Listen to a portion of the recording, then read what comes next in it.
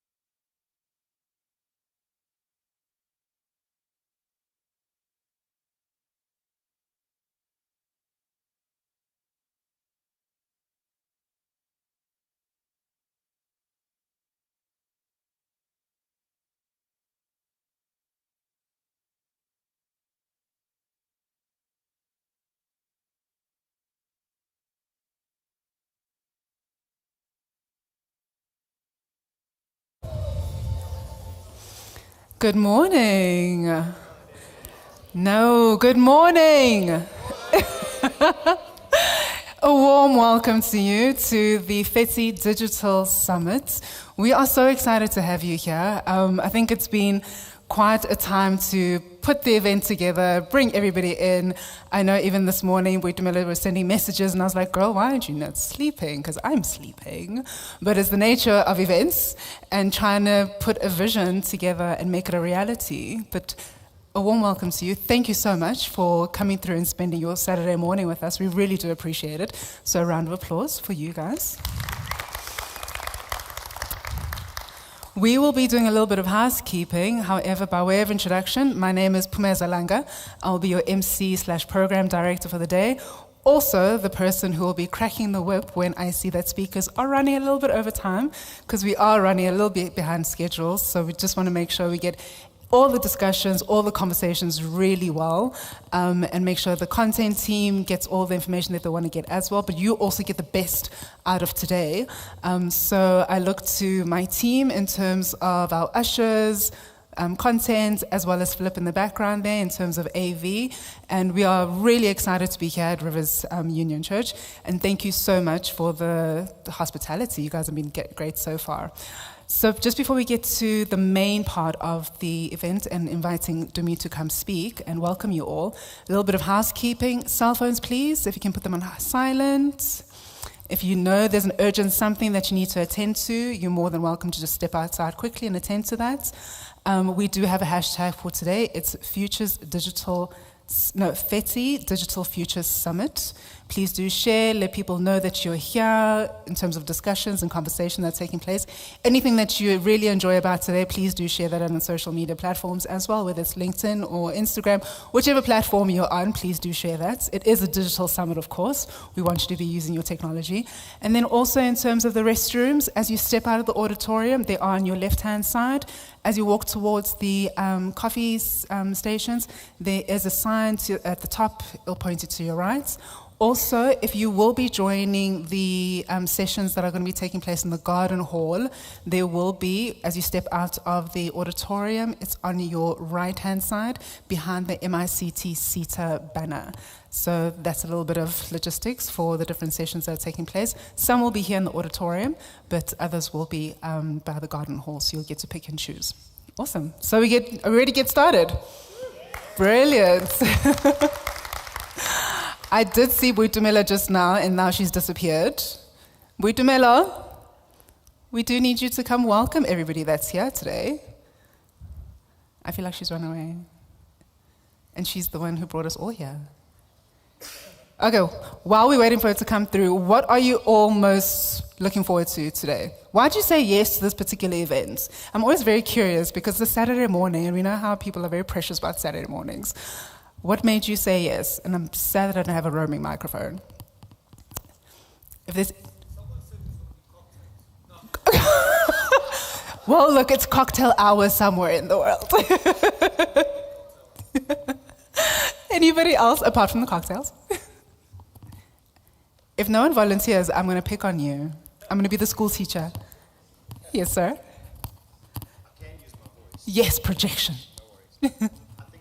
I think some of the core things that we're seeing, especially around innovation, what takes this country forward, and what we see happening in the world, happening east, I think the digital economy inclusion is so important. I think in my world it's doing it safely, but I think if we don't move forward, one, we're going to get left behind. Yes. We're not going to innovate, and we're not going to bring along those that don't have access to what we, fortunately, here have access to. 100%. If we can unlock that and unleash that, South Africa will be an absolute force to be treasured, right? I love that. Thank you. Mr. Cocktail Hour. I actually want to add to that because I think we see and we hear that Europe AI safety framework is an American AI safety framework. I think the fact that we're focusing on leadership and ethics in the future workforce, as Africans, we're starting to think about that as well. And we've got serious responsibilities considering we are a developing continent. Yes. So how do we take advantage of this massive leap forward in technology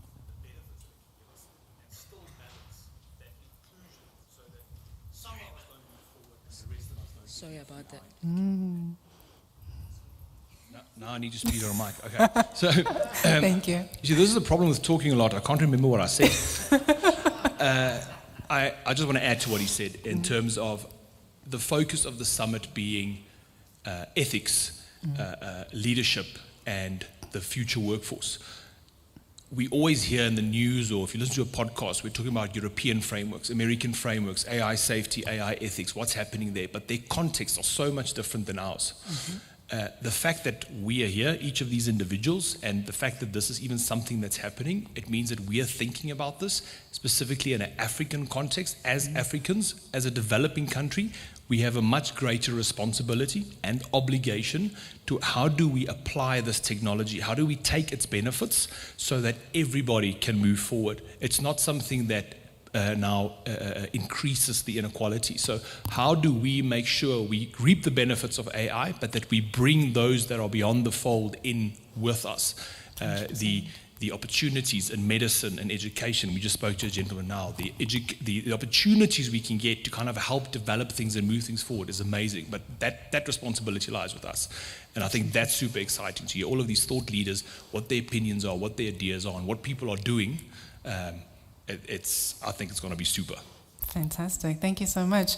And I love that you're talking about the whole inclusion part of things and ensuring that individuals in Africa are actually driving the particular change, because a lot of the content that we see, a lot of the innovation, it sits outside of our borders, whether it's South Africa or the continent as well, and it's skewed, for a different, set of eyes and experiences as well. So for the inclusion part, the ensuring that we're opening it up a little bit more, because there's lots of talent and innovation coming up. There's a lot of talent and innovation that's been already in the process. But now how do we step it up and take it to a different sort of level to ensure that we really stand front and center, and really put it forward?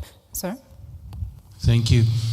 So about 10 years ago, I made a prediction that Africa will become the next powerhouse based on the population. We've got the youngest population in the world, and we also have the largest, in my opinion, we've got the largest, let's call it the conglomerate of innovation. So in the work that I do, it's amazing if you look at how problems are solved. And I firmly believe that it's time now to bring all this together. And that's why I love the whole theme of inclusion. Because once we start bringing all these innovations to the front and we start applying them across the continent. So the work I've done in West Africa, if we apply it in East Africa, we apply it in Southern Africa, will bring economic growth and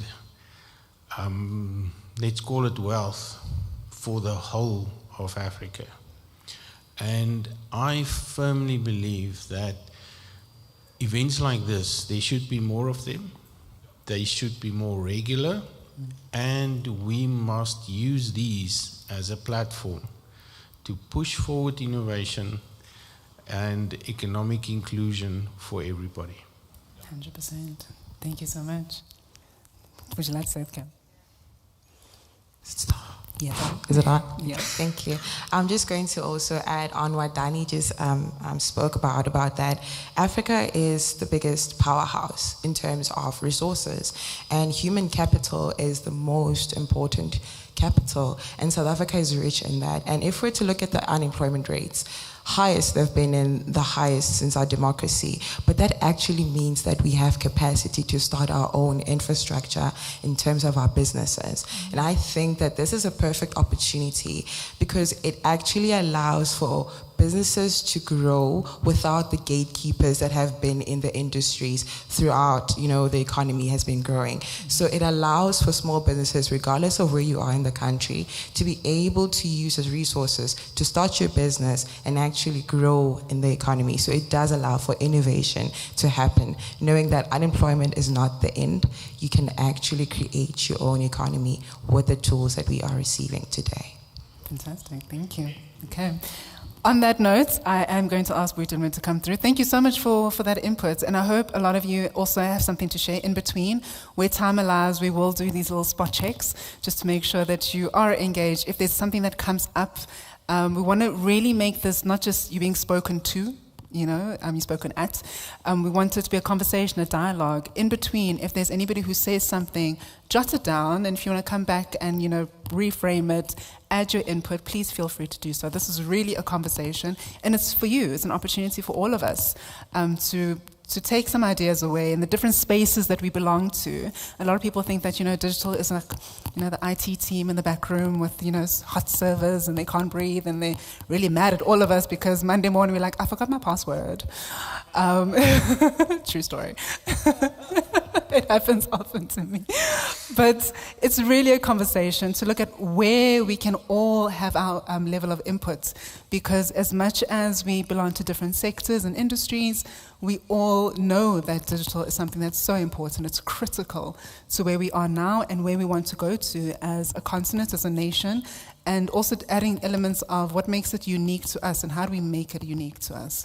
So, ladies and gentlemen, the lady who brought us all here so early in the morning, Buitumelo, a warm welcome to her.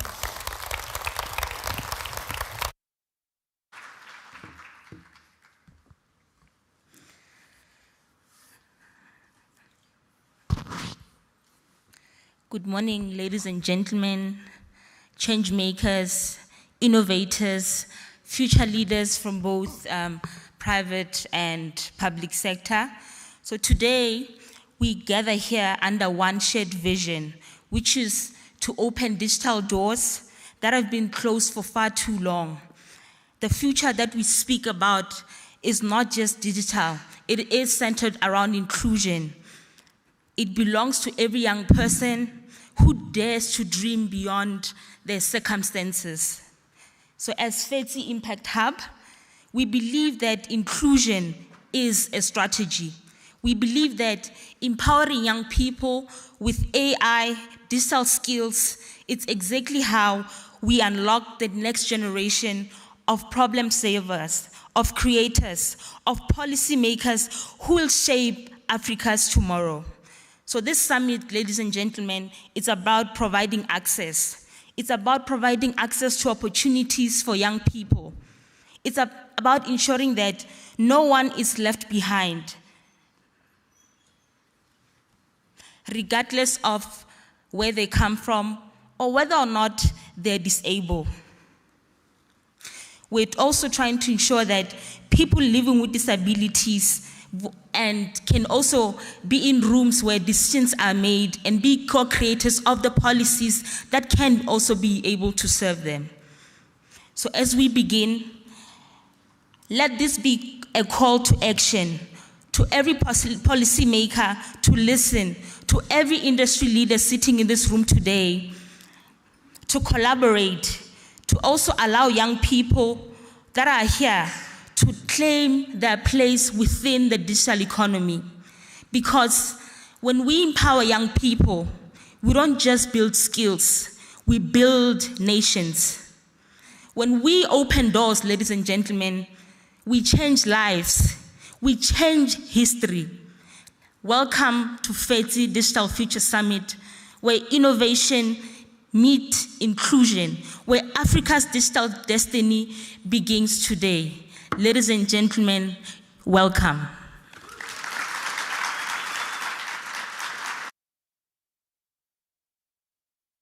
Thank you so much, Buitumelo. And I love that you started talking about the education and the inclusion part, because our keynote speaker today is Mr. Rodney Koch. He's the ICT board chairman. He'll be taking us through a strategic leadership address, and he's from the Rose University. So warm welcome to you, sir.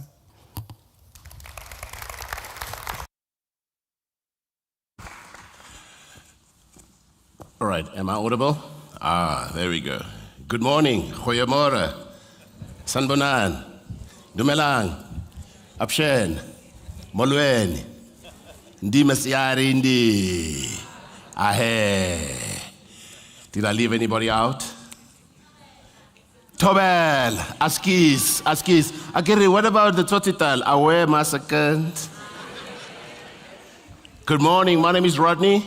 I'm so delighted. I'm so happy to be here. It's going to be a good time. We're going to have an amazing time.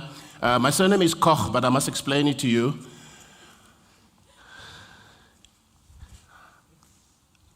Wabu Mutuan. From my mom's side, Wabu Mutuan, and my dad's side, Wateta Matos. So, Agiri, there are 8 different Tswana tribes. Now, we're from what we call the Barolong tribe.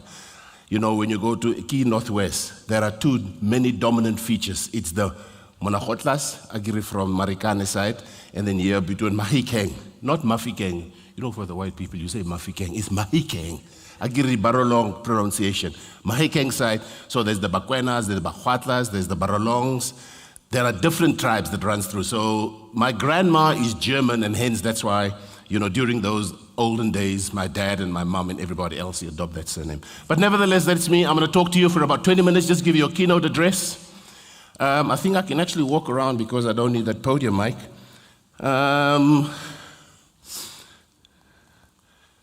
Do I need to move it, or will you guys move it for me?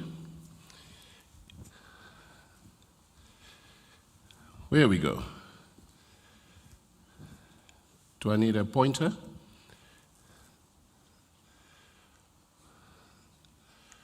There we go. There we go. There we go. Thank you very much. That's me. Like I said, what I do is, there we go. Thank you so much. Let me just see. Where do I point it? Okay, I sabenze put. There we go. There we go. There we go. All right, I got it. What I do is, I spent about 30 years of my life in the IT technology with Microsoft, Oracle, and IBM. Currently, right now, I'm serving as a business coach and a strategic advisor to multiple corporate companies locally and abroad. I've spent some time in the Middle East. I speak fluent Arabic. I speak very, very good French, purely because I had the opportunity to live there and to work there as a public servant. I spent 10 years of my life as the CIO, as DIRCO, formerly known as Department of Foreign Affairs. So hence, that's the type of stuff that I do. So I love what I do, I enjoy what I do, but the biggest thing for me is paying it forward.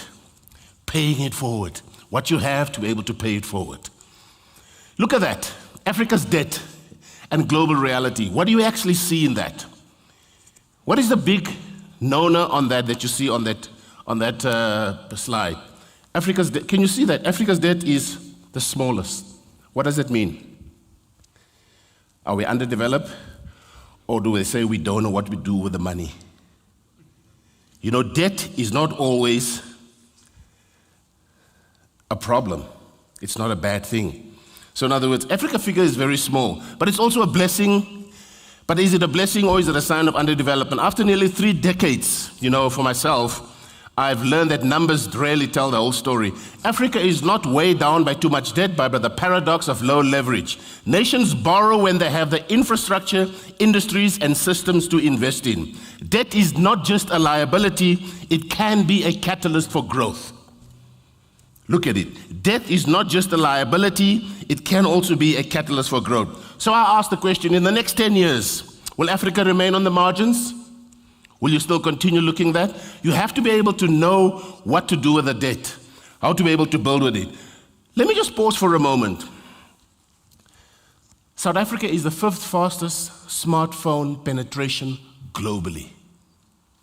Let me say that again. South Africa is the 5th fastest smartphone penetration globally. I'm not talking about Dilili. You know what's a Dilili? That small one you get there by Ackermans or Pep stores. You know, that one. Smartphone penetration. We in South Africa are very close to the global average of internet speed connectivity. We are 78.4 Mbps. Okay? We are 56 on what we call the GCI, the Global Competency Index. In other words, it manages the macro and the microeconomics of a country to see their ability to be able to invest, to create jobs, and to push towards the economy. So we are not that far. You know, we need to be able to make sure that we understand that. So we rank very well. We have the most advanced financial services systems globally. Globally. We have the most. South Africa is one of the very first, what we called IFRS, for the finance and the people that understand the accounting. IFRS is International Financial Reporting Standards. We were one of the very first signatories of IFRS. Okay, you know, we have various rules that we go past with. So our technology and the technology that we use in terms of AI in our financial services are streets ahead.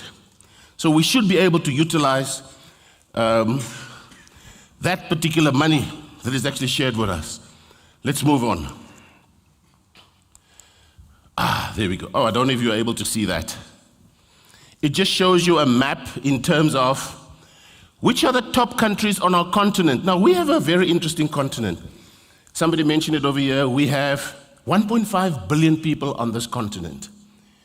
By 2027, we will have a 4 trillion GDP. 55% of the inhabitants of this continent are between the ages of 18 and 35. So we are poised for greatness. We are poised for greatness. In my other life, I lectured at university, and the students always ask me the one question, where are the jobs? Where are the jobs? Okay, so we are poised. Between 18 and 35 occupies 55% of the population of our country. This just shows you a map. It's a very World Economic Forum report that shows you just the big countries where and how in order to be able to do your business in. Let's move along. Africa's next 10 years, look at that, our banks. Our banks will shed legacy embrace, cloud banking and open AI partnerships, 2028 to 2030, AI-powered credit. AI-powered credit, mobile-only products. Did you know that Johannesburg and Cape Town are both tier 1 hubs for fintechs? Now let me tell you, we have 5 traditional banks. You know the usual suspects, Akiriki, Standard Bank, Absa, Nedbank, blah, blah, blah. We have 10 digital banks. Capitec, Bank Zero, Time Bank, Discovery Bank, etc., etc. Then we have 230 fintech companies. You and I, the fortunate ones that has a job and that actually gets a salary, or that actually has an income, use at least 3 fintech services every day. You buy airtime, you buy concert tickets, you buy electricity, you pay debt, etc., etc. So why do I need still the traditional banks? The big thing the students ask me, have you noticed if you go into the mall, the longest queue for the ATM, Capitec? Yeah. You know why? There's a reason for that. Capitec has a policy 1, 2, 3, 6, 10. 1 rand, Capitec to Capitec. 2 rand, Capitec to any other bank. That's what they charge you. Up to 10 rand is the most for the first 1,000 rand that you withdraw from that account or transfer to make another payment. You that have your very expensive, nice Investec and FNB and Standard Bank, come end of the month, 800 rand, man. I'll cap you. We pay 26 rand, 27 rand with the students. It's the digital bank. It's working towards the unbanked. So our banks have moved in great length and making sure that we touch some of those areas. Okay, moving along. Look at 2030. Look at the super apps, programmable wallets. I was fortunate about last month, I was invited by the Indian government to speak about payment gateways and digital wallets. Now, you know, when you travel anywhere in the world, or you go outside of the borders, you use your card to be able to buy coffee or buy a plane ticket or pay for your accommodation or whatever you want to do. There's something called SET, Secure Electronic Transaction, or SSL, Secure Sockets Layer. That's all that networking that makes sure you swipe your card, it goes to the merchant, it goes to different place, blah, blah, blah, blah, blah, boom. Then they say, unless it says decline, you actually say, all right, yeah, so that is what it's all about. So they invited me to talk about payment gateways, digital wallets. How do you actually do all of these environments? And our systems are very advanced. We had 4 banks leave our shores end of last year. You know who they are. HSBC, Hong Kong Shanghai Bank and Corporation, Banque Nationale de Paris, BNP, Sasfin Bank, our local bank, and Access Bank, the Nigerian bank, made a bid for a company called Bidvest Bank. But we have a very strong, robust, well-regulated financial systems. Let's move. Look at that. Next 10 years, fintech. Most significant transformation globally. Expected GDP, I shared that with you. 55%. Technology change, work, educate, build, design, shop, manufacture. It accelerates those shifts. You know, South Africa has 345 companies that has got revenues of $1 billion or more. And of that 345, 40% or more resides in South Africa. And you know who they are. They are on the continent. Checkers, ShopRite. I have actually a list. Vodacom, MTN. You know, there are multiple ones around the corner. I'm just talking about that for a moment. Look at that. Next 10 years, where fintech and banking collide, with an expected GDP of 4 trillion. We're the beginning of the most significant transformation. AI is accelerating these shifts. AI will not lie to you. You know what AI is? Very simple. People need to really understand what AI is. AI is, you say something, I keep it. You say something, I keep it. You say something, I keep it. The collective says something, I keep it. When you ask something, I turn around in the library and I look and I say, here we go. Simple. AI goes and searches and gives you the best explanation of what you're looking for. It will never say no to you. AI has no emotions. So be very careful how you use AI. You know the Australian government, there's a company, one of the big 5 auditing firms, submitted a report to the Australian government, but they had to pay back the money. Why? Because they use AI with all incorrect facts, figures, stats, etc. So I say to my students at university, use AI, but as a guide and as a principle and as a foundation, but then build your own theory around it so that I can understand. I can easily spot if you do verbatim, cut and paste. Werkt nie so nie. Look at this. What is the biggest threat? Is artificial intelligence the threat?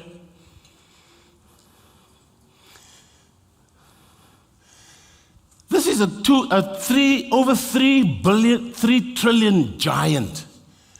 And they feel threatened. You know, in the 1980s, there was a company called DEC, and IBM, and HP. In 1972, 5 guys left IBM on the same day. They quit, they resigned. They say, hey,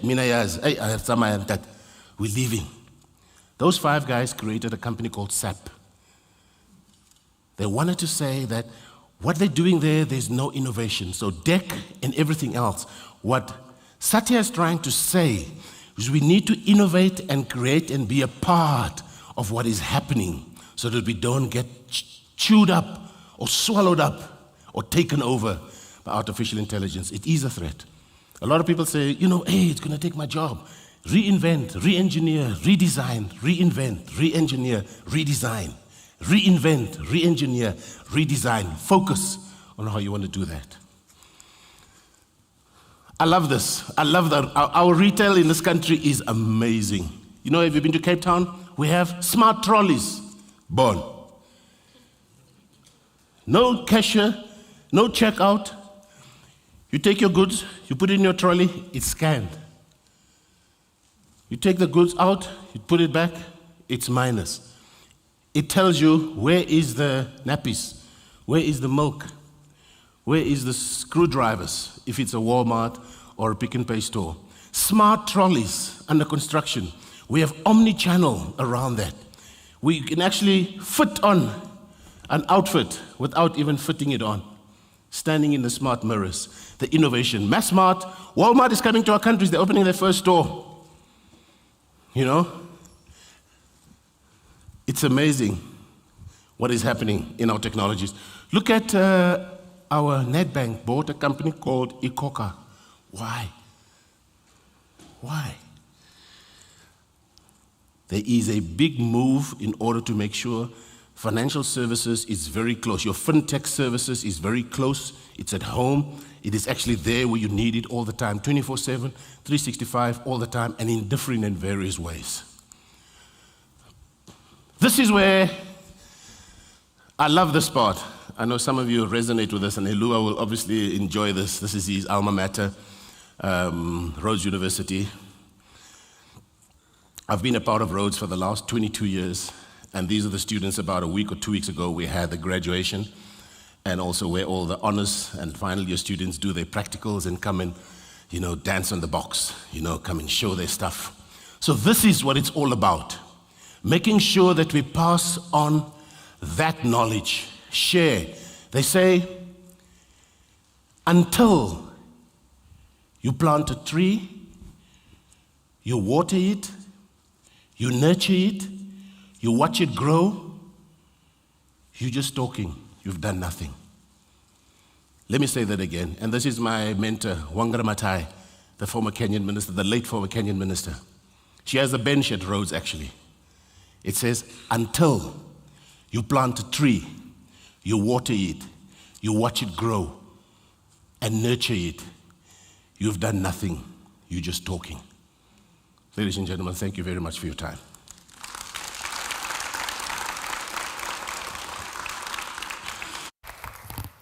I was absolutely not ready. I thought you were going to continue. I was like, okay, wait, he's on a roll here. Thank you so much. Sure. How many of you were excited to hear about all of that? Right? It was good. It was so good. There's some notes that I took down, and I was just like, okay, hang on a second. There's so much more.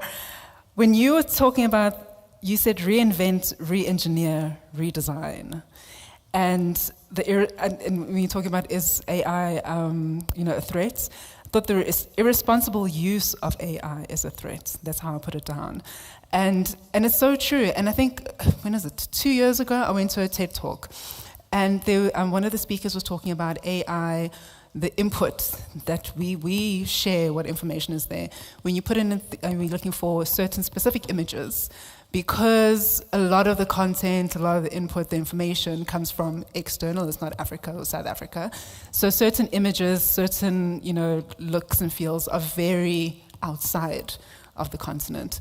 And it's really important that we as individuals who are using AI in different ways, we want the look and feel that we can relate to. So why are we not those individuals who are inputting and sharing? If you know somebody who's building something, share and say, how about tweaking this? Consider this. Because we want to look at something that we've created and that we're going to use on a daily basis. I know, I've got a 7-year-old daughter, and she was asking me about AI the other day. And I looked at her and I was just like, oh my gosh, are we having this conversation right now? We're talking about AI. And when she was in grade R, they were doing robotics.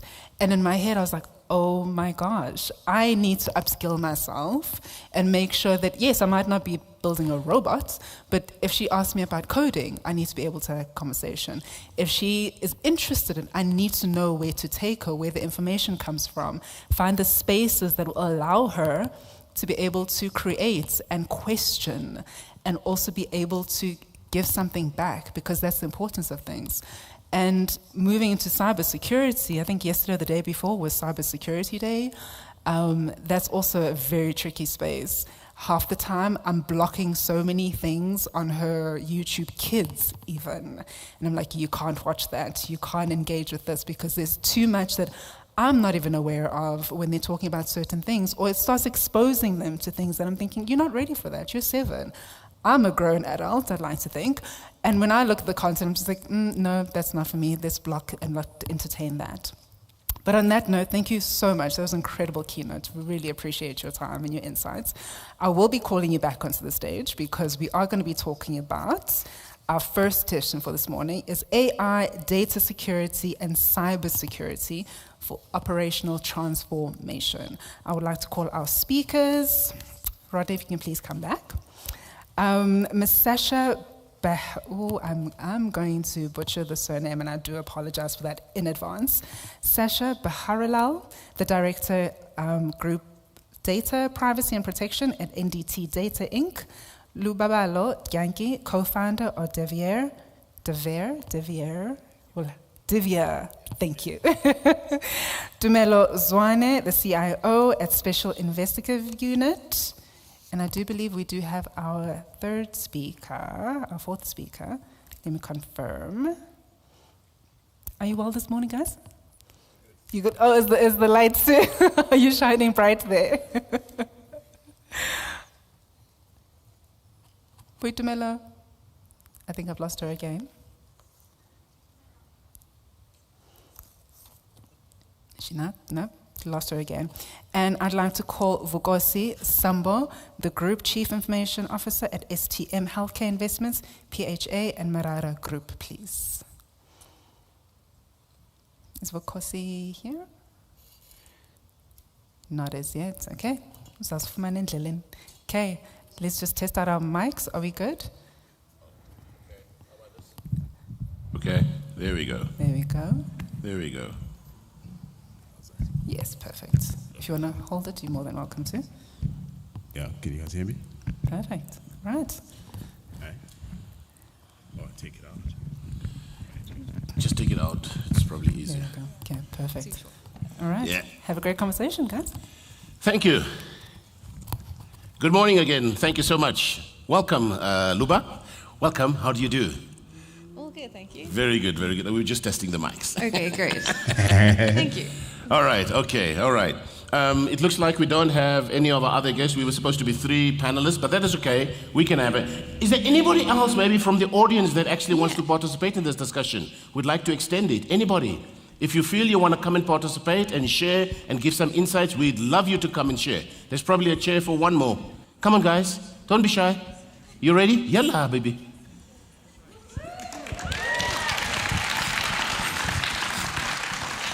Just grab the mic and introduce yourself to the rest of the audience. Welcome. Good morning. Just grab a mic over there and just tell us who are you and where you're from, and then we can get going. Good morning. Am I audible? Yes. Okay, so my name is Rinderani Matumba. I'm a principal architect at Exara Resources, currently looking after 4 domains, so cloud, cybersecurity, data architecture, as well as infrastructure architecture. So welcome. I can, welcome. Perfect. I can contribute. Let's not prepared for the questions, but let's see how it goes. That's great. That's great. That's great. You know, we always talk about the digital transformation. Now, there are always sometimes the people exhaust that term, or they really rip it out of proportion. Let me give you a simple explanation of digital transformation. How do you transform? How do you transform? And I want to read it for you. It's the Harvard Business Review's definition. They say, digital transformation is when you integrate technology so extensively into your business that you fundamentally change how the business operates.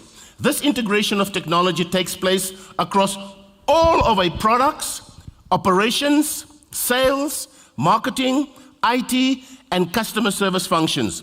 Digital transformation is not about buying new software or new hardware or new infrastructure or adopting shiny new technologies. It's about changing how your business works from the ground up to be digital first. Now, I know that was a higher grade explanation, but in simple terms, all it actually says, digital transformation is not shiny new tools. It's how you change sales, IT, legal, finance, marketing, management, exco, board, everybody transforms how we work. Not the new iPhone or the new system or the new infrastructure or the new network, etc., etc. No, that's not digital transformation. It is a concept inside of the business. That is digital transformation. Welcome. What we're going to have to do now is we're going to actually have a nice discussion. And I want to share with you what our discussion topic is all about. We're talking about, there are various aspects. Hold on, let me just get to that. Let me just get to that section. Okay. So, like I said, just for the benefit, it's around AI, data, cybersecurity, and operational transformation. AI and operational transformational. Now, I know I want to bring in the things around skills. I want to bring in the thing around skills and training and our youth. I'd love to bring that in because that's important. Cybersecurity. Did you know that we are the 5th most targeted country globally? We are the 5th most targeted country globally. Do you know which are the 3 most targeted industries in South Africa today? It's not finance, it's not public sector, it's not retail, it's not manufacturing, it's not telco, it's not mining. Just think about that. Just think about that, and I'll come back to you. But I want to get through some of the questionnaires that we have for our panel. Let me get to that. Okay, here we go. AI and data as growth drivers for equity and inclusion. You know, South Africa's AI adoption, just for your benefit, South Africa's AI adoption is 18% above the rest of the world, that's at 8%. But our readiness is at 2% because of lack of skills, infrastructure, people, technology. So my question to the panel is, AI and data as growth drivers for equity and inclusion. You know, the data is the new currency. AI is the new transformation vehicle. What do you think about that? How can we use this as growth drivers for equity and inclusion? What I want to do, guys, if any of you want to ready, I'm not going to call names. You just, when you feel this question is for you, go for it. Go for it.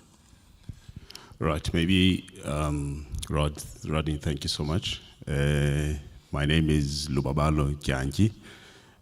I'm the co-founder and director of a company called Devier. Devier means to deviate. It's a name we coined when we started, and I was fascinated about neuroscience, which is a study of the brain, and how what we understand and know today is all around our perception.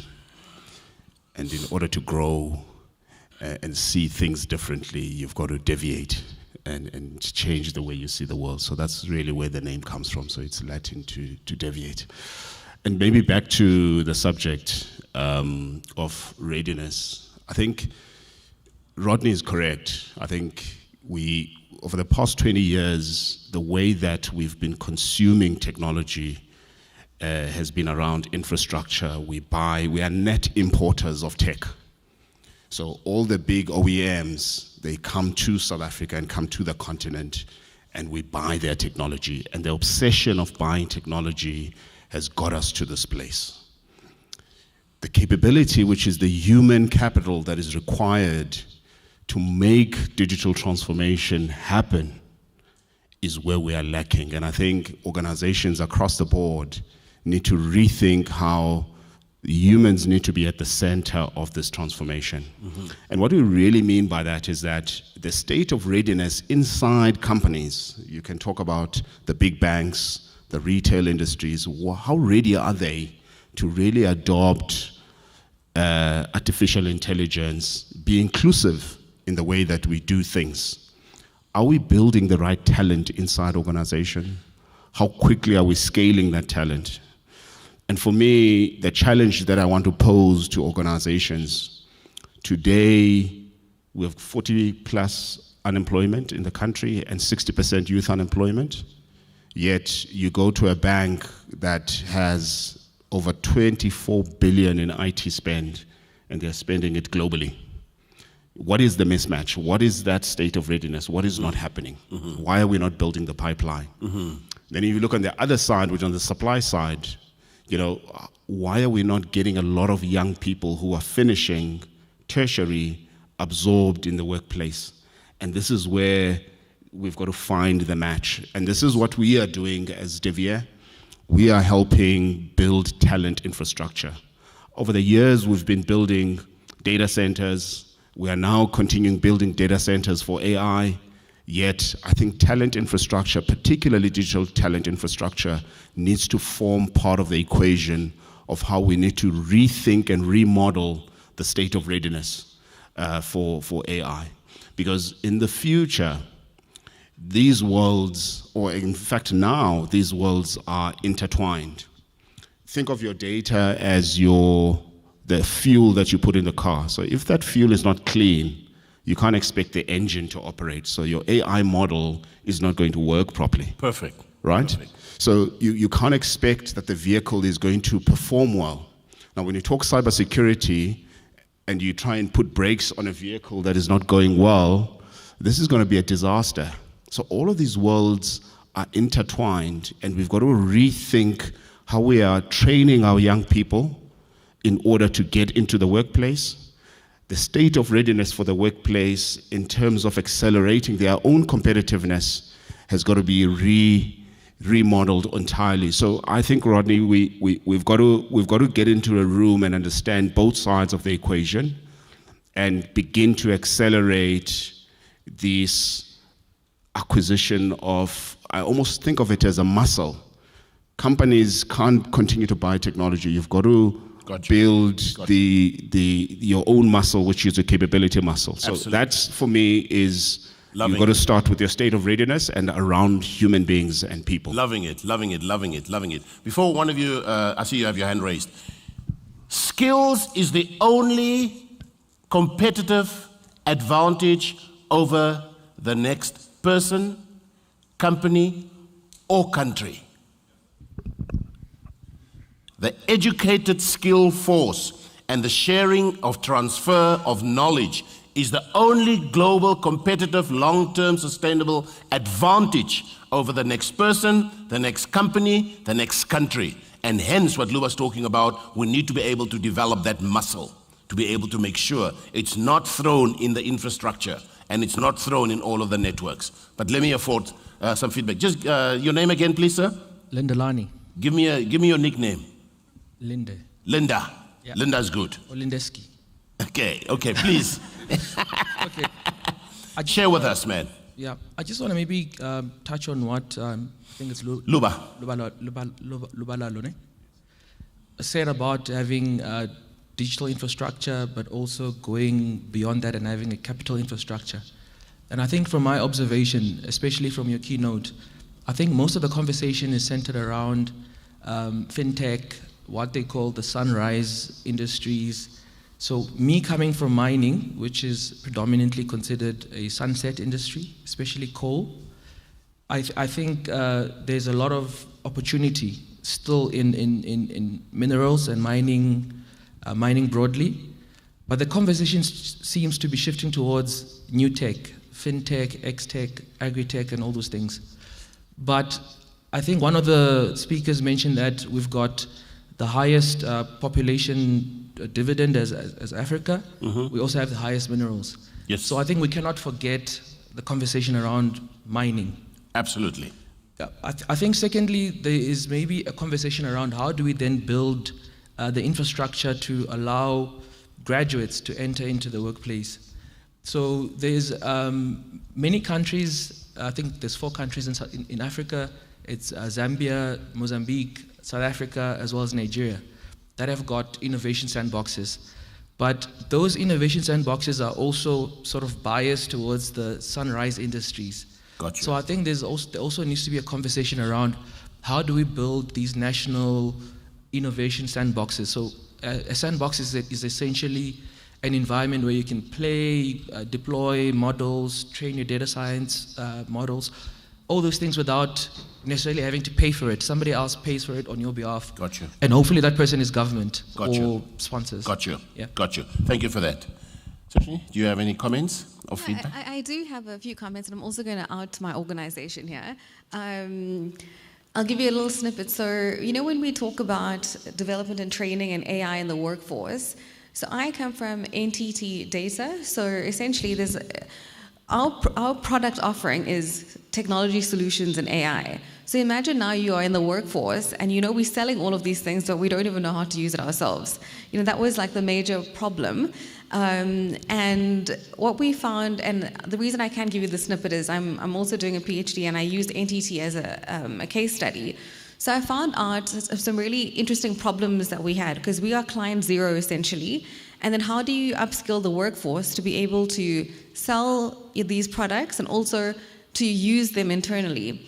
And the interesting thing is, I don't think anyone thinks about change management. So if you look at digital transformation, you also need to consider change management. We're so used to like Excel, for example. Yes. You don't always want to use the new AI tools because it's daunting. You have to start from scratch. You've got to learn. So in terms of the organization, we had obviously consultants, very clever people tell us, you need to start developing your talent. So we have to do AI certifications internally. And then we also are client zero for all those things we sell.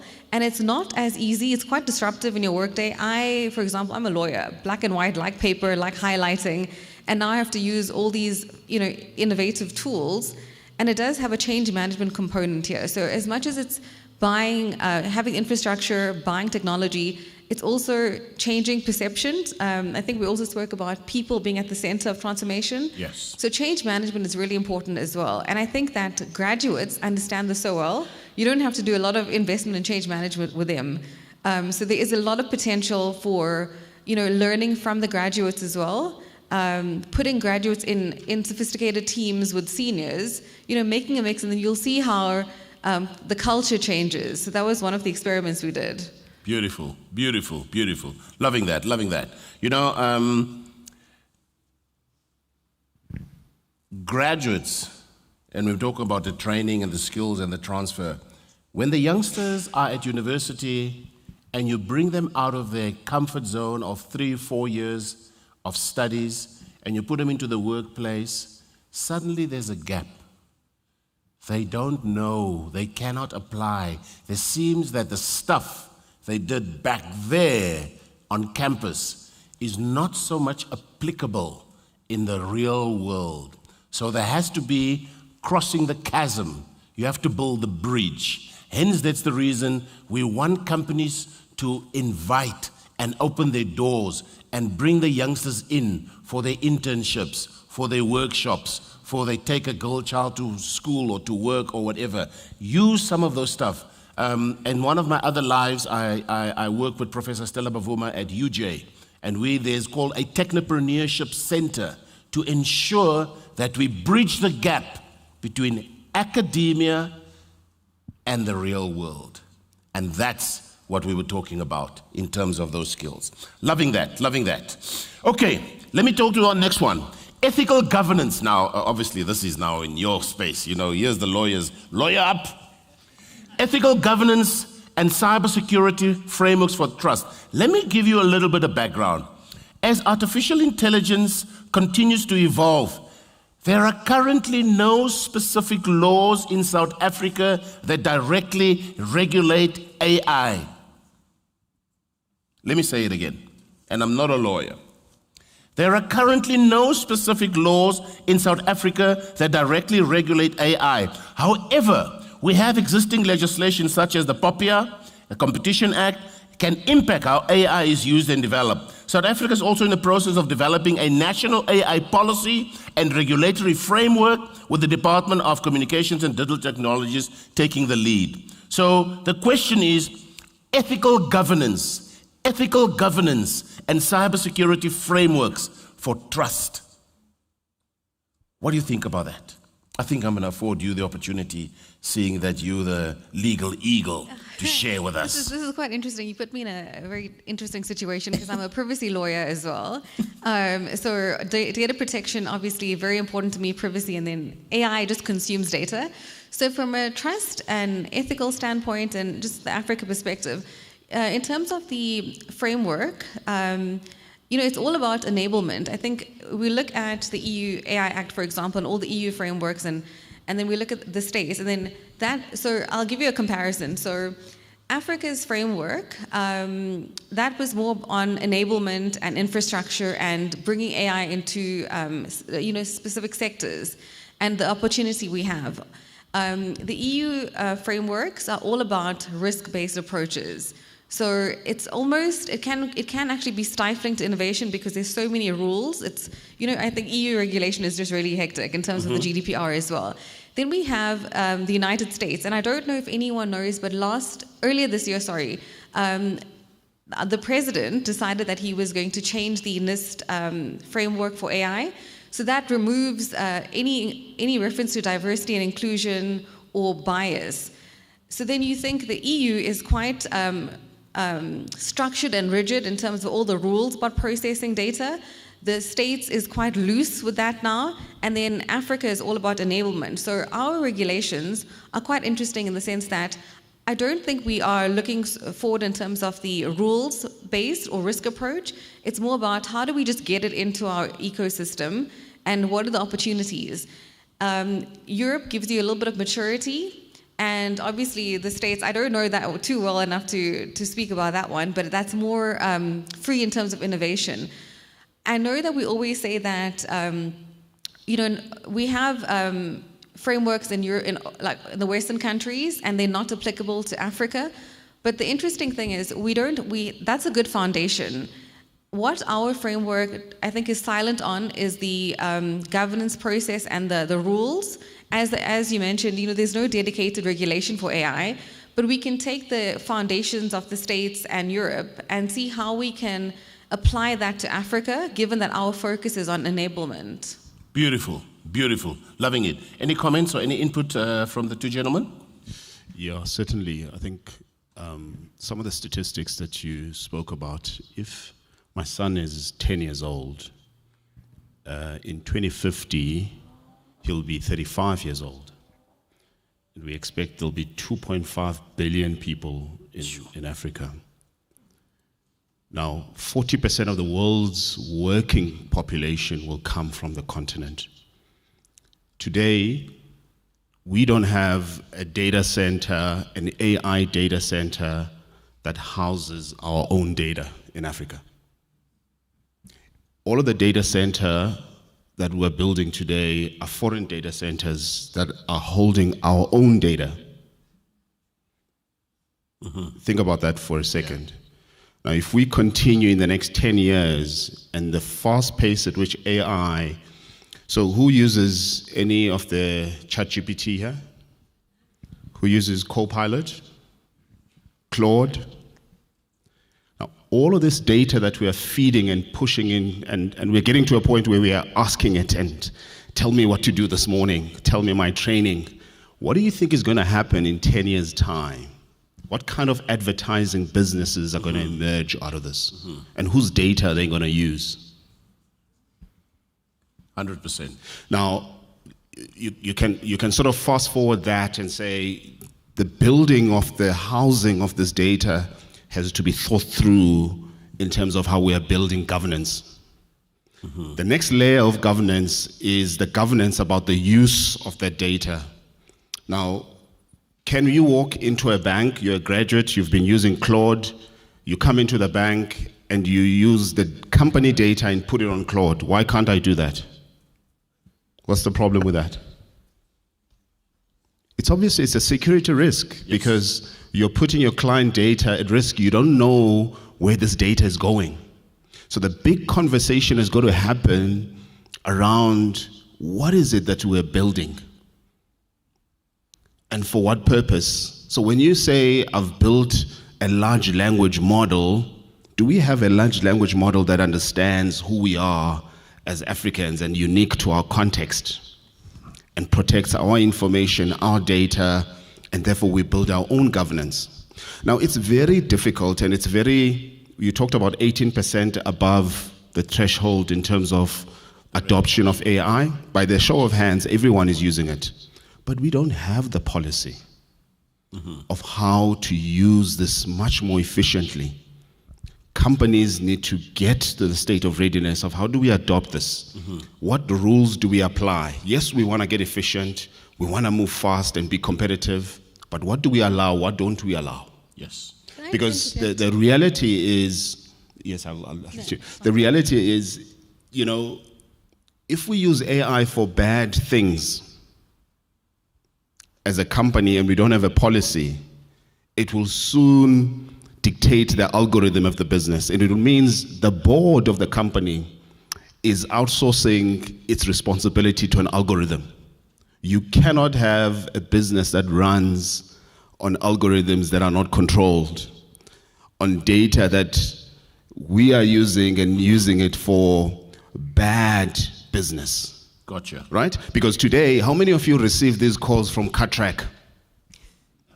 And it's a bot that is sitting and calling you and saying, I want to sell you something. How many of you receive those? All the time. Personal loans? Now, where do they get that information from who? And they give it to an agent AI to make random calls to everybody. Is that good business? Does it engender trust in engaging with an organization such as CutTrack? Of course not. What then should be the solution?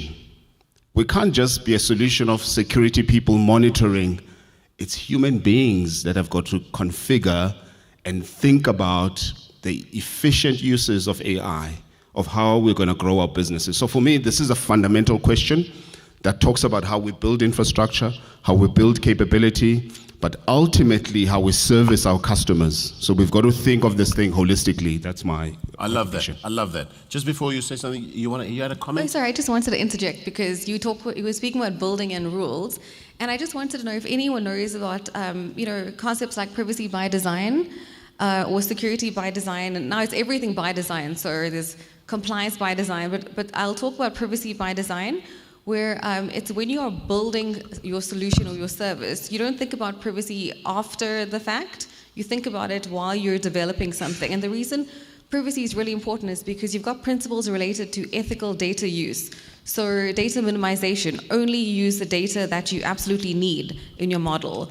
These privacy principles also include information security. So when you have if you follow these design principles, and maybe our architect can also advise on this, but when you follow this design principle, then when you are starting your project, you already are thinking about all these ethical requirements, and then it's not something you bolt on at the end, and it's not an afterthought. So those are also really healthy practices, and that's available in every life cycle tool that you have.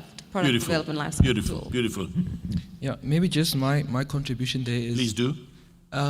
You mentioned that we don't have a national AI policy. Maybe just some context. I think President Trump signed the first AI framework in his first term, but the first flurry of investments, I think we started seeing them maybe just now in his second term. But I think what I want to say is this is not just something that is happening at a national level or federal level in their case. Even with businesses, we don't have AI policies, most businesses. Yes. Now, what do you do in the absence of a policy? So either you adopt a framework. A policy is something that is mandatory, it needs to be complied with, it's like law. But in the absence of law, you can still set frameworks, guidelines, to accelerate your adoption of AI in a responsible way. And I liked what my colleague said about security by design. So those standards exist, your NIST standards, your GDPR standards. Yes. And I think a very good example is before we had POPIA, would actually default to GDPR. GDPR, because it's obviously more, let's call it more stringent. So we don't necessarily have to wait for the policies. And I think what's important is, can we adopt certain guidelines? Can we learn from our partners? And I know the likes of Microsoft have what they call AI, let's call it AI ethics frameworks, where they talk about accuracy, fairness, biasness. And I think we can adopt those things and not necessarily wait for government.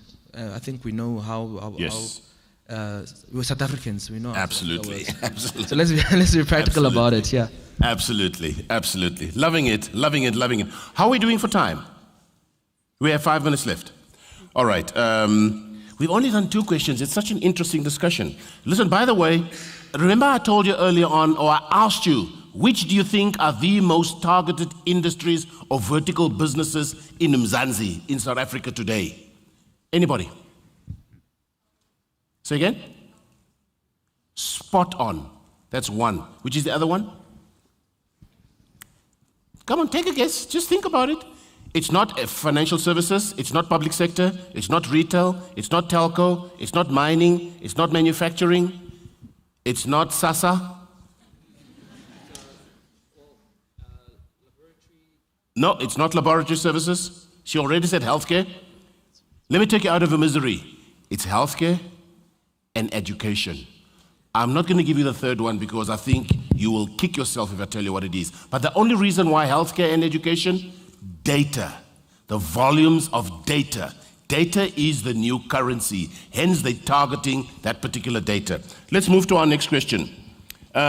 Skills and retention, public-private partnership. Africa faces a severe shortage of skilled discussion, cybersecurity professionals with limited training program and resources. There's a positive trend in employee cybersecurity awareness training. By the way, it wasn't just yesterday, Cybersecurity Day. It was the whole month of October, Cybersecurity Awareness Month. So let's quickly talk about skills and retention. How do we build these public-private partnerships to make sure that the shortage that we have, because the students always ask, where are the jobs? Where are the jobs? Let's talk about that for a minute.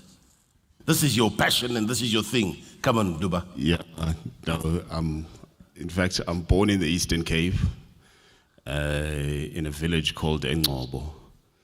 When I go home, I was telling a gentleman earlier, the level of education, given what I see when I'm here in Johannesburg, you really think and imagine that there is absolutely no future for the generation that we're sort of building. So the quality of education is so behind. If I look at the AI models that these companies are building, and you wonder to yourself, geez, the gap is just getting wider and wider. Then I walk into nice buildings in Sandton, and I walk into Sasol. Sasol spends close to 800 million a year on CSI. On one side, their IT division outsources 3 billion rand a year on IT. All of those skills are imported skills to a company somewhere in the East. Yet we are sitting with 60% unemployment. Inside the organization, they've got an IT division that is looking for DevOps people, web developers, cloud practitioners, cybersecurity engineers. They're looking for data analysts, data fabric engineers, AI engineers, NLP engineers, data scientists. And I think to myself, my goodness. And all of those roles are international roles. Now you can play this in the financial services. You can play it in the retail business. So the success of a company such as ShopRite, they've done amazing things in the digital space. But I want to challenge and say, how many young people form part of the pipeline? So inside the companies, the CSI guys are not talking to the guys that are in IT. The outsourcing team is not talking to, so we do training for young people in AI, data science, for fence line communities in Sasolburg, etc. Yet the skills that are needed in the business are the very people that you are training, but no, we'll go get them elsewhere. Yeah. Right? So there's a fundamental shift that is required around how organizations want to solve for this problem. It has to move beyond a tick box exercise and a BE conversation around skills. And unfortunately, if it makes you feel uneasy, this is what it has to take. Unfortunately, in South Africa, unemployment has a color. Unemployment has a color. And companies are not ready to have a conversation that skills is an investment. It's a competitive advantage. Having 1.5 billion people in Africa and all of them being young is not an advantage unless those people are trained and are productive and are producing an output. We are in trouble if we are not making a deliberate investment around our young people. This is a ticking time bomb. Mm-hmm. Gotcha. So the private partnerships and the public partnerships, it has to move beyond government getting up on stage and saying we are going to train 1 million people. We are tired of it. We have to enforce millions of companies that are outsourcing millions of work. Let me come with the last example. Europe. I'm chatting to a company in Europe, which is a construction company. So what they're doing, they're moving the construction of a house into a factory environment to improve the efficiency in terms of how they're building. So they're bringing a lot of digital. Their biggest problem, amongst other costs, etc., is sustainability of their business. Why? The average age of the entire company is 58 years old. 58 years old. So in 6 years, 7 years' time, the entire company will be extinct. Yet, if I look at South Africa and the ages you were referring to, now imagine this. Fence line community outside here in Soweto, we can set a digital hub to do back office work for that company sitting in South Africa. We can do BI reports, SAP integration, web development, data lake management, all of these things that I'm talking about, because we have young people that are trained. They need to be connected to the global demand. So even if we had all of the companies hiring all of the unemployed people, we would still not close the gap. So we have to think about finding this opportunity globally. So my thinking is that we've got to have the cross-border lens of how we are connecting skills and building this pipeline for global export as well. Got you. Yeah. Got you. Loving it. I know he's passionate about it. This is his life. Come on, let's listen to you. Yeah. Thanks so much for that. I think it was just over a week ago when I attended a session where they mentioned the problem of offshoring. I think the numbers are around 100,000 jobs that are being offshored, predominantly to India, Ukraine, as well as Pakistan. And I think what we definitely need to do is to firstly think about our education system.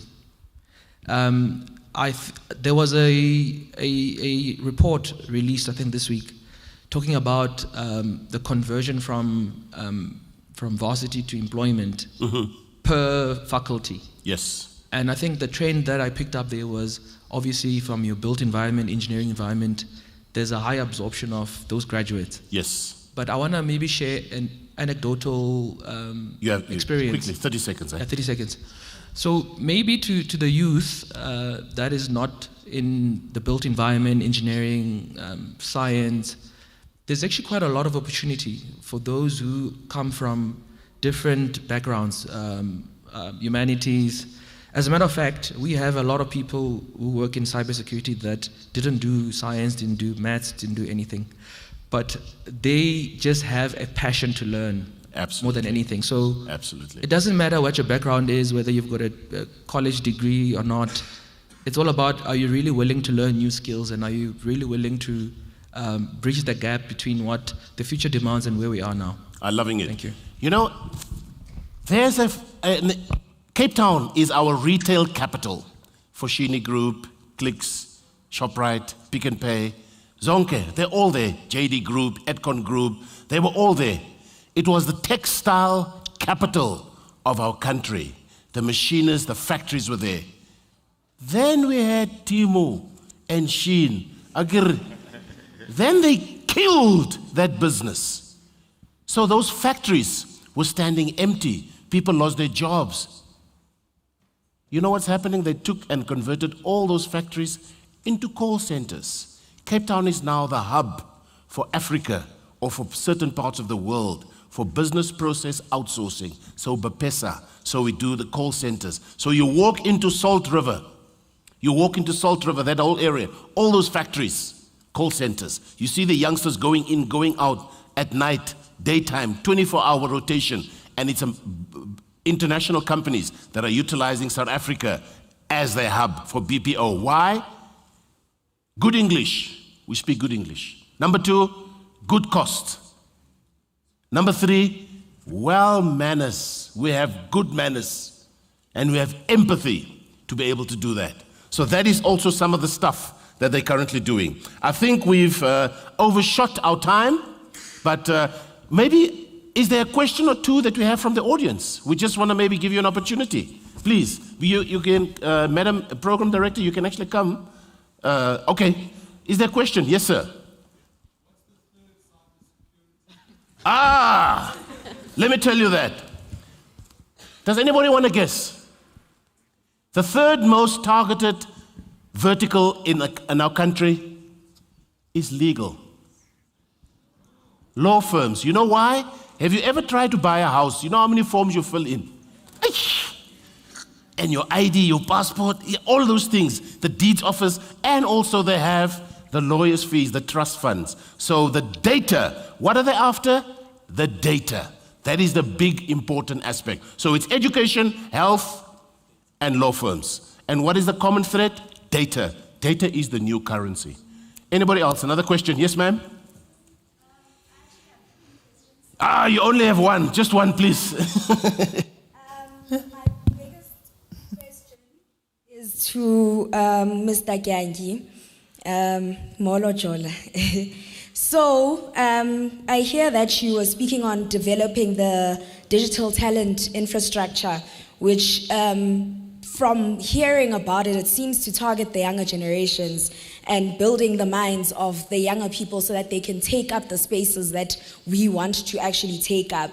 But now we are in a country of skilled people, unemployed youth with the education, but it seems sort of like leaving the older generations behind. So is there a certain way that we can bridge that gap? Do we phase them out, or do we have them as our leaders of this new technology? Because then now, if we have them as this new technology, they have to spend on learning it so that they can teach it to us. Whether, or you bring in an ethical question of, you have the young people who have the skills, you have the young people who have the education. Why don't we just phase out the older generations that don't know the specifics of what we are doing?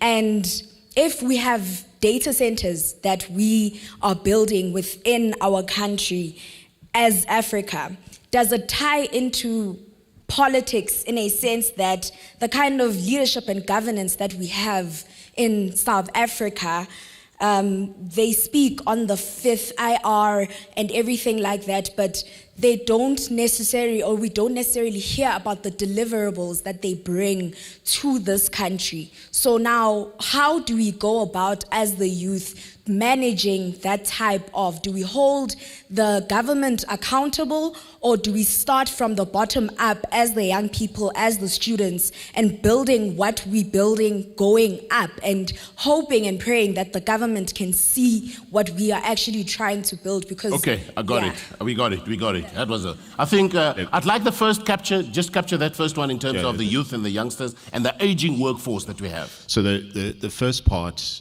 we have, so Devier has got a focus on youth. So we've got a youth campus. It's accelerating how we get young people trained and connecting them to the work and even the global opportunity. And we've done about 20,000 young people to date, and we continue to grow that base. And we've got a connecting platform. The much older folk like us, 20-year plus, Rodney has been. Yeah. This is critical contextual knowledge. I'll give you an example. We're working with the Public Investment Corporation, their biggest asset management business in Africa. We're deploying young people to transform the PIC. But what we are doing, we're pairing them up as squads and pods, working with high intelligence senior people because they bring the relevance and context. And that's what is required to really build the muscle that I was talking about inside the bank. So that, for me, is critically important. So we've got to find a mechanism of how we pair the talent and build that talent infrastructure. Because you can't only work with young people, because some of the young people have never worked a day in their life. And for the first time, they are only working after COVID online. Absolutely. So we've got to merge that. Loving it. Please, those questions, keep them. And when you have your breakout sessions, have the discussion. Let me just throw this one with you, the old people and the young people. You know, we have 1.5 million civil servants in this country, from the president to the janitor that actually cleans the garden in Tainis or in Pretoria. Each and every one of those civil servants has a unique personnel number. We have a system in government called PERSAL. It was written 48 years ago. It was written in natural adabas. Now you, I'm at 2000, key Gen Zs, you know, the the new young ones, the Gen Alpha. You come in now, you say, oh, listen, I just finished my BSc Honours there at UJ or at Rhodes, and I'd like to actually modernize the legacy system for government. Then I say to you, please, can you modernize Persal? It was written 48 years ago. It's a natural adabas and in Afrikaans. Fat day. Okay, ma'am, I think we're done. Thank you so much, each and every one of you. You were an amazing audience. Thank you, sir, for stepping in. We really enjoyed your contribution. I know we overstepped our time, ma'am. Look, it was a wonderful conversation. I think it was a necessary conversation.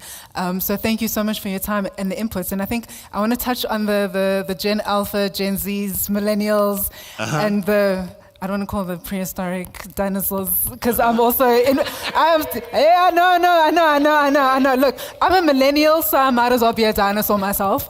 But it's so important that, as you were saying, that there's institutional knowledge and there's guidance and there's information that is so necessary that the older generations in the workplace have.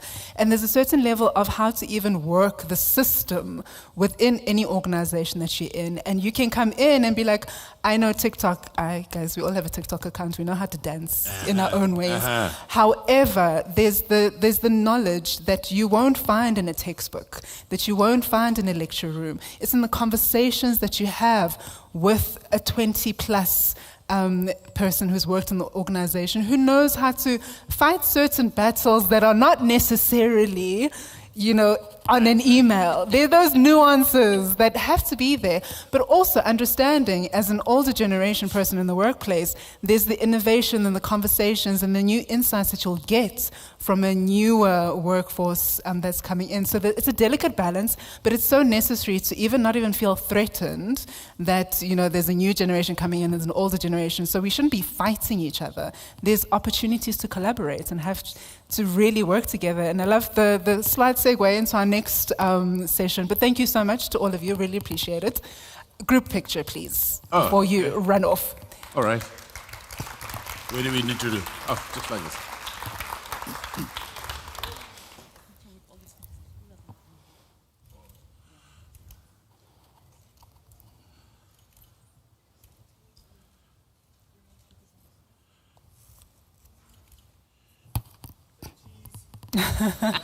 Are we good? Thank you so much. Fantastic.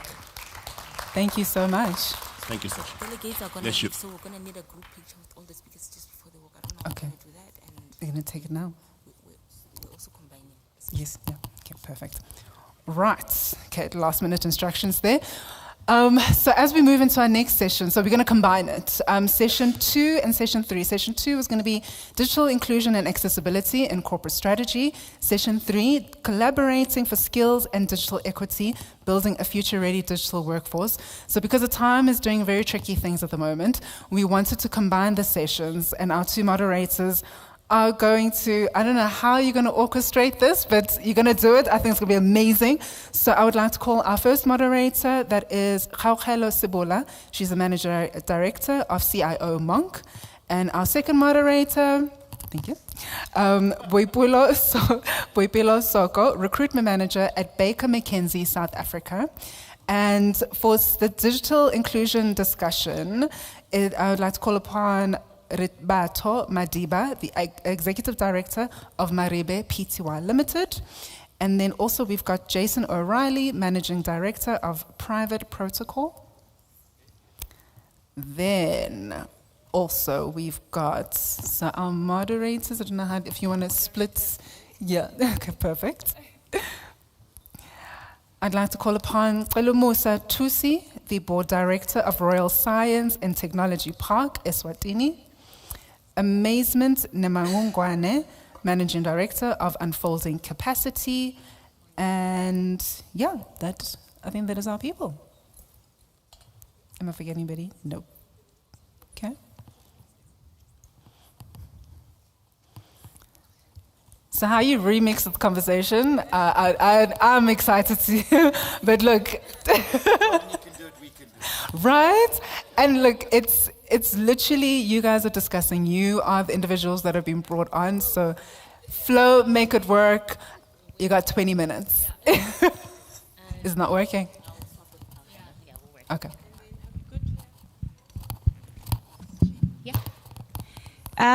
Good morning, everybody. My name is Gaugelo, and I'm the CIO Monk. Very privileged to come and moderate on this session of digital inclusion. A very important topic. It cuts across all the technologies, whether you're talking AI or any other technology. I actually had the privilege of interviewing the CIO of the Department of Women, Youth and People with Disability, and she shared us a research article that she came across around AI and how they are using AI to create specialized learning for children with autism. That got me quite excited and emotional. Myself, being a mother of an autistic child, it's always been so difficult to find the right school for him, and you know the expensive schools that you find, because it's so exclusive and not a lot of people can afford taking their children to really good schools that are on this spectrum. So just seeing another example of how, if AI is used in the right way, can really level the playing field. So before we start off, I wanted to share a word that I recently learned, and I thought this is very interesting. This word is called egalitarian. By definition, it's believing in or based on the principle that all people are equal and deserve equal rights and opportunities.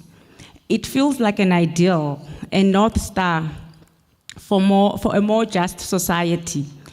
But what does it mean for a technology leader in the trenches?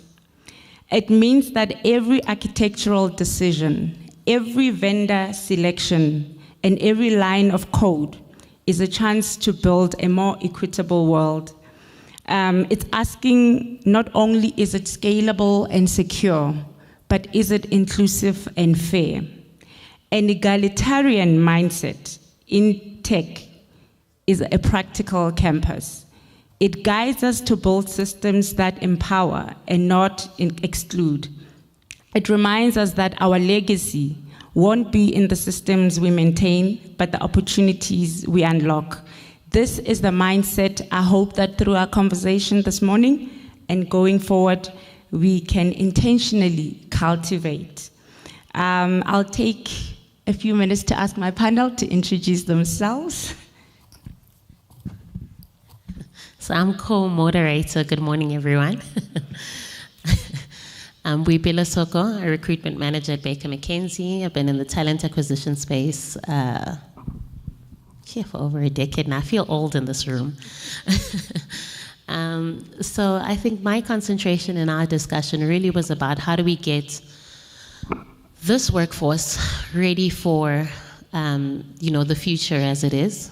How do we ensure that our organizations are ready to absorb you, skill you up? And I love the question that the young lady asked in the previous panel.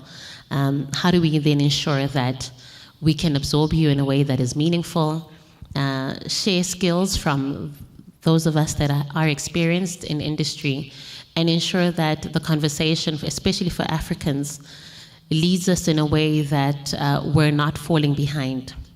I think it was touched on in the opening speeches that by 2030,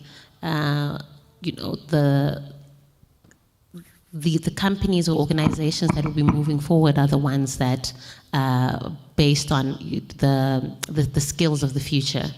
For Africa, this is a big conversation because that's only in 5 years' time. When we're talking about 2030, sometimes it sounds like it's something that's like years away. That's in fact, I would even say 4 years' time because we're towards the end of 2025. And are we ready, and how do we realistically get ourselves ready? And then from the South African perspective, with all the issues that we have around, especially ethical leadership, how do we then ensure that the people that are coming up are ready to take this country forward, ready to then obviously lead the conversation from an African perspective. I'm going to pause there and allow the rest of the panel to introduce themselves. Thank you. Rabat Madiba from Maribe. What do we do? Basically, we solve problems. So Maribe is an advisory practice, but we simplify. We like to say we come in after the McKinseys, the PwCs have given the corporates 500-page documents. We simplify. Then our coaching practice is basically we focus on strategic problem solving. So we flavor our consultant services with continuous improvement and actually also empower. So during execution, we actually empower the team, the customers, to also adopt tools to be able to make sure that they're able to execute. That's what we do. Good morning. My name is Jason O'Reilly. I work for a company called Private Protocol. I've been in the cybersecurity space and information security space for about 24 years now. Yes, I was just told I was old, so I am the older workforce and I'm here to help. I think one of the key things that got me into this industry was when I see, firstly, there is two very key things that people need to understand. Information security, and thanks to Sasha for talking about that, is how do we protect, how do we govern, how do we manage, and how do we process, right? And that's not the part I'm worried about, because that cares about ethics, that cares about how we manage the information, who we make it available to, how does a company deal with information. I'm a cybersecurity expert. I care about what the hackers are doing. I care about how they're manipulating, how they're exploiting, and what they're going to do with that information. To Rodney's point, we care about the cybersecurity professionals, what techniques they use. So if you want to go into information security, go and learn all about the information and go and sit in legal and figure out how an organization manages that. If you want to come to the other side, come to cybersecurity, where we learn how the attackers are targeting our country, how they're targeting our organizations, because that is what differentiates us. So what do I do as a living is I challenge the way that our OEMs, I challenge the way that people protect themselves. We look at innovation. Back to Lubalelo's conversation earlier on, is we focus on how do we help Africa protect itself from cyber criminals abroad. There is no front door. The door's open. That's called the internet. Hi. What do you say after that? Yeah, my name is Amazement, and I'm from Unfolding Capacity. I think I'm very much close to what Lubabalo does because I'm much more in leadership capacitation. And I think what I've observed through the years is that when you look at Africa, we are so good in being intellectual, you know. And one guy said it nicely, said that we are so good in winning arguments, but we fail when it comes to transforming our nations. We have this good IQ. We can compete. In fact, we are best employees, but we are poor employers. In that we can do well for a company, for an institution, but we hardly can dictate how things should be done in an African contextually relevant way. And I think that's where I come in. So in our line of work, we do a lot of training for leaders across Africa with Africa-centric views and work. And I think what I've just listened as well as Rinde was speaking was that we have ignored even the resources that we have, you know, because we are not employers, we're employees. We're trying to adjust to what the world is doing while neglecting what we have. I think if there's a statement that shocked me one time is when I was in a meeting and there was Prof. Mamokete Pakeng, and she said that every leader in the world, and I noticed even when we were speaking here, we kept giving reference to President Trump and different leaders, and we said every leader in the world comes in with a plan for Africa, except leaders of Africa itself. And I think, yeah, I hope that with this session we'll at least be able to walk into, and you spoke of inclusion. I have a health background, and I worked a lot with children with disabilities, and I think it's where we need to find ourselves. How best can we develop together? But unfortunately, we are not even ready with the abled ones. Thank you so much. I actually want to hop on to that Africa-centric leadership. You may see on my left here, I've got these 2 empty chairs. I asked for them. I have a quick story to share. I attended a CIO conference last year, and they had this guy that was presenting on leadership. He actually had a very unconventional style of presenting in his content. So he goes on to talk about Khoisan named Cobra, and he spent a lot of his time in the bush and in nature, and he was so wise. And he would go to him for advice, and every time they would have to make decisions, they would sit around the fire as a council, and so he would always insist that they have the 2 chairs in the center of the fire, and that would be to remind them of the unborn children, the unborn life, basically, that is not even here, that when we make decisions, we need to incorporate, we need to include in whatever decisions that we want to make. And as we know, leadership, it's all about responsible decision making. So as we deliberate this morning, let us think about the empty chairs and the impact of our decisions, yes. Thank you. And then I will like to start off with Os Ratawo. I know a few days ago when we were prepping for our session, you talked about the fact that the future of digital must be about lifting others, and that was such a powerful lens. Can you start off by you elaborating on that? What did you mean? No, thanks a lot. So it's a interesting story how I became attached to this principle about we rise by lifting others. I was offering my pro bono services to a church, doing that strategy, and funny enough, and I think it was a touching, at the end of the session, the priest prayed, and that was actually his prayer in terms of, sometimes you underestimate just the little things that you do to actually impart, when you are at a more privileged level, to actually impart the skills and the journeys for those that are actually coming behind you because they haven't had the exposure, the opportunity, and as the message from the prayer was exactly that, to continue to lift others as I rise. So it's always been something at my core. In terms of Maribe, even our model at Maribe, that's how we actually even partner. But I think for me, when we were prepping and thinking about it, it was about the task that we have, the challenge that we have. And I like what you brought in about everybody is designing and architecting for Africa except for the Africa. It's the same thing, right? How do we as African leaders continue to rise above, because we've got a big mission, right? I think Africa is one of the continents that's got the opportunity to expand in terms of transformation, in terms of acceleration, et cetera, But how do we rise, number one, as you said, we've got talent, but how do we leverage on that to rise above? It was interesting to sit and listen to the previous panel.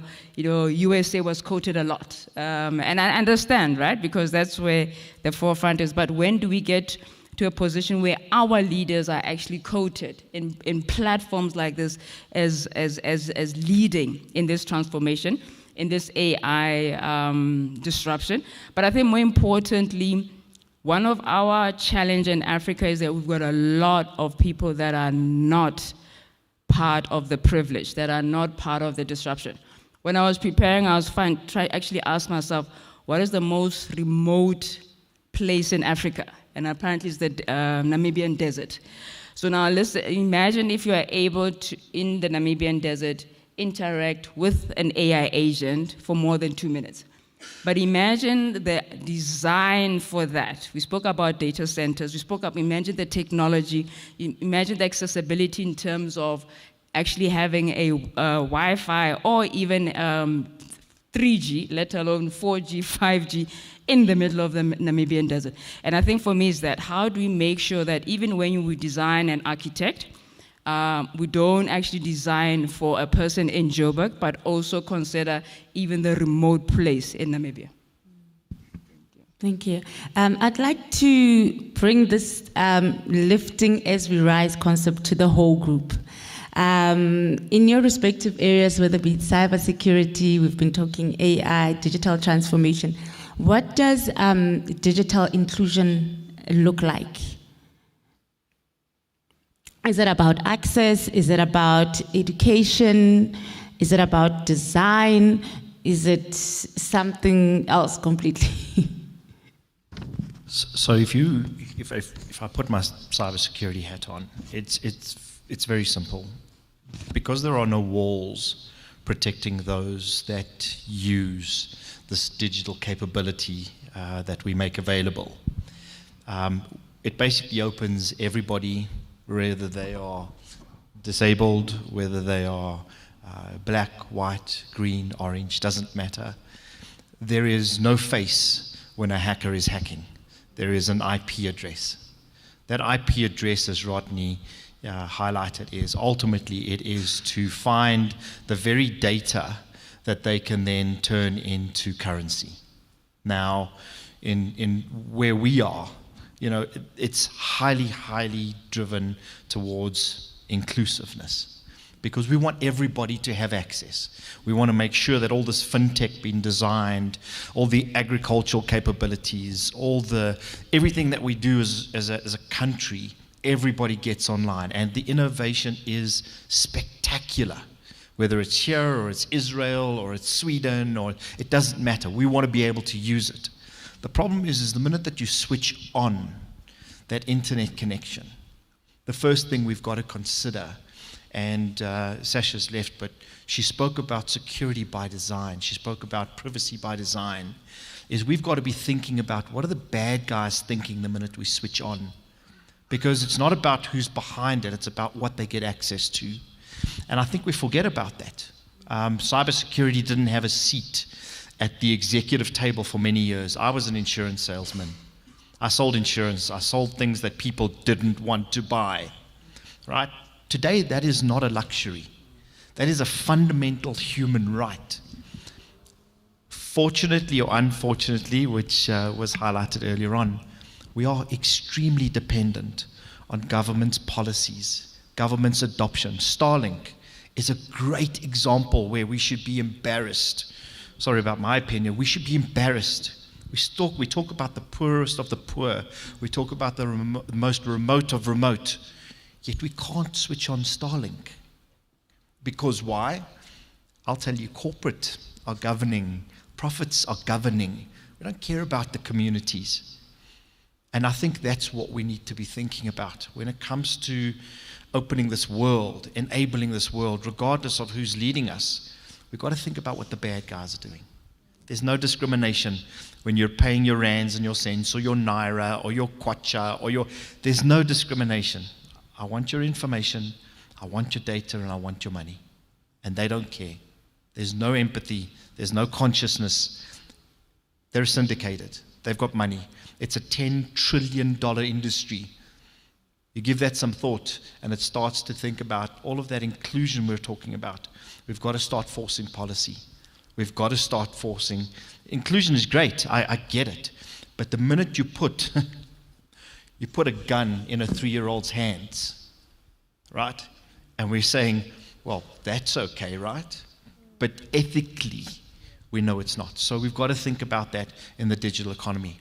When you take AI and you put it into somebody's hands that doesn't know how to drive the keyboard.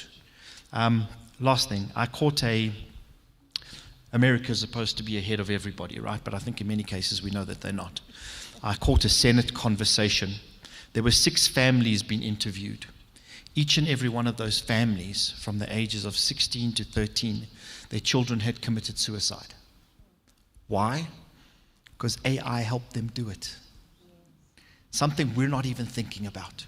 So that senator's drive and his goal is to make sure that they empower parents to be able to sue those companies that allow their kids to access this information. Now we're talking about access.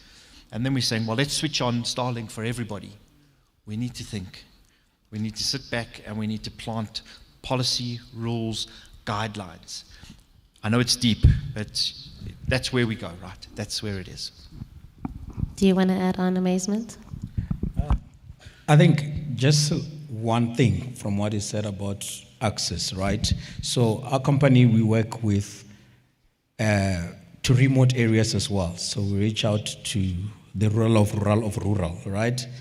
And the big question with access is that it's good, but I think that we need to engineer these things in our design as leadership, even in our country, in South Africa and the rest, to say, while we are making access available, the question we should ask is why? But why? Why do we need people to have access to this?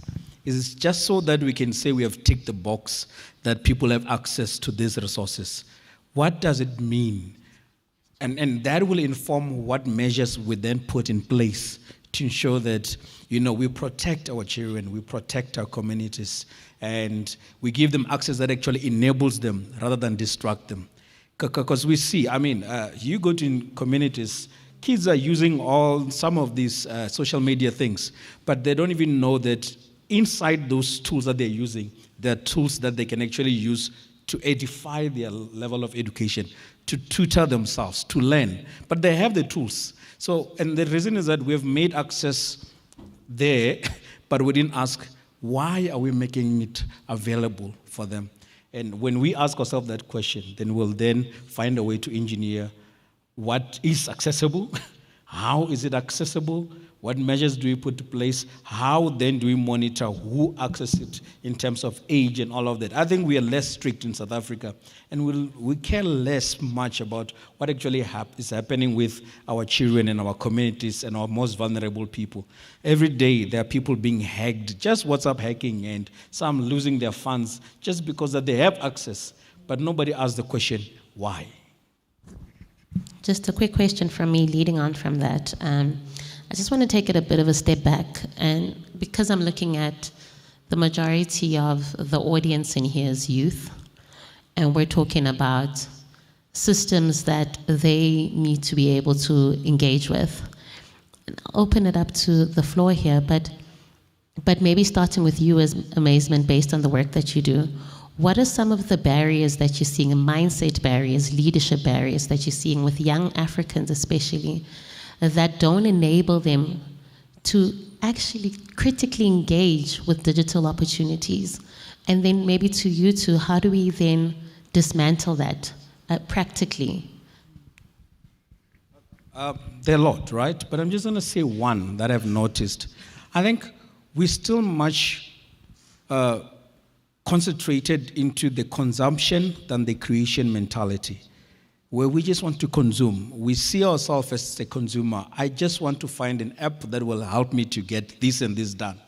But no one is thinking creation. And I think that's a serious barrier, because then we don't even look into the capabilities of what we are using. Instead, we just look into what can I get from it that is going to help me without actually adding value to it. I think we have so much intellect, so much capacity, but we are not using it in the right way because we don't push ourselves to say, can we be creators? And I think, in South Africa it's worse. We think creators, when we're referring to people who, influencers, if I can put it that way, people who actually take clips of themselves and do these things, and we look at those as creators, and we hardly ever look at people actually creating the thing at the background. Just a funny thing, this couple of weeks ago, we launched a program in EdTech, right, for schools to help with homework. And the issue is that it's in the piloting stage. The problem is that the teachers are happy that the kids are doing homework via WhatsApp and they can send it to them, but then they don't even know how to actually create that homework done. And no one is asking that. They're just like, yay, we don't have to stress about marking. But nobody's thinking about how does this actually happen? And this is where we need to get to. So I think just the mentality around it could actually solve a lot of problems. Thank you. Okay. You want to comment there, Jason? I think we need to help the youth understand it's not about likes and shares. When we talk about digital inclusion, it's not about social media applications. When I listened to what Lubabalo was talking about, it's skills. I mean, the amount of free training, the amount of free information that is available through the internet is startling. But it's all about quick money. And I think if we look at Africa, having just come back from Nigeria, that was an education, that's chaos.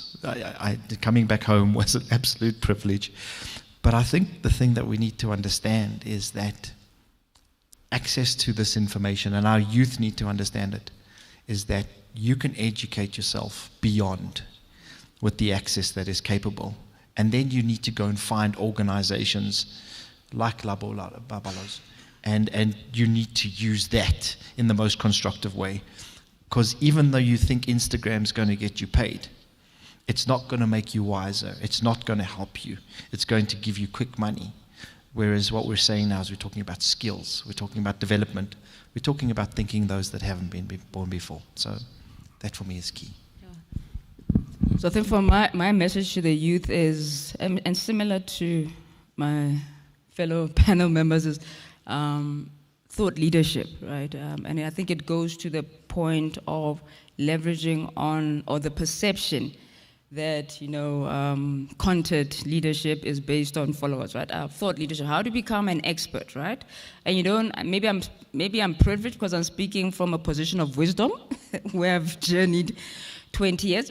But I think the one thing that, I was engaging with a colleague that I hadn't met over 10 years, and he actually left me with a message, like, Roberto, I see these people, they go onto LinkedIn and they take pictures with ministers, you know what I mean? But they're missing the point of the opportunity on LinkedIn is to make sure that you bless somebody with that post, you know what I mean? So for me, it's about that thought leadership. Even when you leverage, I think when you're saying the platforms are available to learn.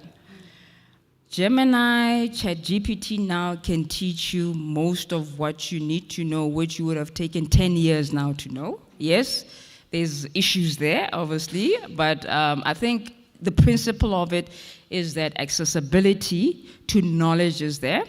I think the one thing for the youth is how do you take that and create yourself as a thought leader in your field. When we were outside, I was engaging with some of the members, the participants, most of them are in cybersecurity, and I asked them, do you know the half-life of a cybersecurity skill? Because I asked them, why are you in cybersecurity, right?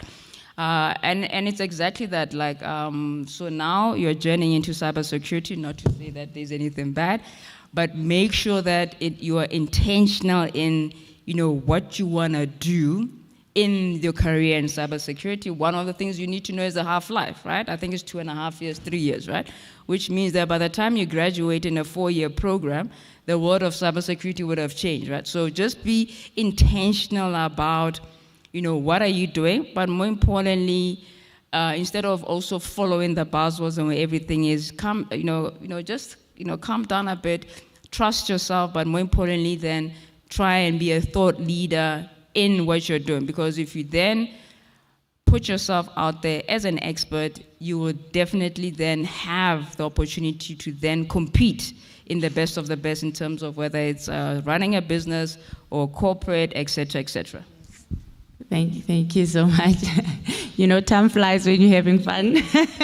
Can't believe we have to wrap it up. I don't know if we still have time to take questions before we close. Any hands? Cybersecurity is a very always exciting and interesting topic. Can I add one thing? Just coming back to your point. In our industry, we have a meme that goes around on all of the relevant platforms. For someone like Rodney and myself, 24 years in the industry, I don't know how to code, and I'm never planning on figuring out how to code, so which is good. But I think understanding the psychology of a hacker is more important. Now, if you're in cybersecurity today, I'm going to give you an idea. You're going to get skilled, you're going to go through the process, depending on the route you want to take. So be specific where you want to go. But it's going to take you probably, in order to become credible, to sit on panels, it's probably going to take you 8 to 10 years, right? And as cybersecurity evolves, you've got to keep yourself going. It takes a 16-year-old 20 minutes on ChatGPT to write a piece of code you would have never seen in your life, to take down airlines, to take down banks, to systematically be an application in an organization and for them not to function. 20 minutes, you're spending 10 years. So give yourself a thought, and I love what you've just said. When you're in cybersecurity, be deliberate. You've got to think like the hacker. You've got to understand what you're thinking about, because there is a process. 20 minutes to take down some of the largest organizations we know in the world who've got some of the most cleverest people when it comes to cyber. That's food for thought. It doesn't mean going to the bad place. You know, I've often considered it, you know, maybe working for the dark side is easier than working for the defenders. There's more money there, but there's a little bit more risk. So again, but be deliberate in your thinking. Understand what the hackers are trying to achieve. Know what you're trying to do. If you want to go and configure a firewall, rethink. I'd rather go into education. You've got to be deliberate. Cybersecurity is not for the faint-hearted, but you can be in a job for 15, 20 years, and you can still be configuring a firewall. You have to do the research, you have to stay ahead, and you have to get educated. Thank you so much. Thank you to everybody for your attention. Thank you to our panelists. If you can just stay on stage for 2 seconds so that we can take our photo. Buitumela, photo. Yes, please, do stand.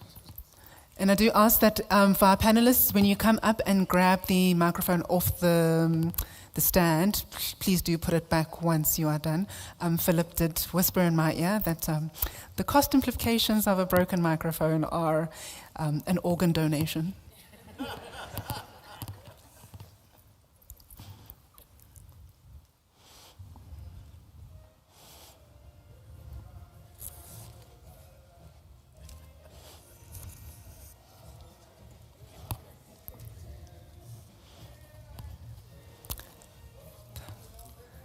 Perfect. Thank you so much. How's everybody doing so far? Are you still good? It's a good session. It is you next. You stay. Thank you so much for our session. I am going to ask Roberta to stay. She has a workshop session she's got planned for us now. Roberta, you do see you have got a countdown climber over there. 20 minutes. You got 20 minutes, girl. Make it good.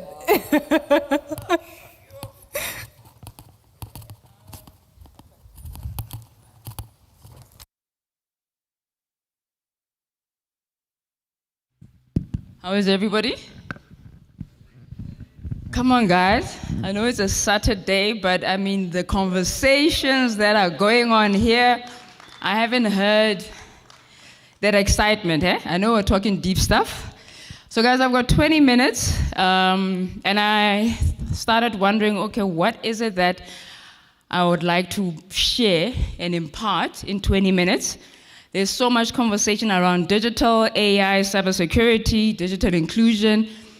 So I thought maybe let me make it lighter. Let us talk about a tool. So at Maribe, like I said, we focus on continuous improvement. So I brought in a tool, a very simple tool called 5 Ws and 1 H. Has anybody heard about that? You have? Who's? Yep. Right, what is that? What is the 5W and 1H? Exactly. All right. So one of the things that I started looking at in understanding AI is where are we going as an organization?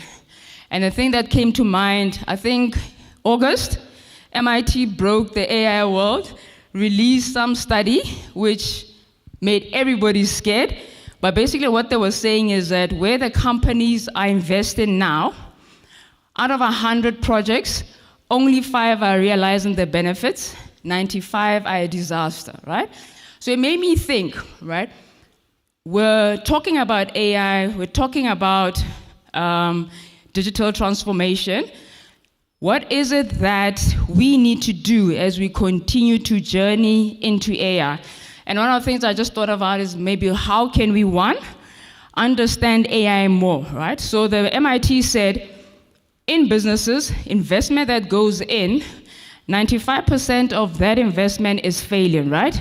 So for me, I was asking myself, oh, actually there's now enterprise AI and consumer AI. I didn't know that before, but funny enough, we use AI every day, right? But I actually haven't sat and actually thought, what does AI look like actually in a business? Because we're so boggled down with Lovable, with Gemini. Give me some more, guys. So many. You can see, right? You can see with Claude. We can see, I mean, some of them I didn't even know. But the interesting thing is that the ones that are in our face are more consumer AI tools that we actually engage with. But the biggest challenge is actually, I think somebody spoke about Cecil. The biggest challenge is actually Cecil itself being able to create, define an AI strategy that actually allows them to succeed and not become the 95%. Then I went in a bit deeper and I said, okay, where are these 95% failing? One of the things I started understanding is that a lot of investment is going into non-core businesses in a corporate, right? So if I'm a mining, because mining processes are so complicated, and I'm a CIO, or a CTO, a transformation officer, and I am instructed by a board to drive a strategy in AI, the first thing that I'll do is go where? Support services, the easier places. Now the challenge with implementing in the support services, basically in a business, you have what a mining company would have, what they call support services, finance, supply chain, HR, legal. Then they'll have what they call the core processes, which is basically in the mining process, right? Extraction, I don't know what else you do, mining, et cetera, engineering, et cetera. So one of the things I started understanding is actually now investment in AI, reason why businesses are failing is because they're actually adopting them in functions that are actually not the core, which means that ROI naturally would actually be low, right? Next thing I wanted to understand basically is why are they failing? Hence why we're gonna link to actually the 5 W's and 1 H, right? Why are they failing is because of the fact that one, like I said, we've given an instruction, implement AI because everybody's talking about AI. We don't take time to actually understand why are we actually implementing AI. We rush to the how, right? We rush to the how because I've been giving an instruction by a board. AI is technology. Let us go and then engage with the OEMs, SAP, Microsoft. They come in with a biased view, wanting to make sure that they sell to us. Then as a business, I put in this tool into my organization, put it in the wrong functions, and I end up at the 95%, basically. So I thought, okay, Fetsi, I've got 20 minutes.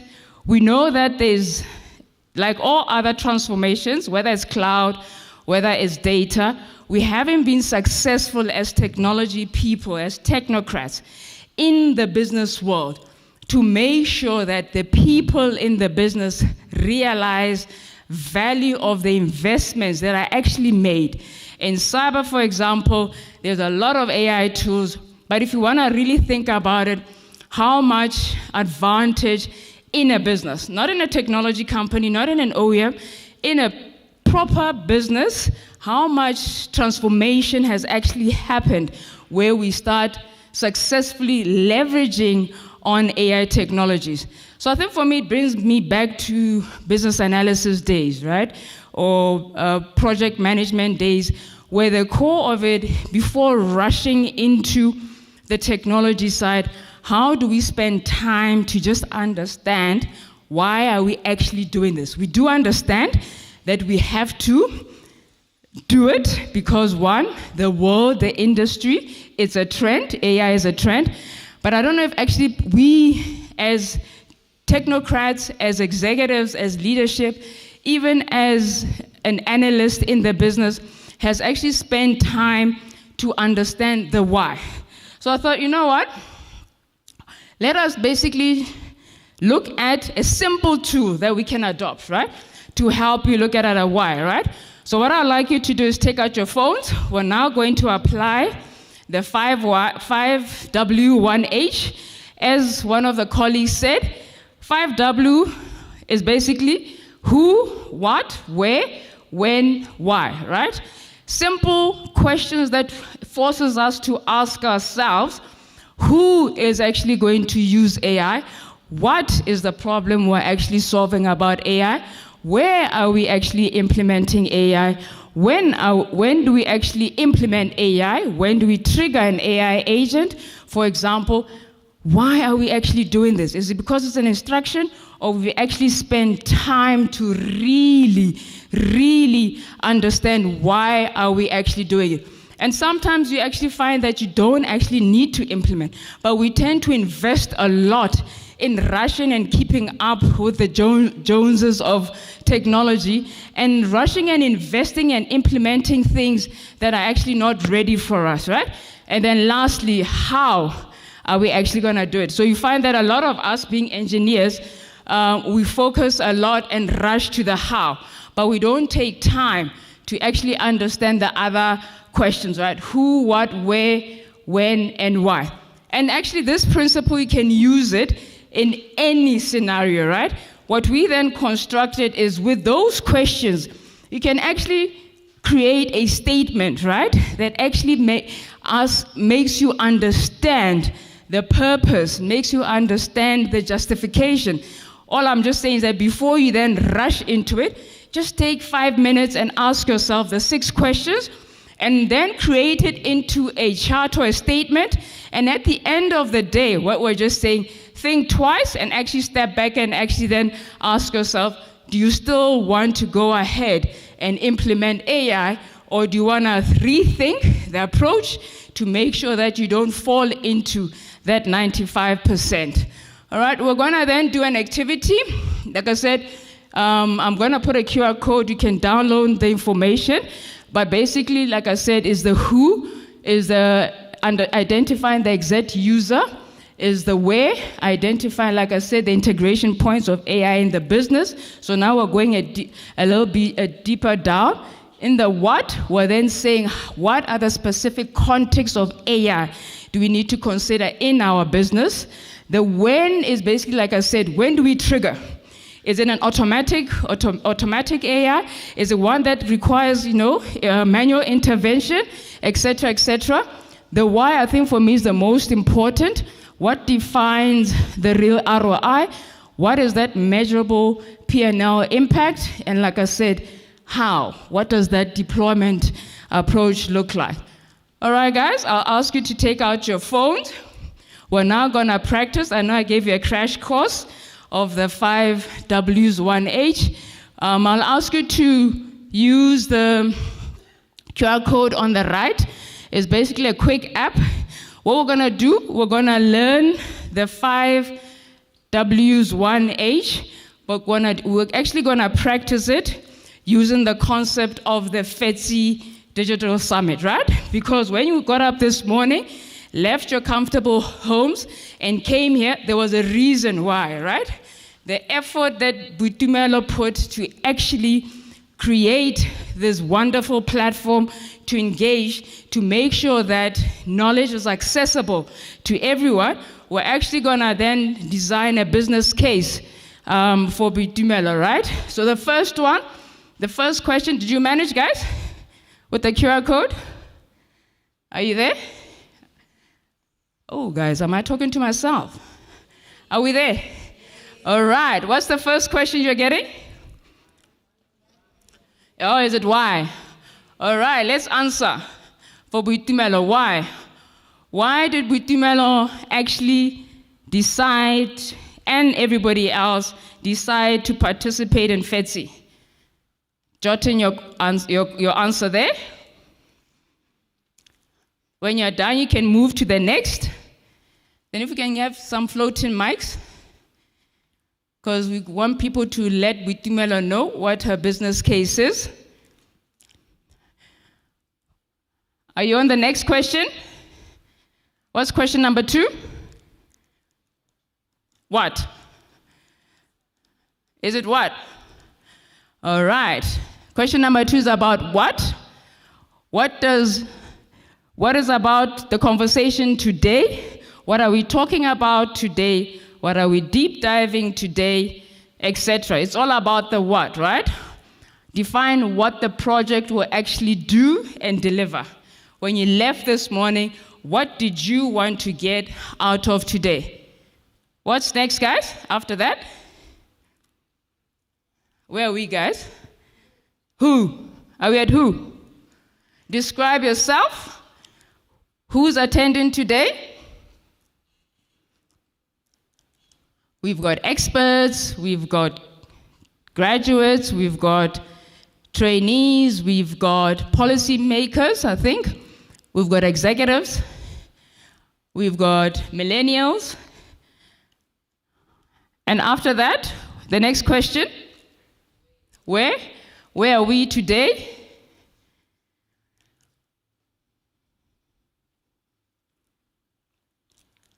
Is everybody at where? All right, after that, when? When is it happening? I think the session that are up, and maybe you can also select the sessions when they happen, the ones that you really don't want to miss. I think I had identified the keynote that I definitely did not want to miss. The last one, the last question, how, right? Does anybody want to share their statement? Anybody ready to share their statement? If you scroll to the top, it will then summarize your statement. Anyone? Anyone bold enough, guys? No one? If you scroll to the top, it will then summarize your statement there. Did anybody win? Anyone? Who's bold enough to read it? Oh, there we go. There we go. Yeah, there we go. So if you're actually pitching for Rodney, trying to ask for investment for Fetsi Digital Summit, what would you say? My statement is very brief. It exposes my answers. Okay, it says our purpose is to serve people in industry, students, and policymakers in Sandton, Johannesburg who struggle with tech inclusion and accessibility. Our project provides a keynote and panel discussions to deliver this by keynote sessions because our aim is to educate and engage on issues about technology as a driving force. Thank you. Anyone else? There's one at the back. All right, I've got 4 minutes, guys.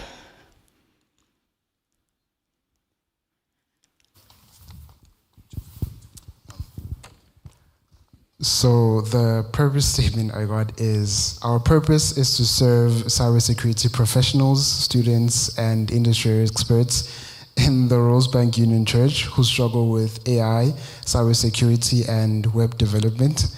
Our project provides keynotes, panel discussions, workshops to deliver by cybersecurity, AI, and tech summits, because our aim is to inform, educate, and participate in a networking and tech experience in the driving force.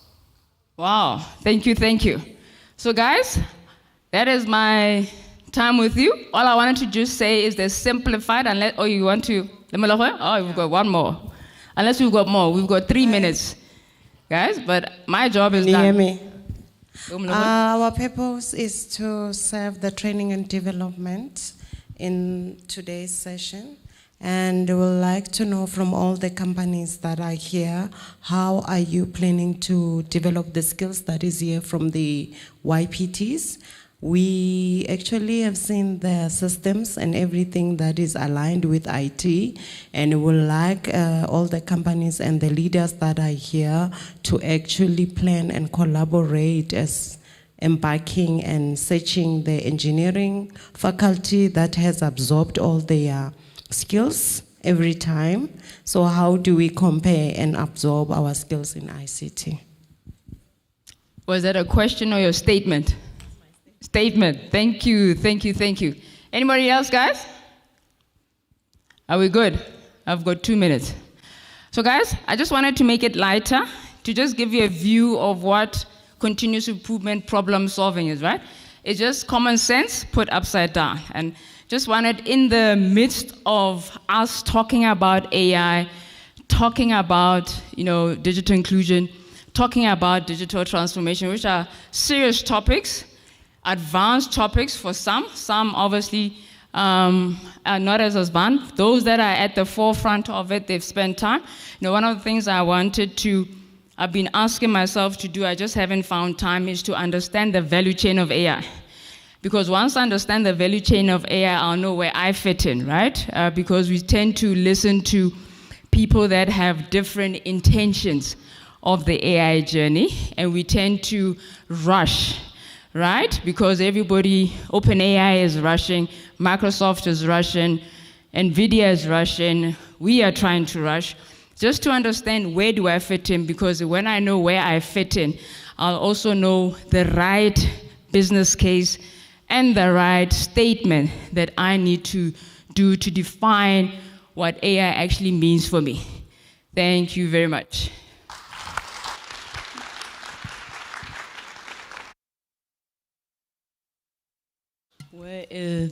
I gave you a minute back, eh? Thank you. Thank you so much. Working under pressure. All right, thank you. That was a great session. How does everybody feel about that session? Did you enjoy it? Awesome. Brilliant. Thank you so much, Roberto. Yes, we're going to do a group photo. Can I please ask all of my speakers for today, if they can please come up on stage. I know some of you need to slip away at some point. If you can please all just come up and we can take a group photo before we continue with the next session. All of our speakers, don't be shy. Come on up. Thank you. I've seen a few of them milling around. Let me go grab them as well.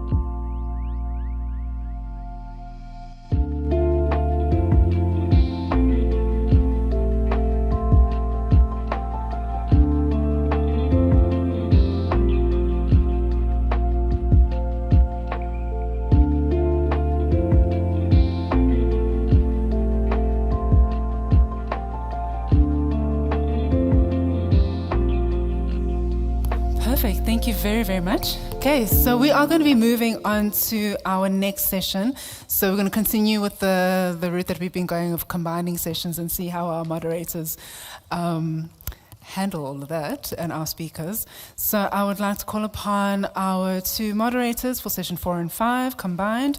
It will be Vibhashni Naidu, she's the Chief Data Scientist at SARS, and also Jason O'Reilly, I'd like to call him back as well. The conversations are going to be across industry disruption and smart infrastructure transforming SA sectors, and then also breaking barriers to emerging digital careers, funding, inclusion, and accessible solutions. And I'd like to invite Lindelani Matumba, Principal Enterprise Architect for Exaro, Dr. Murendeni Lipadzi, Director, Built Environment Innovative Network, and then also Someleze, Diko, apologies, Cloud Advocate at Microsoft, Conrad Ndlovu, Pre-Incubation Consultant, Jabulani Sarila, Executive Director at Etuhuku Pty Limited, Tabang Mkuma, Technical Advisor for IR at MICT CETA, and Mweketsi Goahela from Y20 South Africa 2025, Co-Chair G20. Thank you very much. What? There's one chair missing. If our team can assist with us. Otherwise, so if you don't mind taking the high chair. Perfect. And then we'll be using the microphones. So our moderators, you'll be sharing a mic. Or unless you want to stand at the podium, if that makes it easier. That's not too nice, but I know what you mean. Can everyone hear us? Cool. Thank you. Okay, it's a bit awkward because we're standing a little bit behind our panelists, but you'll forgive us because I think the rich conversation that's going to come out of here will be worth the awkwardness. We hope. Unless we share a microphone. Do you mind sharing? So you can walk and talk. Okay, this makes it a bit better.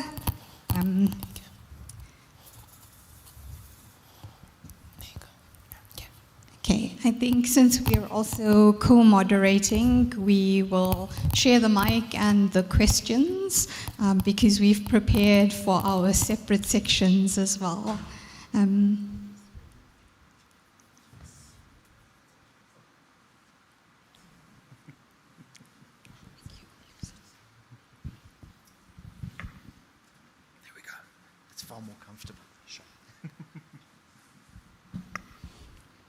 Okay, awesome. So I'm Vibhashni Naidu. I'm the Chief Data Scientist of the place most people hate, which is SARS. And yes, but I'm here in my personal capacity, so don't hate me too much. We only want good vibes today, everyone, please. Okay, so I'm going to just hand over to my co-moderator, and then we'll ask the panel. I've been very fortunate to introduce myself, and I don't work for ESCOM, so you're okay. But yeah, I mean, again, Jason O'Reilly, I work for Private Protocol in the information security space and the cybersecurity space. Awesome. So if our panel can just take a moment to introduce themselves, just briefly, please, because we're also trying to keep to time.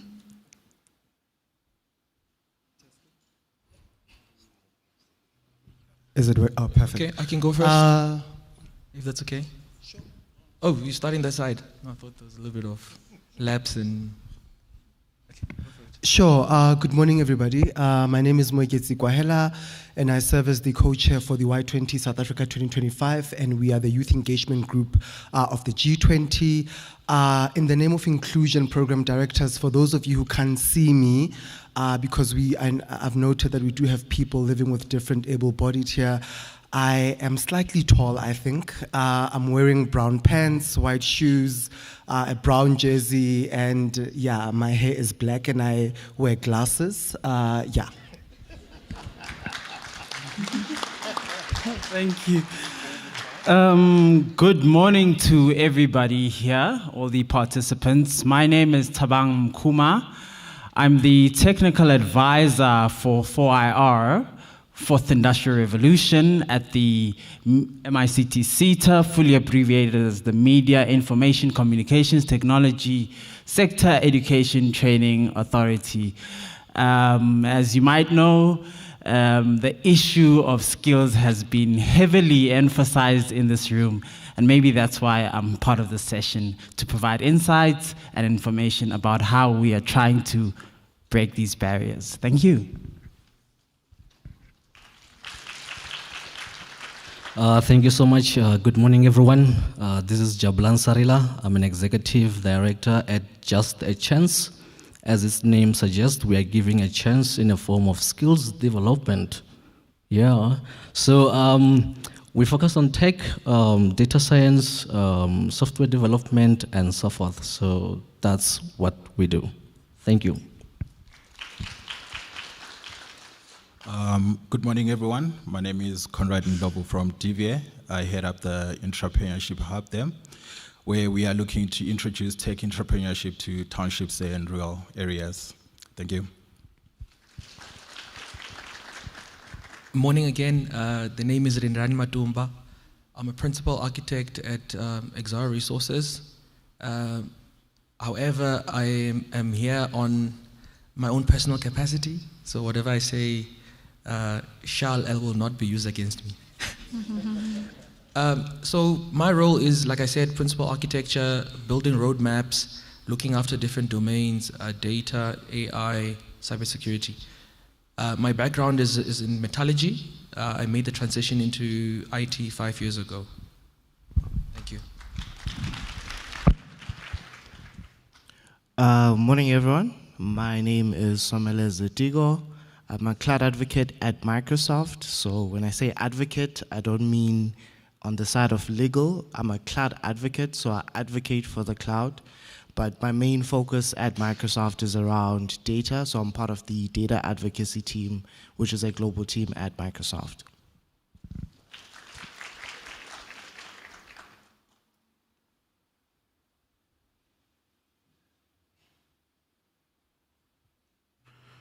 Yes, my role here is more of an innovative strategist. I'm also co-supporting the event. So I'm from the Built Environment Innovative Network, as you can see at the supporting of this event. So what you see there is more or less what we've done over time has been training and development of virtual reality in the built environment space. So those are more or less the activities we've done, whereby we're able to train construction professionals to be able to do inspection plans, maintenance schedules, using virtual reality. I am Renden Lipati. Thank you very much. Awesome. Thanks, everyone. So for me, AI has been around for a long time. Actually, the terminology started in the 1950s, right? And it was actually meant to be provocative. It was to get funding from the US government. They thought, okay, what's a big scary word we can use? Artificial intelligence. And that was how they got funding, right? So it's been around for a long time, but also we've been using it for a long time. I feel as though the world's kind of just caught up to what a lot of us have been working in for more than a decade for me. So I feel even older, but we've been doing it for ages. I think the step change was now putting it in the hands of the user and allowing people to be able to build very quickly with a tool at their disposal. So I have a question for the panelists. It was, and it's going to be new for the panelists who were in the other panel, but I'd like if you could share maybe one example of how technologies like AI data analytics, IoT, or cybersecurity, even automation, has really disrupted your industry.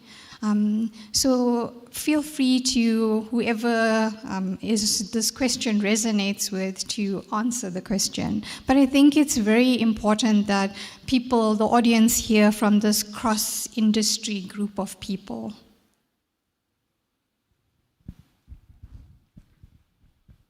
I'll speak within my context.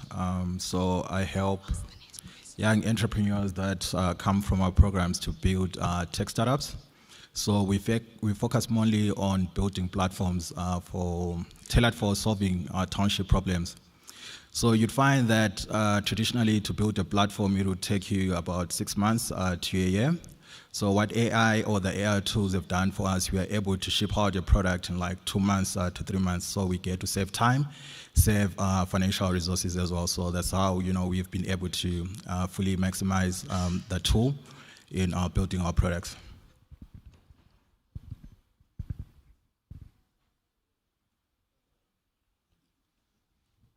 Coming from the question itself, so I'm in the built environment. So I think one of the recent contexts on IoT, it was projects where we have sensors to be able to determine the indoor air quality of our environment. So we had to use a lot of IoT tools on that. And I think also towards how you develop your cloud computing. So there's few projects where you would have to develop your dashboards to assist SMEs. And I think given the context of challenges we have in the contracting space, small, medium enterprises, those dashboards that can assist them towards developing their businesses, understanding all the environments that are happening within their business, from a code level, from a spreads level in relation to the construction industry. And I think also in the context of digital inclusion, I think it also goes to training and development.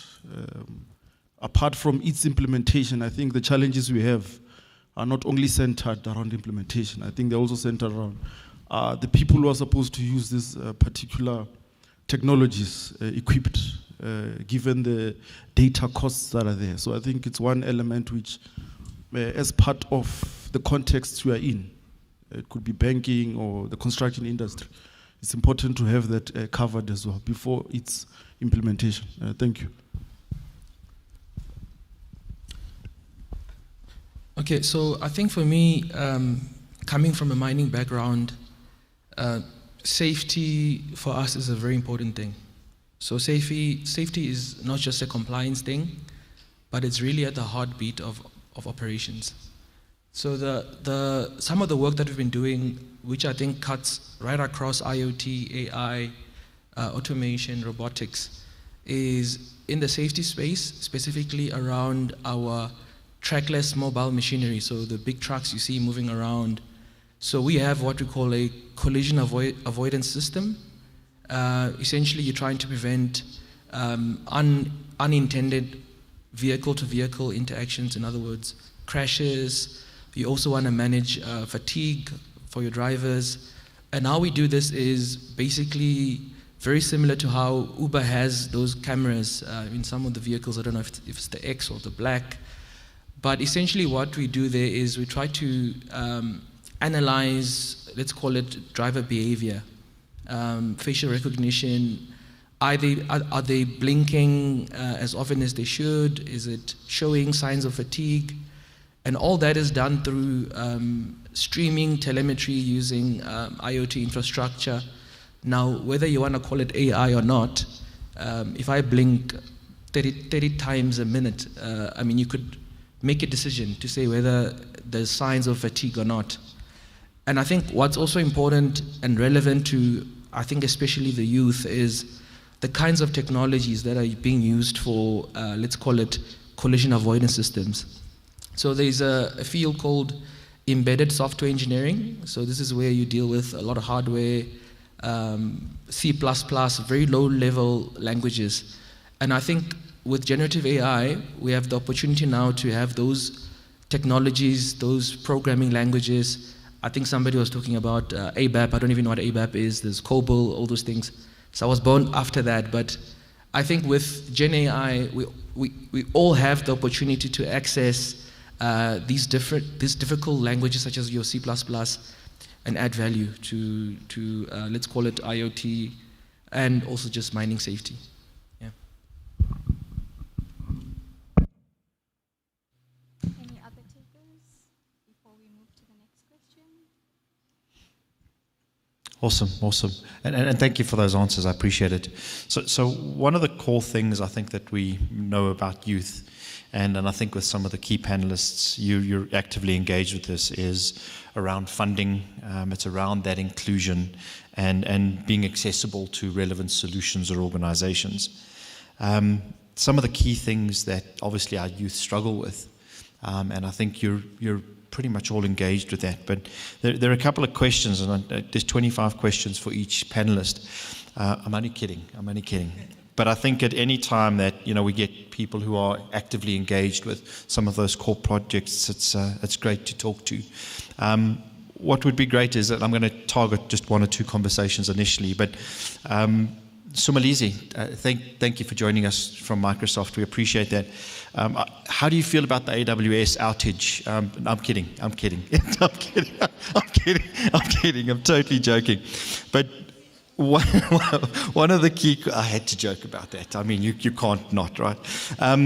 So one of the key things, I think, from a Microsoft perspective, there's a lot of focus and there's a lot of development and advocacy. One of the key questions is Microsoft has built such a great platform and a great footprint on the African continent. Government are using you left, right, and center, and they're moaning, but it's fine. It's doing well. But some of the key things, specifically in the cloud and the AI advocacy space, the question is what personal systemic barriers did Microsoft face, if you've got that information, on trying to get that into the Southern African context, all the way from a government perspective through down to the small to medium businesses? Okay, so that's a great question. But firstly, the AWS stuff, let's leave it on the side. I sympathize with them. We had a similar outage earlier this year in January, so I sympathize. So to your question,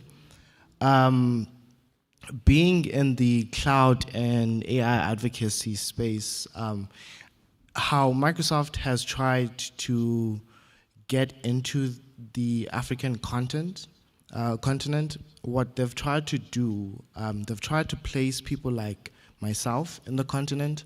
Like, for example, you'll have cloud advocates that are in South Africa, cloud advocates that are in Nigeria, cloud advocates that are in Kenya, to try and have a conversation with some of our customers that we have, but also some of our potential customers that may come in future.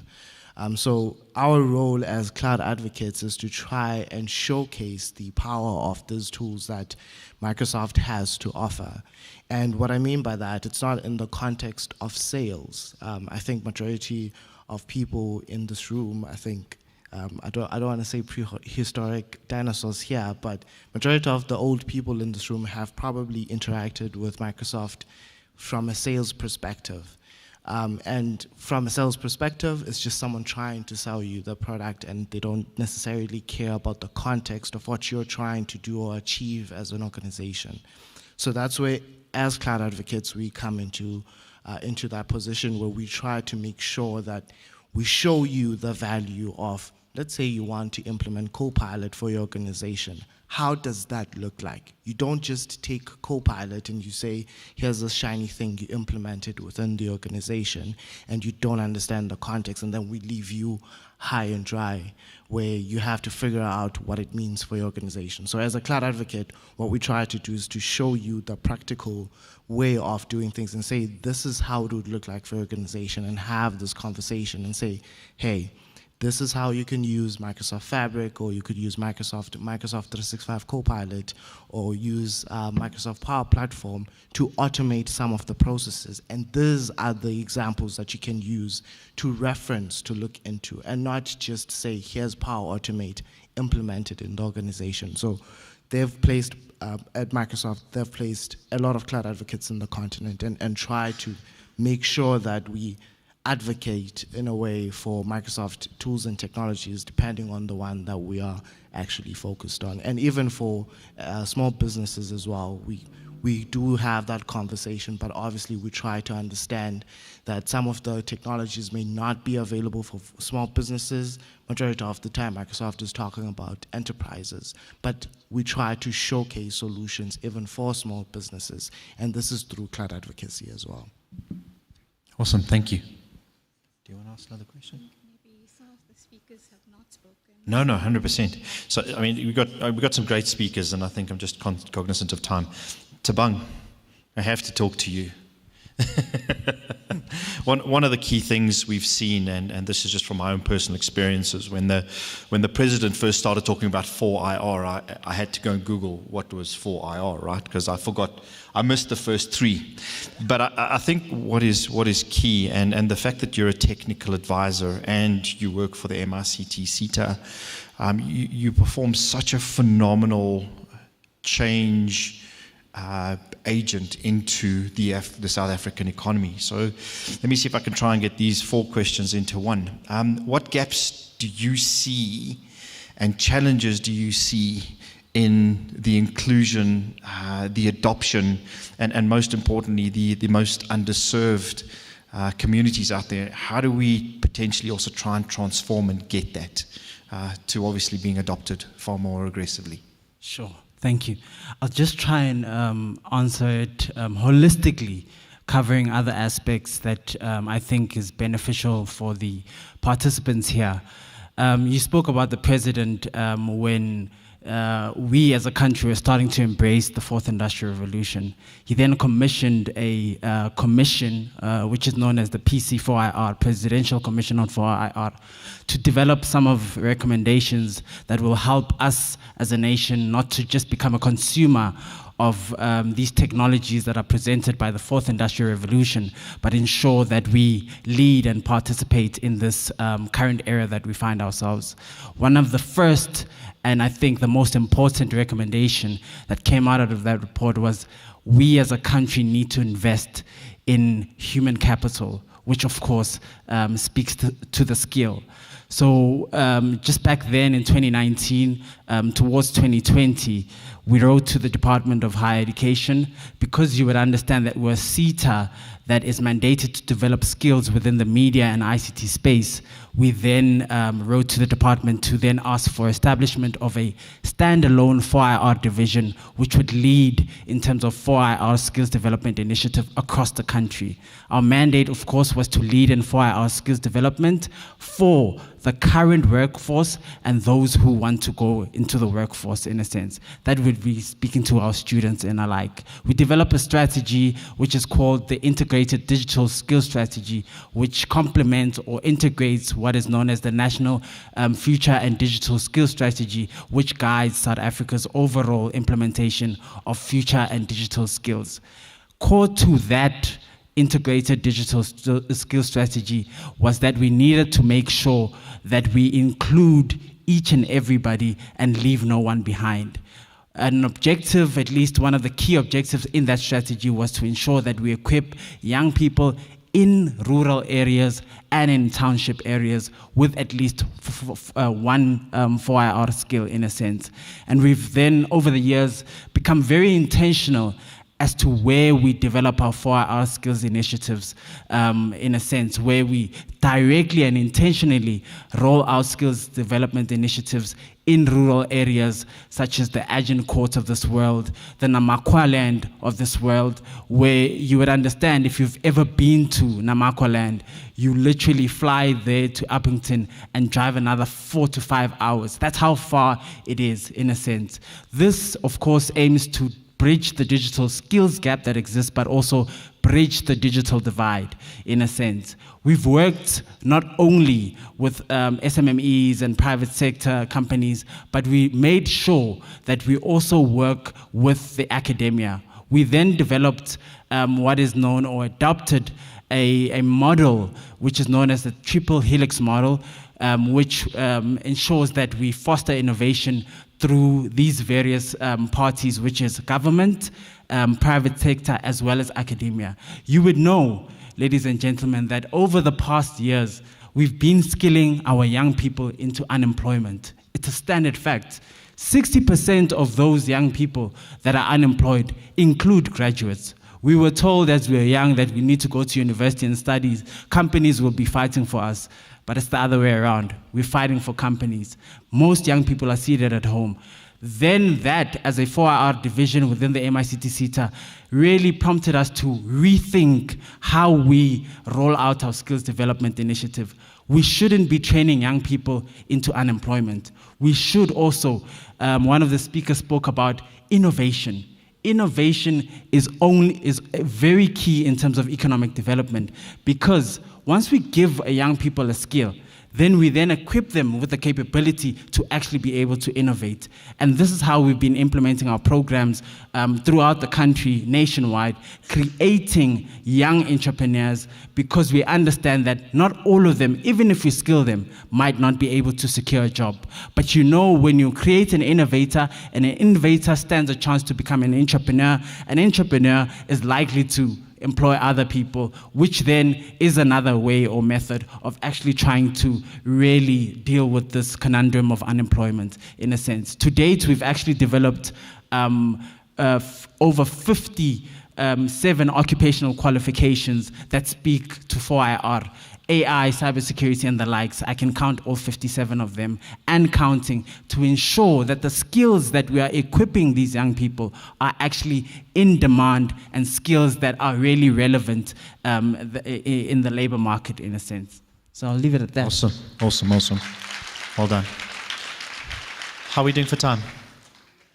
We've got some really, really good people here that have got some really valuable information to share, but maybe let's just close out with one last question, and let's get your point of view from everybody on the panel.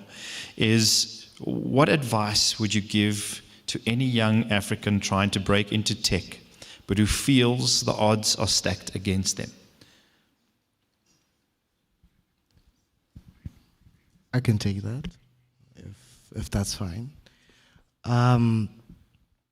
So my advice is not a one-size-fits-all, really, but on a personal perspective, I would say this.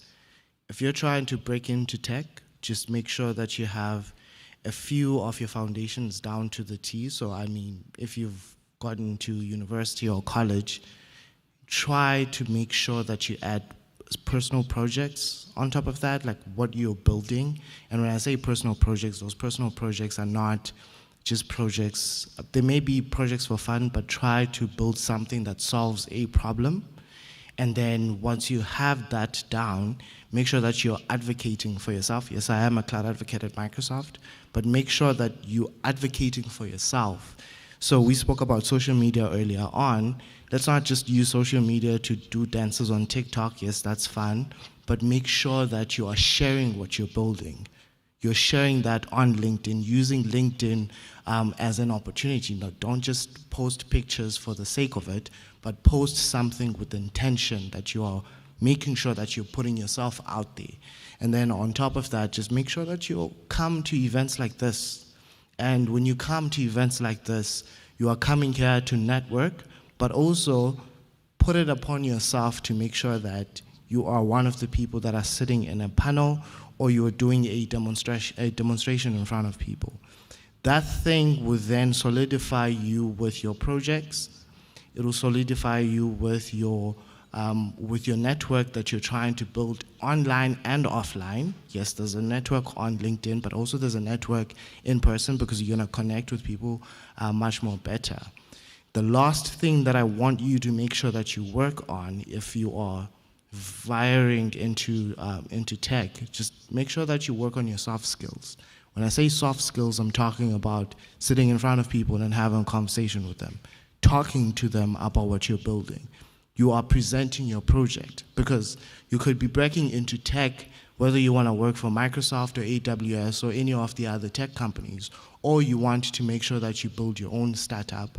You have to make sure that you are communicating the value of what you are bringing to the table to that company or for your company, and you're talking to potential investors. So work on your soft skills, be it communication, speaking in front of people, making sure that you're able to communicate the business value of whatever it is that you have.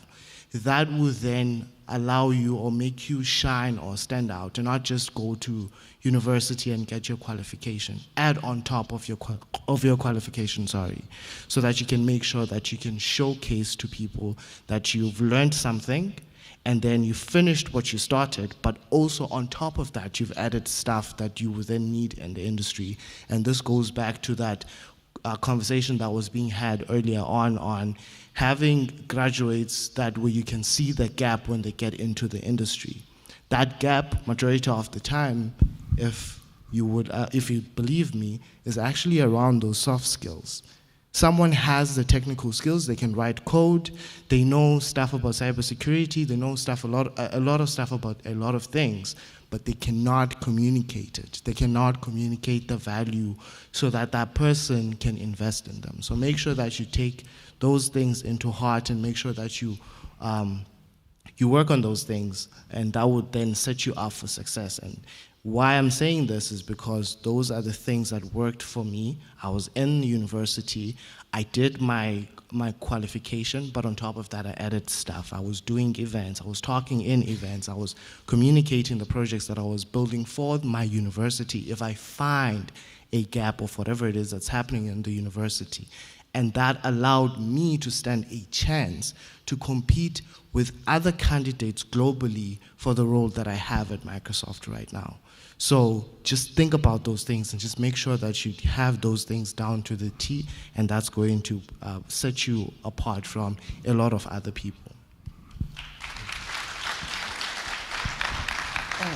Yeah, I mean, I think perhaps as we wrap up, program directors, I think for me, to carry on the thinking of my colleague on my far right, I think for me, we are not participating as young people, right? And I think for me, participation. And I mean, for example, and I say that really in earnest, because even when you're looking at civic participation alone, just being an active citizen, because I think also, program directors, we are much more, we need to think of ourselves as young people as being more than just, symbols, tokenism, but also we are much more than taxpayers, right? Because I think oftentimes, we get into this thinking of, we must go and work and be taxpayers and so on, but we're also citizens of this country, the continent, but also of the globe, right? Because certainly for me, when you're also looking at some of the things that are coming out of research coming out of the IEC and so on, we are not participating as young people. And yes, we've become despondent in some way because, a lot of things we've been failed on so many levels. But we can't give up, because I think to also circle back to some of the earlier panels, particularly the point that was made by Uputjanti, right, around the fact that, I mean, when you're looking at research, around, in 2050, Africa will be the youngest continent. And when you're looking at the global north, the population there is growing older, but we are growing younger. Right, by 2050, 1 in 4 people in the world will be African, right? So I think for me the question is, what are we doing about that, in the sense that also the powers that be are taking decisions on our behalf. And that is why for us as the Y20 South Africa, when this G20, we heard that it's coming to South Africa and it's wrapping up the, the Global South cycle, we said we're going to mobilize ourselves, we're going to conscientize ourselves, but also we're going to organize ourselves as young people working in the youth development space to lead the Y20, because again, when you're looking at the G20, right, it's structured alongside, the finance track, the Sherpa or political track, but also the social track. And that's where the youth engagement, the 14 engagement groups exist. And they must be led by civil society, right? So we said, despite the multiple problems and so on, but we're going to organize ourselves and say, we want, for example, for the Y20 to be institutionalized, right? So I think for me, part of that question in terms of breaking into not only the tech sector, but any sector that you want to go into, you need to participate. And participating sometimes means knocking on those doors, despite how hard it may be, right? And I know sometimes it's difficult, we tend to give up. It's like I tell young people who want to go to university, yeah, but I don't have funds. Funding will find you on the way. Apply, right? Like, program directors, I know we're in a church, so I'm a preach. You know, like sometimes, you know this thing of, you know, you must move. What is it? Move by faith, not by sight. Move. We must move, comrades. Like this thing of sitting and saying, yeah, they'll, like, go. Like municipalities, for example, have got youth directorates. What are those youth directorates doing with the budget that they're given that is supposed to come to us as young people? How many of us know that the Pan-African Parliament is headquartered in Midrand, South Africa, in this country? But also, that parliament has a youth caucus. What are they caucusing about? And why? No, like literally, what are they caucusing about? Because they're given a budget to go and caucus around African youth issues and so on and so on. And it is the onus is on us to go at that youth caucus. And it is a caucus. Let's caucus together and tell your lived experience that I'm a young person trying to break into tech, into technology, into Microsoft. I've been knocking on Microsoft doors. Bill Gates is giving me issues hey, open those doors. Because it is really only by, like, I'm serious. We have to organize ourselves and really mobilize ourselves and conscientize ourselves, because also our organizing and mobilizing can't just be in a vacuum, right? If you're looking at any change in this world, I mean, I'm wrapping up program directors. I mean, but really, no, I must say this. You know, in 2011, there was a young man in Tunisia. In that country, the country was experiencing high levels of unemployment like this country. Right, and oftentimes we have, you know, social researchers who are asking ourselves, but South Africa is not burning for a country that has a high youth unemployment rate. It's even crazy when you look at the expanded definition. But that young person, I think it's Mohamed Bouazizi, set himself on fire when a policeman approached him to say, you can't sell your vegetables and so on because you don't have a license to trade. But that young person didn't know that him setting himself on fire as an act of protest would spark what we now study as the Arab Spring. We know what's happening in Mozambique, Cabo Delgado. We know what's happening in the DRC, right? The Kivu region and so on, in the fight for minerals, where young people are saying, I'm going to join an insurgent movement because there's no jobs. We know what's happening in Nigeria. We know what's happening in Eswatini, and we pretend like we don't know. We know what happened in this country in July 2021. So the question then is, are we at the tip of a southern spring? And I raise that because I think these are the things that also the colleagues who are here, who are in different boardrooms, and we need to think about these things. Because I think if we can't capture our young people and capture them in the right way, this country will burn. We are seeing now the rise of what Gen Z protesters and all those things. So I will leave it there, program directors. I'm just, raising provocations for us to consider, right? For both us as young people, but also for the powers that be that create those opportunities, right? Inclusion should be a rule, not an exception. Thank you. Sorry, if I could ask Jabulani, I think you haven't had a chance to talk today, and I think as an entrepreneur, I think you've got a couple of things to teach. Yeah, no, maybe I'll just close off with 3 points. Maybe the first question is, who in here is familiar with the Google Digital Skills for Africa? Anyone? Yeah, okay. So about 20%. So I think it talks to what my fellow panel member was saying around how you can build your soft skills. So there's quite a lot of, let's call it platforms, where you can learn about communication, you can learn about, in certain instances, web design. And I would urge everyone that is looking to enhance their soft skills to explore those options. But I also think, before I close off, I think the whole idea of provocation is quite important, especially for the youth, in the sense that there is a lot of decisions that are being taken by important people behind closed doors that affect our futures. And I think maybe just to digress a little bit, one such decision is in mining, the mineral cadastral system. So essentially what it does is you've got a database of all your minerals, all the holes that have been drilled before, their qualities. And the biggest difference between South Africa and even Namibia is that we do not have readily access to that kind of data, and then it actually puts us in a situation where we can't have investments.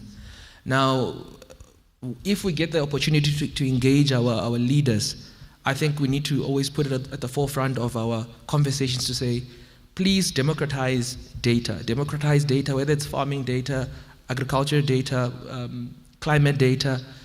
Open it up so that we can make use of it, so that we can add value to this country. Thank you. All right, thank you so much. I hope not to preach. In few words, an advice to someone who wants to break into any space whatsoever: think like an entrepreneur. That's it.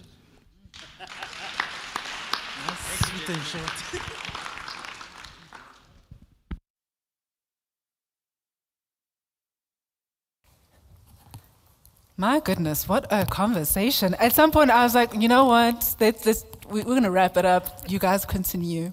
But I know Wodimelo would have killed me. But really fascinating insights. How did you feel about that? It was really good. We don't have enough time to touch on key points. I know. That's why we need another summit. Wodimelo, I think you've given yourself more work to share and gather us in the room again, because I mean, even the points about participation, getting involved, something to get involved in, be heard. Our minister here, the provocation, I was just like, oh my goodness. Monday morning is going to be interesting when everybody, yes, it's such a challenge, but absolutely fantastic. Positive use of social media, solve a problem, continuous development, including your soft skills. So many things that were shared, I think even the whole conversation in itself. So thank you for that. How does it, I mean, is there anything that you guys felt that you want to share that came out, that you had a moment of inspiration or something that you want to add on, if there's anything at all? There's a gentleman over there.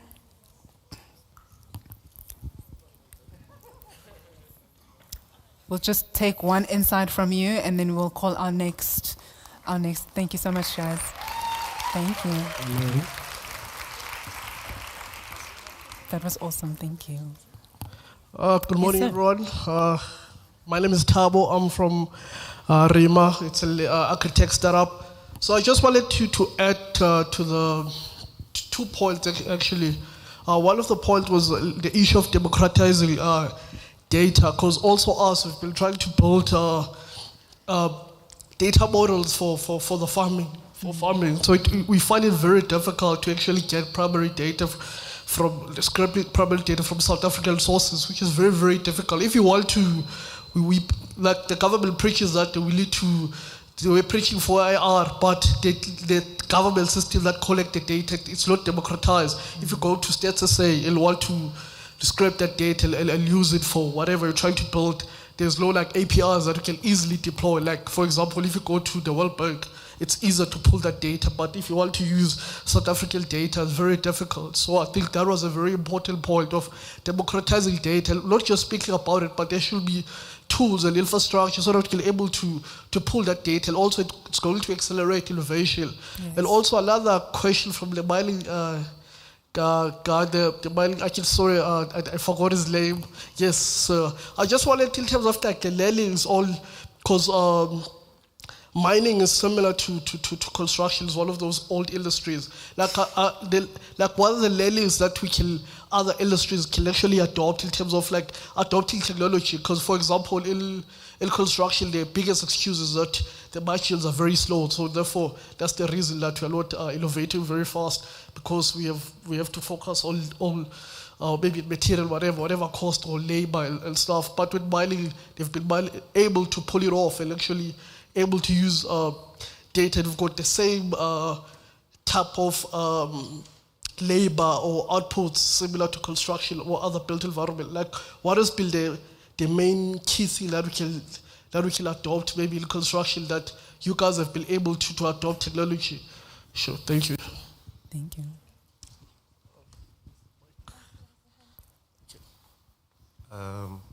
Good morning, everyone. My name is Wutu, and so I've got 2 points I wanna contribute. So the first one is, I think for South Africa, I think we have so from some of the projects that I've worked on. So I'm an intern at one of the local companies. I don't have much time. So one of the issues that I've seen is that we South Africa, we don't have data infrastructures, data pipelines.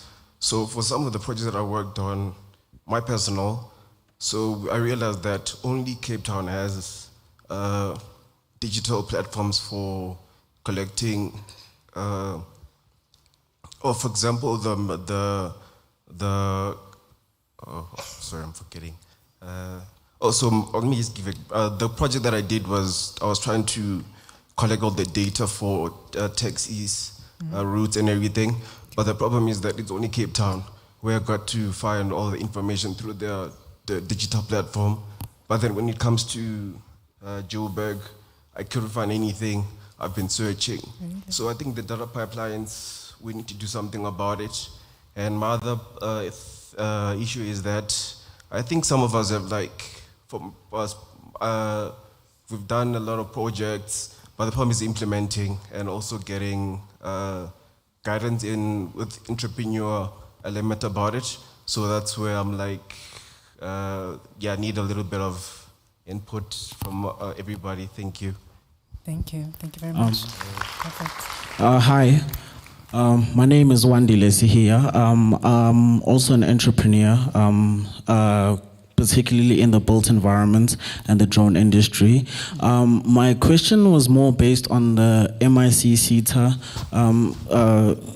in terms of being an entrepreneur and so forth. And I have a company that actually works on getting aerial visuals of informal settlements, and we take that information and we find how to give these people suitable infrastructures and facilities for them to actually survive better, or even identifying rural settlements prior to actually taking place, or because within 3 days, if they are not removed, they officially can erect buildings there and start a new settlement. So my approach towards that has been very research intensive. I even built products and so forth that can help that situation. However, once I started being an entrepreneurship, starting a company, employing a few people, most of the things that slowed us down was specifically based off having the capital, since we're living in a capitalistic society,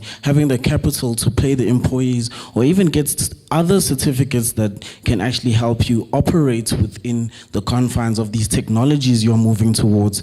And sometimes it is easier to learn these different tools and get all of these things, and you can even get funded. But once you actually start implementing and creating something, you can no longer just specifically deal on open source materials. So yeah, that's the question I wanted to ask in terms of navigating how to get capital, because I've also worked with other companies that do actually get assistance from such different CETAs and so forth, and I've been a part of all of those innovative collaborations and seen how it actually impacts the company and growing and getting that ripple effect. So yeah, I'd just would like to engage further on that. Okay, perfect. Thank you so much. Okay. I think even after the session, before you even respond, the gentleman from the MIC-CETA, what I do want to, I'm very conscious of time, and I know the team here, in terms of our venue hosts, they're very, very strict, so we do need to kind of move swiftly. But thank you for the comments that you made and the questions that you've shared. I would like that even after we've wrapped up in the closing remarks that we made, if you still do have time to stay and engage, please do so. Otherwise, if you're comfortable, our speakers are comfortable in terms of sharing their contact details, then please do reach out to our organizer or even find the relevant person to exchange details. Then you can continue the conversation forward. I don't know, in terms of the broader access to the answers, the questions, I don't know how the team's going to do that, but I think it'll be really great to even have a write-up, step by step. Is there something that you can share, a document? And I know a lot of people will be like, no, check the website. And people will be like, we've checked the website. We've lost ourselves on those websites. But if there's a direct space to go to, if there's workshops, that sort of thing, in the areas that you can actually speak to a person, that is even better way to do this. So hopefully we will be able to manage that post today. But moving on to our next session, 6 and 7, leadership, ethics, and the future workforce. Then reimagining insurance, how data and AI are redefining risk, relevance, and relationships. I don't know how our moderators and speakers are going to make that mash up, but get creative. I'd like to call upon our moderator for the first session, Leadership, Ethics, and Future Workforce, Gerard Duploy, Executive Consultant, Enterprise Architects at Notion Consulting. Then Hilton Goodmans, he's a director at Focused People. Then we've got our other speaker, Helena Filyun, Head of Data Analytics at Guard Risk Life. And then Faith Sitole, Senior Manager, Data Regulatory Reporting at Nedbank, if she is here. Not too sure. Has Faith joined us?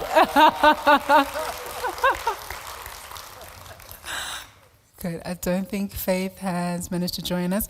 I don't know if anybody's gotten stuck the traffic that from yesterday, the G20 preparation traffic. It's not cute. So I think a lot of people are probably facing that frustration. Oh, is Faith here? Oh, brilliant. Please bring her through. All right. Are those marshmallows that you're holding? It's going to be for you guys. 4 of you. Is there somebody who would like to join? Nish? Are you also on the panel? Nishan? No, none of them. Apologies. Hi. Your name is? Nishan. Nishan. Yes. Okay. From? From Outsurance. Outsurance. Nishan from Outsurance. There you go.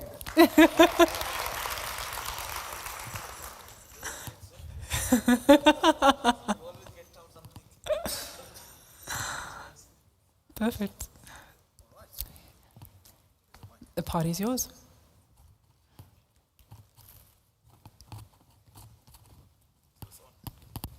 Yes, I hope so.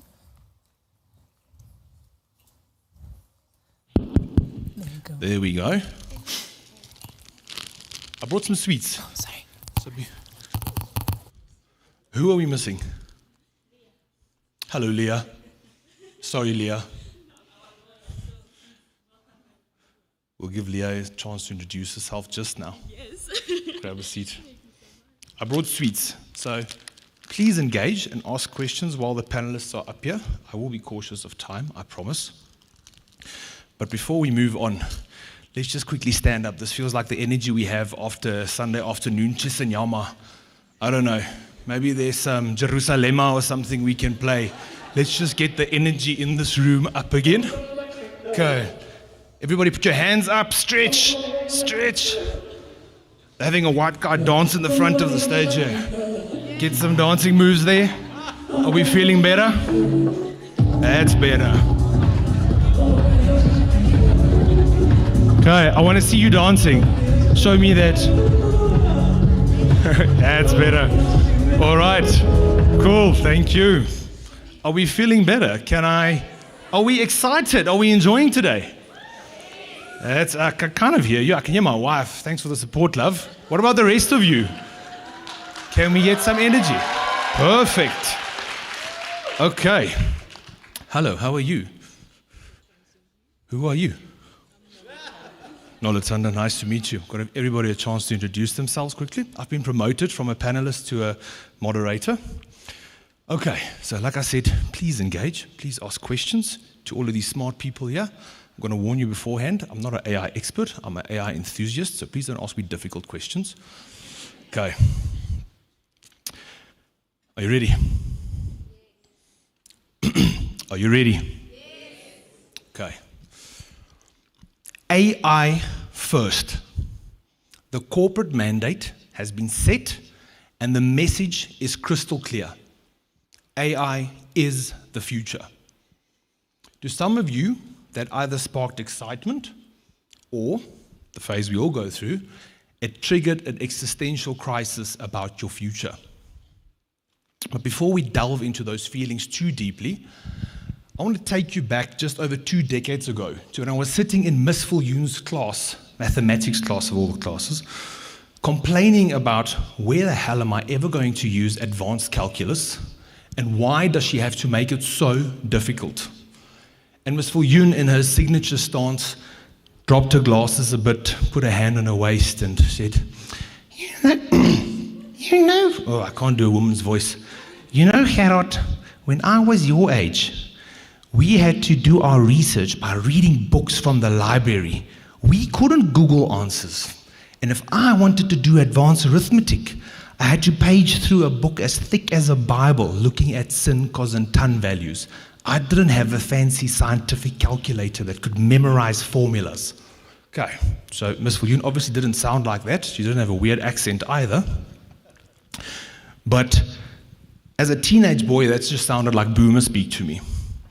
But lately, thinking about AI in our future and young people entering the workforce, that lesson has been top of mind quite often.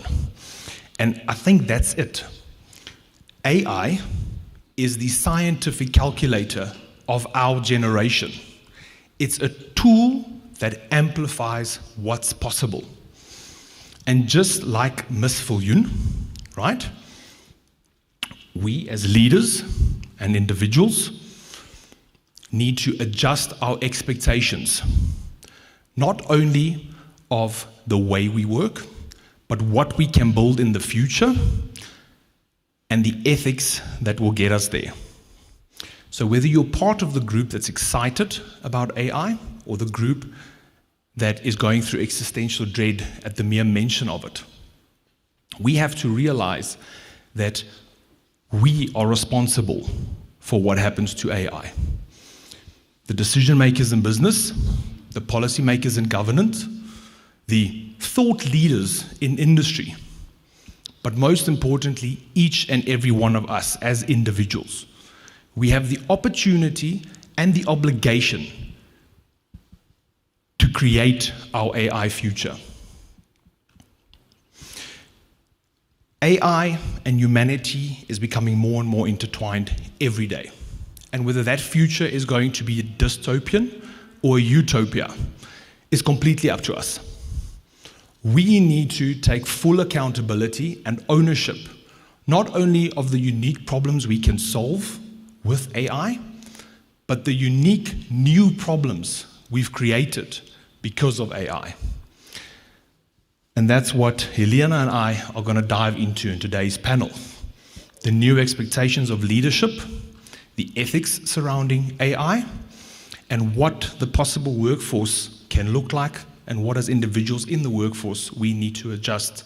What expectations do we need to realign to ensure that Africa's AI future remains human-centric? Cool. Helena, will you kick us off with the first set of questions, please?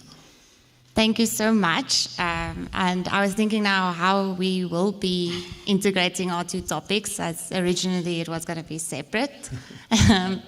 And I think with the architecture, we wouldn't have data science or any AI. So I think that's a good bridge that we can gap. Definitely. But yeah, it's very nice to be here today and to speak to all of you. I know in general, not a lot of people get excited about insurance per se. But I think insurance at its heart is a positive thing, and it should be there for people when you need it most. And throughout the years, the perception might have gone negative. But I think especially after COVID and all that we've been through, insurance should be there to ensure that you as the people have comfort in your families and at guard risk and at outsurance. We want to use AI to make risk better so that we can pay out claims faster and start to model for the people that's living in Africa, not based on data that's being publicized in America. So that's basically how insurance ties back to AI and what we will be discussing on that today. So on my right, I have Nishant. He is from Outsurance. I think we've all seen their fun ads, which we all love. So thank you for your time today. My first question for you, and again, if you guys have questions, and even anyone on the panel, just jump in. So Outsurance has a strong reputation for customer-centric innovation. How are you using data and AI to redefine customer relationship and improve claims experiences for us as South Africans?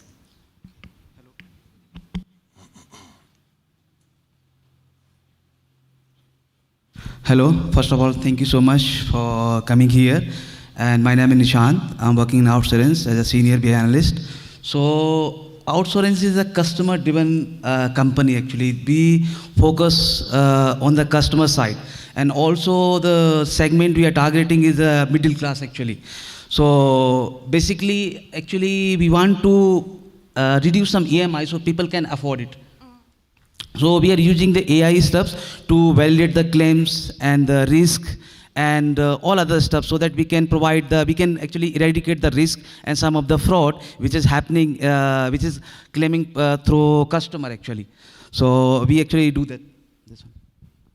Thank you. Awesome stuff. Thank you, Nishant.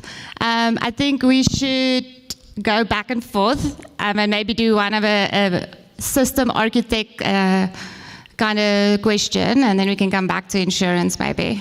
Okay, perfect. Just before I do that, can I ask the three of you to just briefly introduce yourselves? Or actually, the four of you, you've had a nice introduction. Sorry, just so we all know who we're speaking to. Hello everyone, my name is Noluthando Mbangeleli. I'm from ESTA, which is Association for Skills Development in South Africa. I'm the vice chair in the Gauteng region, and I'm also an academic from the University of Johannesburg Business School. Thanks. Good afternoon, everybody. I'm Leah Houston. I am an admitted attorney of the High Court. I'm currently a legal queries executive at W Tax. I've previously worked as a legal officer at Ituba Holdings at the National Lottery. Yeah, that is me. Panda Pusha Play. Nice. Hello, everybody. My name is Fetsi Digital, and I've been in banking, I think, for a number of years. Don't want to disclose, but not in insurance. But yeah, so currently I'm serving as a senior manager within the data regulatory reporting. So yeah, we are those people that send out the external reports to SOB. You know, yeah, it's not a nice thing to do, you know. So yeah, I'm just looking forward to today, and hopefully that you guys will learn a lot from us, and definitely, hopefully, I know we will also learn from the rest of the other guys who are here as well. Thank you. Sanbonani nonke, Gingu Hilton ka Goodmans. So ndanikule eBay kodwa ndizohlala apha eGauteng. So Hilton, from Focused People, we focus on the capacity side of things, the human side that supports the algorithms, because there's some things that AI just can't do, like emotions. And the support, the reason we're here is for conversations around this. And there's some things like dialogue and building the people side of things, the change management we spoke about before, that's so important to make sure that we use AI not only responsibly, but we lead in a human way that engages other humans. Perfect, thank you so much. Then I actually want to start with you, Hilton. I think I've got an interesting question for you. Uh-oh. Okay, so this topic's come up quite a bit, and I've got a colleague over there that disagrees with me on this absolutely 180 degrees. So, leadership today must inspire across different generations, from your Gen Alphas to your boomers. Everybody's in the workforce. We have our digital natives, our mid-career professionals, our legacy leaders, all in the same room. What mindset shifts do you think are critical to lead ethically in this blended workforce? Wow. To start that conversation is a tough one. I'm going to start with the word humility, humbleness. And I think in Africa, we grew up with concepts of izandla ziyahlambana, the one hand, you know, washes the other, and you know, umuntu ngumuntu ngabantu, umuntu kimuntu kabantu. You know, people are people. Thank you. People are people through and with other people, etc. And that starts with the humility to say, I can't do this on my own. I need others. And I think the model of leadership that we see around the country and the world isn't always very humble. It's about how do I self-promote, I'm the influencer, and I'm not dissing the influencers, I love the work they do. The fact is that I think there's so much that we need to do in terms of our own thinking, like how do we genuinely, authentically represent ourselves in our brands? How do we make sure that our leadership is inclusive and that it actually makes an impact?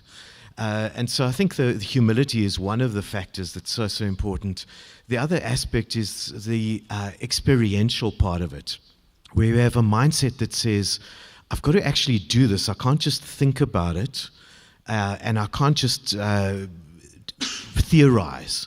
And forgive me from the academia side of things. I'm a UJ alum as well, so I do love the academic world. But I think the challenge is that the practice of connecting it to real practice. If you think about like Germany for many years, they had work-life programs where you'd go, you'd study 4 days, you'd work 4 days a week and you'd study 1 day. And so after 3 years, you've actually worked in the business for a long time, plus you've got your degree. And that was 20 years ago already. So I think the challenge of ethics and inclusion, some of those principles cover all generations. Where it's like, if I'm humble, then I realize I can be taught by anybody. I am curious to know, what are you seeing that I'm not seeing? How do I approach you? Can I ask the question, how do you see the world, rather than assuming that you see it like me, or that I know more than you because I'm older? And I think that curious approach, that engagement with humility, asking the questions and getting better at the questions that we're asking.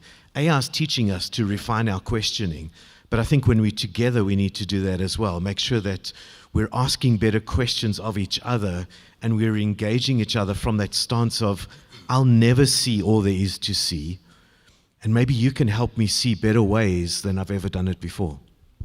Yeah, definitely. I think that the next question for Nolotando is actually a good follow-up. Am I saying your name right? Yeah.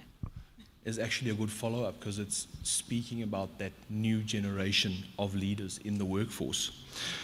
So you teach and shape future leaders. How is leadership education and ethics training evolving to prepare graduates for a workplace where AI and automation is rewriting the rules that we've been working along all this time? Oh yes, of course, right. Thank you so much. In your opening speech, you said back in your days, I don't know how back it is, you used to have textbooks and all of that. As much as AI is helping, I'm thinking, can we just go back to those textbooks?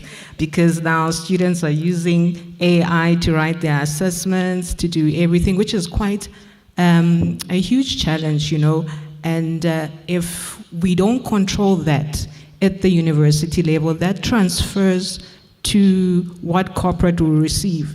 If you remember, there was a case, I think in 2023, it's a court case where lawyers actually used ChatGPT to generate, the course case and the answers, and that was picked up.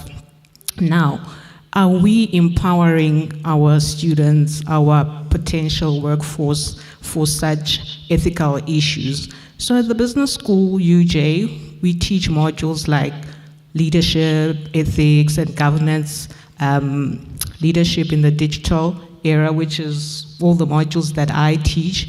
And these modules are exactly for that, to empower our students so that they are ready for such workforce, because the honest truth is AI is not going anywhere. Instead, technology, there's we're going to the fifth internet, 4IR, 5IR. We are now in the 5IR, where humans, where robots are taking over human jobs. But as you mentioned before that, you are still responsible for the decisions and all the algorithms that are put in that system. So we teach such modules, we prepare, we use real life case studies to prepare our students. For example, recently, if we're looking at the University of Forte, it has burned down, systems are down, people's data is there, is all of that. I would use that in my case scenario, because when you get into the corporate, that's the real application that students need to apply. How do you protect that information? Was it even protected? Were the systems put in place? You know, and I would say to you, for example, if you were the VC, how are you going to tackle such a situation? You know what I mean? So definitely we are, and I think the guy earlier in MICT explained everything very nicely. I don't want to go into that angle, but this is the challenge that we are having, that we need to develop leaders that are ethical, leaders that will lead with integrity, and now we are embedding that in our curriculum on how to use AI in a very responsible manner. Because if ChatGPT is writing your assignment, it means you are not learning. So unfortunately, because of this, we have also adapted to the traditional style of teaching, that it means embedding AI in our traditional. That would mean coming in and presenting your work, you know, so that we can know that you did the work by yourself, coming in and writing those exams. So we use blended approaches, hybrid approaches. You write online, but we need to see you face to face, because if we don't do this, then we are destroying the future, and we are destroying who our companies and our corporate are going to be employed. So we are tackling it, but it's coming in slow. Thank you. Helena, before I ask you to ask the panel a question, I actually have a question for you. So Helena is the head of data analytics at GuardRisk. So quite a senior position. And I think it touches on leadership a lot. I think we've got some good answers on leadership, humility, training and prepping people. But I'm kind of curious about the analytics side. So in the context of Africa's digital future, how is GuardRisk leveraging data to drive inclusion and equity in life insurance products?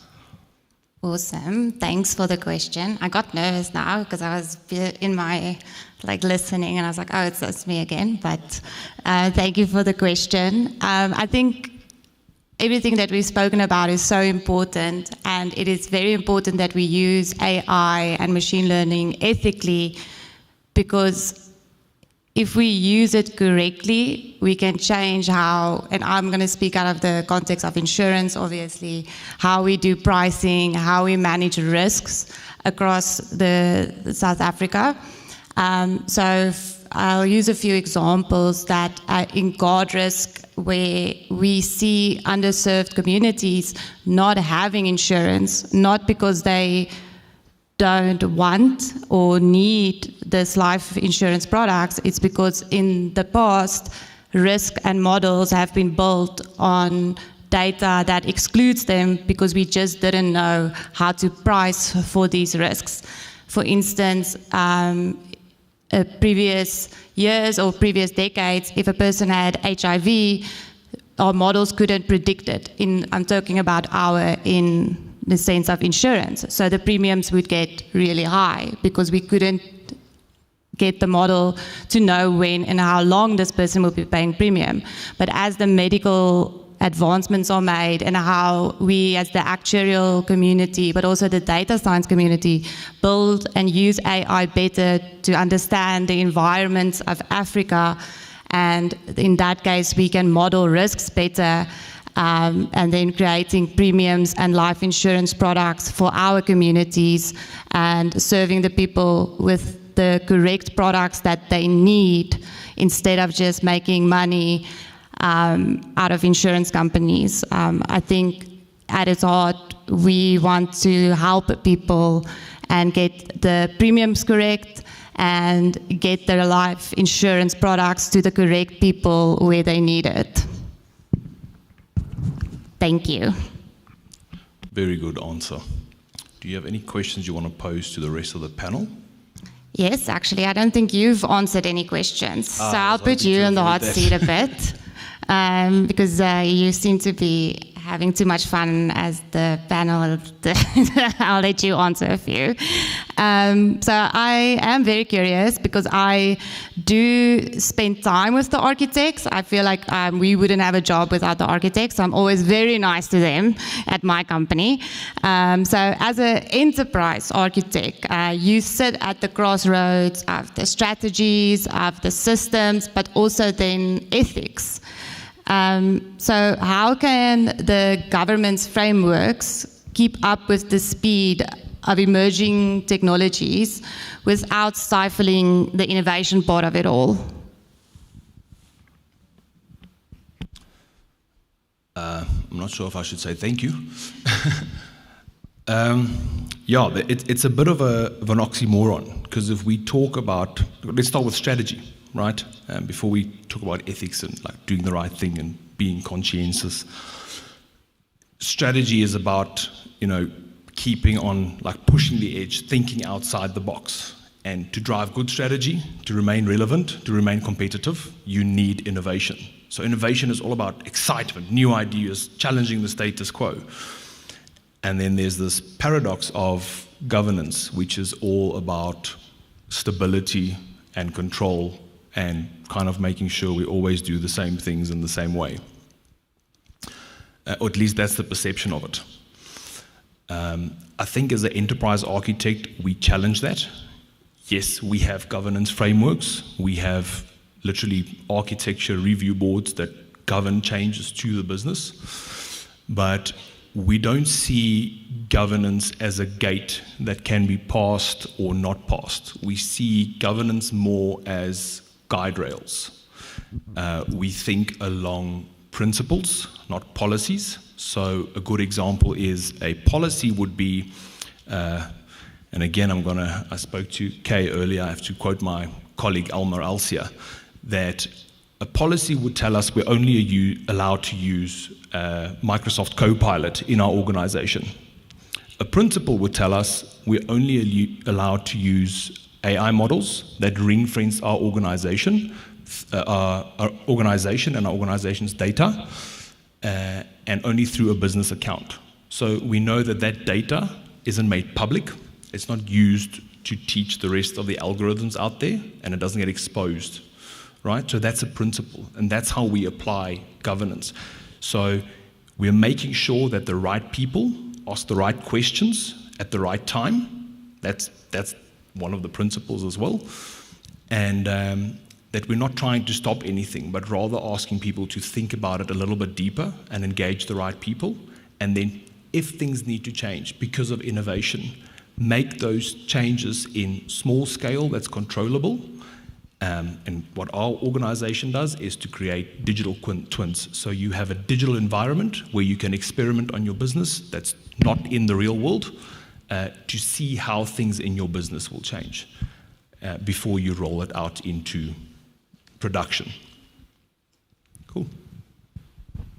Okay. I'm sorry, just in regards to ethics, and you mentioned the law. You mentioned your, what? That sounded impressive. You're a what? Attorney. Oh, there's a mic.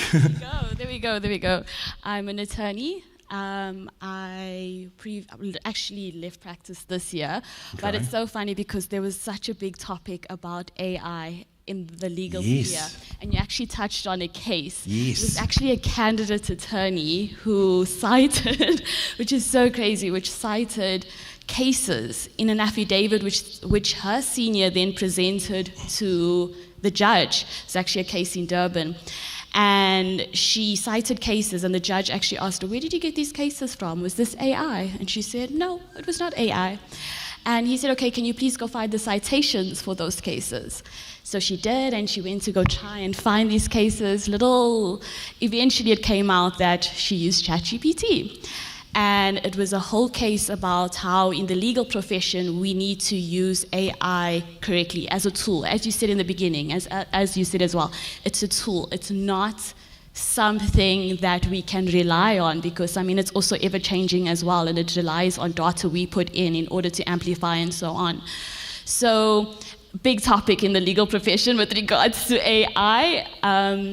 Yeah, and especially, and then funny enough, I moved to corporate at W Tax, where we deal with withholding tax and so on, and it's such a shift in corporates where they actually rely on AI, and also have AI training. But again, it's more of training to see how we can better our work, how we can do something efficiently and not relying on it. And I think that's something that when we move from legal in practice and legal in corporate, it's a tool. AI is a tool. Always double check, always fact check what you put out there, because you never know where it lands, and your career is on the line, and your integrity and so on. So yeah. Yeah, I think hallucinations. Certain consulting companies you would have seen in the news to the tune of hundreds of millions of dollars. Yes. Yeah. Human in the loop systems and proofing, definitely important. Yes, no, definitely. I want to ask one more question to Faith. How are we doing on time? I can see the timer is red, but I'll be honest, I'm half blind. So do I need to wrap up? Do we need to wrap up?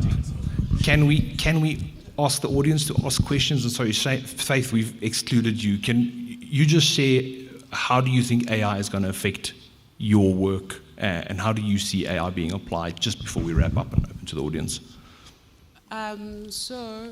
Sure. I've actually delivered so many talks around AI. I'm just gonna go quickly and copy and paste one of my talks. Perfect. Right? Can I do that and just? As long as you didn't copy and paste from ChatGPT. No. Right. So there's always two sides of everything, right? So when you look at AI, I just want to clarify that AI is not only ChatGPT. Right? So AI, to your point, it's a tool, and this tool is built through machine learnings, meaning it's a tool that can learn out of a person. Whatever you punch in, it stores it, and it keeps it as an information for the next person. So it's all fed by us. Right? So when you look at Google, for an example, Google, when you go and you type some research, it will bring up all these other websites to the point of citation, right? All those websites where certain articles were written about whatever you are searching about, you know? But with AI, it goes in different places. It does go to websites, but also it goes back to the memory to give you answers based on what was fed by people. So we as people are creating this monster at the end of the day. Depends on what we feed it, it's what we will get it after, right, out of it. And it's also built in algorithms, right, that are able to process faster. Meaning it can also say, if Faith is thinking like this today, right? There's so many factors that I can factor in Faith's question today, looking at the age, looking at the area, looking at the, the economic factors. Is she in Africa? Or what's happening? And then if she thinks like this now, I think in future, this is how Faith should be thinking. And it starts preparing itself, or the capacity of itself for the future. Right? So, and without knowing, we keep feeding it. Sometimes we want to test it so much with certain things, but it stores that information. And imagine if it's 5 billion of us in the world feeding this monster. In so many years, 100 years to come, it's going to be uncontrollable. So what I'm trying to say is that AI alone cannot go far. But it's through us, on what we feed it, we give it that potential for it to go furthest. So everything lies with us. I know most of us are so scared of this thing. We should be scared of us because we are feeding it. You know, we feed it questions, we want to test it, how far it thinks and all of that. Have you noticed that sometimes when you test it so much, it processes and says, you know, yeah, it processes for a long time because it's trying to also go down to the memory of whoever asked, you know, across the world, and it brings it in. And so AI is a tool, guys, that is supposed to be an innocent tool, but we are creating a monster out of it. So that's the other side of the coin. The positive side of the coin is, data, right? So in data, we process big data. Sometimes, you know, querying the data through, I don't know what language other people will do. I will use SQL. There's a piece of code, big code that I need to write. It could either be a stored procedure that I'm building or anything. Building anything or developing anything can take time. And I mentioned earlier that in my team, we generate the reports that go to the South African Reserve Bank. But because of the amount of information that they need from us is a lot. Sometimes to go and find that information in our databases, it's a lot. How many joins are we going to put together and everything like that? So you're asking a question, would I use AI in my current space? Yes, I would, for automation, not for it to think on my behalf. I don't want AI to think for me. I want to think. I want to think, but I want to use it to help me work efficiently so that next time when I wake up, I think I click a button, not ask it to tell me what my reports are. I think it's not fair what we are doing to ourselves, because we're going to be people or humans that can't think at all. You will always ask AI, if I want to enjoy my egg, what should I put? Simple, it's salt and pepper, right? But you can't even think up to that level, right? So another thing also, part of one of the other things I do, I help people write books. I'm an author, right? I help people write books. I also edit books. I publish books. I distribute books, right? So you find that people will come to me and say, Faith, I've got a book. Your end, you know, I've written my story. But when you go through it, it's AI who wrote a story, not you. The quality of that book is so poor. It doesn't connect. It doesn't help you connect to the person. But it talks so much about these other things, but it removes the person as a center. Yeah. You know, so I normally say, if AI could wash my laundry and clean my yard, I would be happy. But can I keep creative thinking? Can I keep art? Yeah. So, yeah. Those are the things we need to consider, the implications. Thank you for that, Faith. Okay. Do we have any time for audience questions? Okay. Sorry, everybody. Please come talk to us afterwards. Thank you so much, panelists. We appreciate you. Over to you. Get a photo first, please, of our panels. Thank you. Really great discussion. I think, look, there were so many things that you all brought up, all the panel discussions. The next time, Buitumela, if we can have like a whole day or 2 days, and no, the headache of organizing a summit, it's quite intense, but it's been fantastic. It's been absolutely fantastic.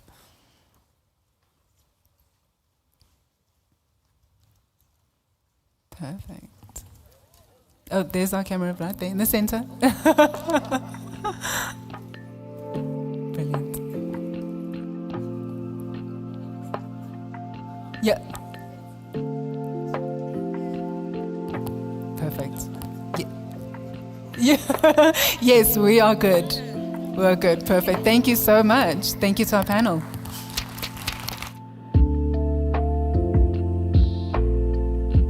Making our way to our second last and our last session. So we're almost at the finish line. Thank you for hanging in there, guys. Thank you so much. Okay, session 8, we've got Tech for Disability Inclusion in Africa's Digital Future. And I'd like to call upon our speakers, Emily Mabasa, author, founder, and inclusion activist, Phoenix in Alexandra. Musa Gaube, network engineer and inclusion activist, Vodacom, Lesotho. And our moderator, Dr. Babalwa Chabashe Pume, disability rights advocate and lecturer at UJ. Thank you.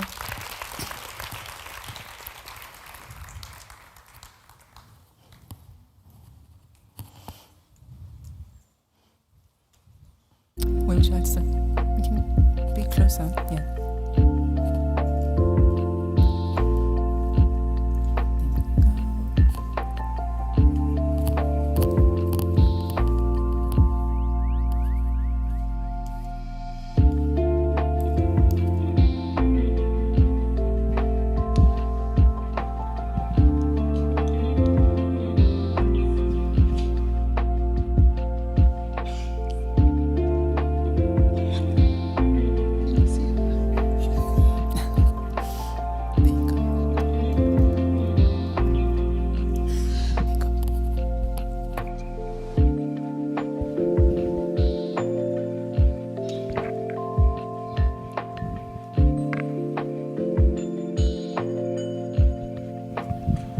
Good afternoon, everyone.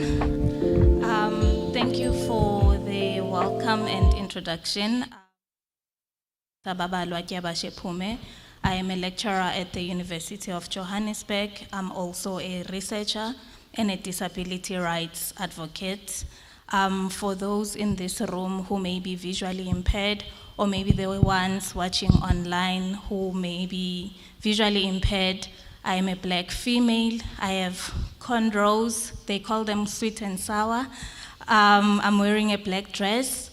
I'm here with my panelists, Emily. She's also a black female, wearing a white and pink top and burgundy pants. And I also have Musa, who is wearing a white dress and also has cornrows on her head. So thank you very much for your attention. So today we'll be talking about bridging the gap between digital technologies as well as people with disabilities. But before we begin, maybe some of you you would be asking yourselves, why am I doing work in disability? So I'm very passionate about disability, and I've worked providing services to autistic individuals and people with intellectual and developmental disabilities. So as I was working in the field, I found that there are no interventions for people, especially autistic individuals. So I would often consult literature and go back to my studies and look at what is being done globally for people with autism or people with intellectual disabilities. And in my search, I found that there isn't much that is being done in South Africa or even in Africa for people who are living with autism or who are on the spectrum. So I often, in my practice, had to borrow from the global north. And we know how frustrating that could be, because I am serving people in South Africa, in Africa. That's why I decided then to pursue my PhD in psychiatry and mental health, where I focused on intellectual disabilities, particularly focusing in the South African context. And then my theoretical framework, well, Ubuntu, we know it as a concept, but I used it as a theoretical framework to guide and ground my work, because I believe that I am because you are. I am a moderator today because there are panelists. I am a disability advocate because there are people with disabilities. So that is a brief background about myself. I'll let the panelists introduce themselves. Thank you. Good afternoon, everybody. My name is Nkateko Emily Mabasa. I am an author of a children's book. I am a founder of a non-profit organization based in Alex called Phoenix Alexandra. We work with children with disabilities and without disabilities. And I also am an activist speaking up on the rights and the experiences of people with disabilities. And it's an honor to be here today, because I've not only heard the panelists, touch a bit on technology and how it's helping, but it's also given me ideas on how I can contribute to what can be done to make things easier for people with disabilities that need technology in the everyday life space. Yeah, thank you.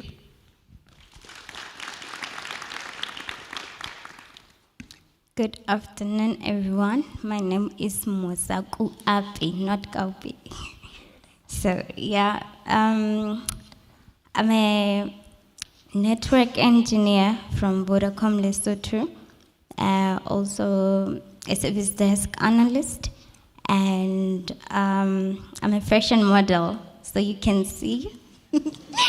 Yeah, so I have my own company that is inclusive fashion, and of course I'm a corporate hand, so corporate hands always on fleek, always on heels, so that is why my company is there for, just to make me included in the corporate industry. I'm also an award-winning woman in technology. I'm an advocate of disability and technology as well, because you'll hear from it. Also, I'm a content creator. I think not most, but some people here know me as well from TikTok, and the invite, I got it through my LinkedIn page. You see, Fetsi knew me as well. And yeah, one thing that's very important, I am an AI and inclusion through young AI leaders in Lesotho as well.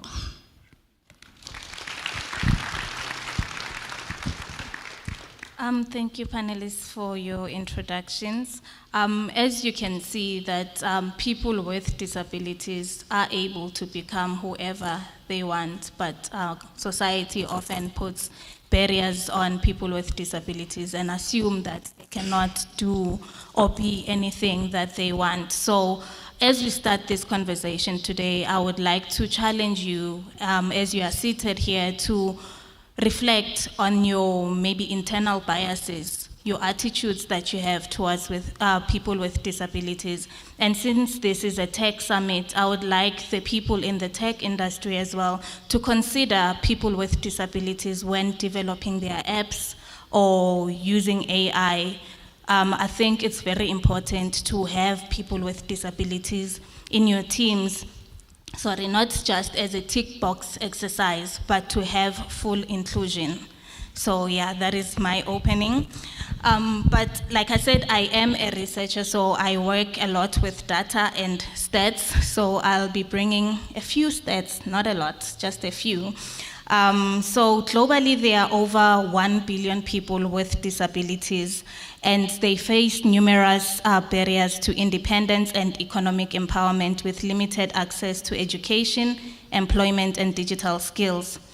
The digital divide is a pressing issue, with only 36% of Africa's population having access to internet, and with approximately 16% of people with disabilities having access to the internet. So we can see that already people with disabilities are left behind. Most of them do not have access to the internet. And the ones who do have access to the internet, it's usually them engaging maybe on social media, but they do not have the digital skills that they need to become maybe tech gurus like yourselves. So we are facing a very I would say exclusionary space when we are looking at technology, because people with disabilities are often an afterthought. So we will be talking about that today. So the first question that I have, it's to the both of you ladies. When we talk about digital inclusion, what does that really mean for a person living with a disability in Africa today? Okay, thank you so much. Before answering your question, right, I just wanted the room to know what disability is, because we keep on saying disability, and then we don't actually know what that is. So disability, it's about impairment and the barrier, because I'm saying this because most of the time I don't really get people saying I have disability because of how they see me. They see like I work like everyone, I talk, I see the types of disabilities they think they are there, and they're not aware. So the impairment and the barriers are what we call disability in general. being psychological, being physical, and all that, right? And then we have barriers like environmental barriers, which I encounter most. Even here, I just got that, you know what, I just can't reach some things, like in the bathroom and whatsoever.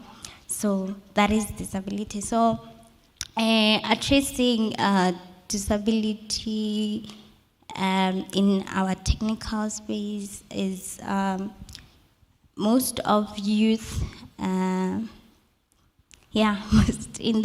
of youth with disabilities don't actually take any technological courses. And this is actually sad because technology is helping us as mostly people with disabilities on how we can live our life. Technology does best. So what we encounter is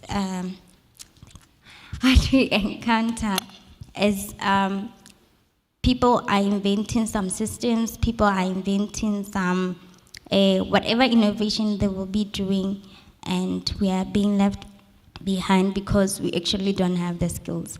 And that is impact. It's an impact to an extent that the employment is an issue as well. So this how I can say technology and disability affects disability. Okay, thank you. I'll let you go, Emily. Okay, thank you for that. So in my own personal experience, right, technology for me has made me think better because, for example, I know that in Japan they have robots that actually people with disabilities in Japan can have access to in order to work. So, for example, when I'm on my crutches, I cannot carry anything. So if we had the same type of access to those type of robots in Africa, it would actually help us be employed for a work that we wanted to do that require us to have fit bodies. And that's why I'm like, technology is a good thing when it comes to those types of innovations and how they can actually make a person feel valued or seen. But as well as other types of technologies that people with disabilities use is voice over, where they can actually speak through certain machines to be able to be heard properly. As a person sitting here today, I couldn't speak before, and the doctors had said to me, you'll never be able to speak, you'll never be able to walk. But because I had determination, I'm doing exactly the opposite of what they said.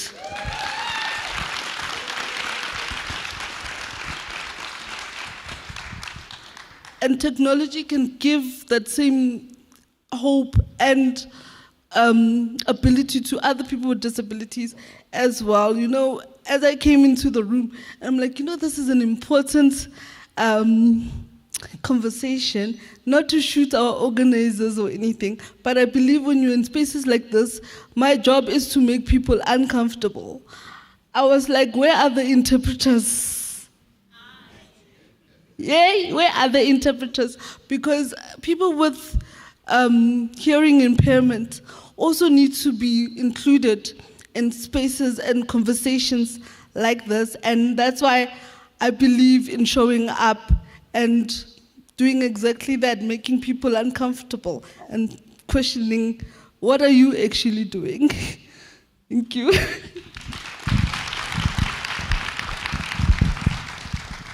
Well, thank you for that, ladies. And hopping on the uncomfortable bandwagon, I hope the organizers call us back next time. But I also made a similar observation that as you were walking up the stairs, that it was already strenuous for you, and we are talking about inclusion, but in the very same spaces that we find ourselves in, the spaces are not inclusive. Musa also mentioned the issue about the bathrooms. And those are just physical infrastructures that sometimes, I know this is not your home or your venue, it's contracted or whatever, but I feel like maybe as we go along, we need to keep these in mind, and especially if we don't know who our audience is, or even if we know that it's people with disabilities, we need to keep certain things in mind, knowing that we are accommodating the people that we are inviting, or the people who occupy the same spaces as us. And this is also to the people who are developing technologies, that as you develop your apps, you need to keep people with disabilities in mind, and also maybe even programs, or even the banking apps. I heard that people from the banking sector are here, and insurance and so on. So as you create those apps, remember that you do have consumers who are maybe visually impaired, who may need apps that are compatible with screen readers, or maybe voiceovers and so on. Emily and I were having a conversation earlier about even the card machines on the cashier till points. Sometimes they are very high, some people cannot reach it. And I had a gentleman I used to work with, he used to have that challenge. So he often had to tell the cashiers his PIN when he goes to maybe to do shopping, because he could not reach those things. So usually people with disabilities are an afterthought. So my challenge to you is that as you go into your fields, please keep those things in mind, that, as I said, 1 billion people in the world are people with disabilities. So meaning that potentially 1 billion people could be your clients or your customers. So please keep this in mind.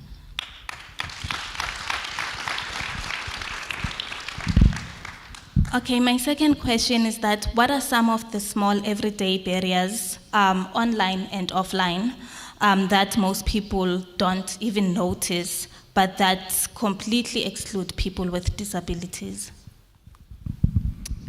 Personally, for me, it's the ATMs. I have to send my sister to always go and do the transactions for me, because number one, it's safer that way. I'm not going to be a target. And number two, I don't have to stand for long.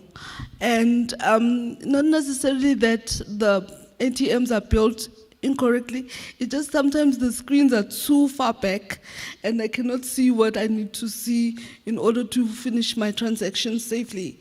And I don't feel that it's okay asking random people. I know that you can't go assuming everybody's gonna rob you, but you can't always be asking people to help you with those type of things. So for me, that is the everyday struggle. And as well as buildings. But as much as you've mentioned the stairs, I had to understand that not everyone will understand my struggle, so I'm gonna have to learn to use stairs so that I find myself in spaces like this and I'm not excluded. So it's also about people with disabilities showing up for themselves and saying, regardless of this fact that those places are not accessible, I'm gonna learn to be in those spaces so that they know that I exist. So I didn't really mind the stairs. It was okay for me. Thank you.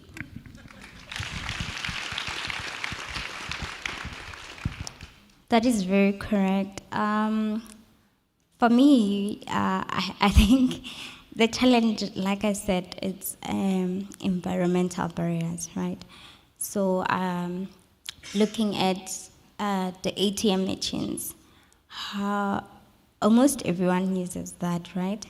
So then there's me, where they're actually designed for only tall people, not people with short stature or maybe wheelchair users, you know. So it's very difficult for cash withdrawals. You know, I even had to find a way like of withdrawing my money, I'm using FNB. So normally I e-wallet myself and then ask the security or whoever to assist me, and that's not good. But the world that we are living in says that. Also, like I said, I'm a corporate heart, so at the work spaces we have access controls. It's either you scan or you put your finger or use your ID. And all those access controls are very positioned where a tall person could reach. What about me? I have to ask you for, taking for me and worst part, when it's my finger, you can imagine that, I'm not able to do that. But what can be done is, we have access control panels to be put at a universal accessible height, right? Also, maybe explore more, like we are living in an advanced world. Why not mobilize the access control, maybe for a wheelchair user, maybe for myself as well? Because at some point, I wouldn't go to some other departments only because I have to tag, and tagging, it's a lot, So those are the types of barriers that I encounter.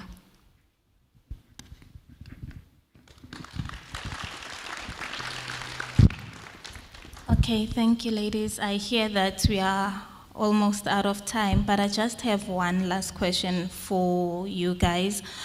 So what role can ordinary developers or small startups, like technology startups, can play in creating more accessible digital solutions for people with disabilities? That is a beautiful question. Thank you for that. Let's start with asking, and I know there's a saying that goes, nothing about us without us, right? And this is specifically for people with disabilities, but I think it also includes any other industry, because if you don't know what you're talking about, or you don't understand the everyday struggles, then how are you going to be part of the solution if you are not including those people that are actually going through those everyday struggles? So basically, I would say asking, and for me personally, there's no stupid question, and sometimes the questions actually challenge my own way of thinking. So asking and actually working together, not just like the tick box thing, because I think that happens a lot. A lot of people are like, no, we have people with disabilities, check, and it's done. But it's deeper than that, because I've also realized that people with disabilities can do careers that people that don't have disabilities are doing. Like there's a nurse that is on her wheelchair, she cannot walk, but she's a nurse. And people don't ever think of people with disabilities going into the medical space. Why not? Because we've always been told they are not more. They are what we are taught. So let's unlearn what we've been learning and relearn. And we can only do that if we work together. Thank you.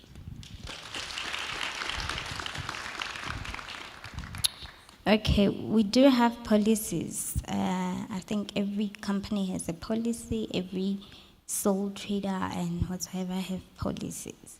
So I think it's time to implement those policies and implement them fully, as well as, actively championing the recruitment of persons with disabilities, because by then, maybe different types, a small statue, if there is one, a person who works with wheelchair, who works with Crocs, who works with different kinds, not only physical disabilities.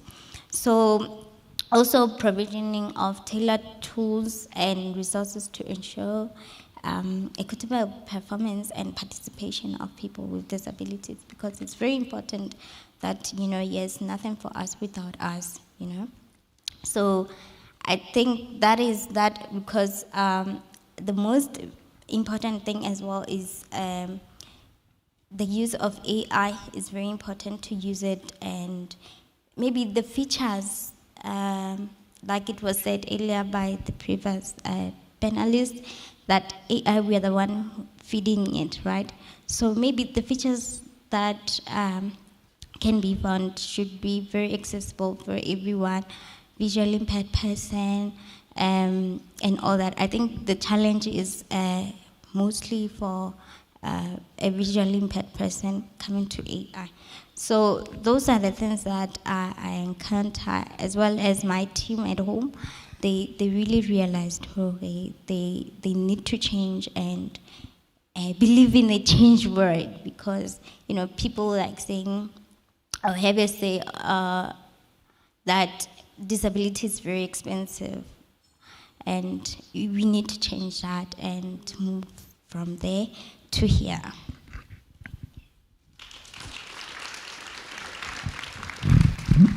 Thank you, ladies. Do we have time for one more question? We don't? All right. Thank you very much for your attention. I hope today you will leave with something and maybe have a paradigm shift when it comes to people with disabilities. Remember, nothing about us without us. Thank you.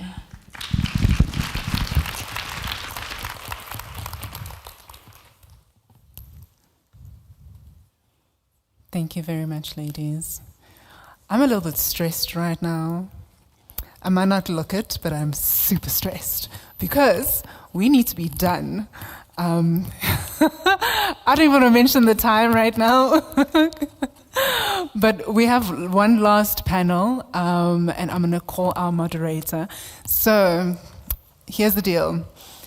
Nobody be shocked or act like, oh my gosh, have you been load shed if the lights go out? Because there's a bit of a T's and C's situation with us being here. But hopefully we can still wrap it up in the next 15, 20 minutes. We will be bargaining. If y'all are faith-filled people, please find your faith quickly now. Please pray. But I'm going to call our next, our final panelist. Session 10, Economic Equity Through Innovation. Our moderator is Siposethu Sihlabaga, an industry community strategist, Africa, government and infrastructure. And I'll also be calling her panelists as well. Dani Skuman, managing director of Dani Skuman and Company Pty Limited. Kensani Nyambi, group executive, Enterprise Solutions. Buitumela Makabo, competition economist and founder of Acumen Business Consulting. Thank you so much for joining us this morning. Well, afternoon now. So I am going to ask, with all due respect, and when people say that, it's just always odd, if we can, and Siposethu, if as you guide in the conversation, if it can be at least 2 very critical questions that our audience members need to have ready and be sorted. Here is a microphone. Oh, there's a mic. Ah, there we go. So any 2 critical questions, and then, see how we wrap it up. On the right. Yeah. That way. That way. Okay. Is yours on? Good afternoon, ladies and gentlemen. They do say save the best for last, huh? So it's quite a pity that we have a couple of minutes, because I think this is probably such an important conversation, and there's a lot of insights and key takeaways to really delve into this afternoon. And I just want to probably, as a precursor into the conversation, talk about equity, right? My previous mentor used to talk about equity. She was a big advocate for equity, and for a long time, I never really understood this concept. And I find it to be a really, full circle moment, where today I'm here, presenting a panel that's really going to touch about equity through innovation. And before we start, for the benefit of the youth that is in this room, equity is really about fairness and giving everyone what they need to succeed. And I think the culmination of all the conversations that we've had today really touches on that.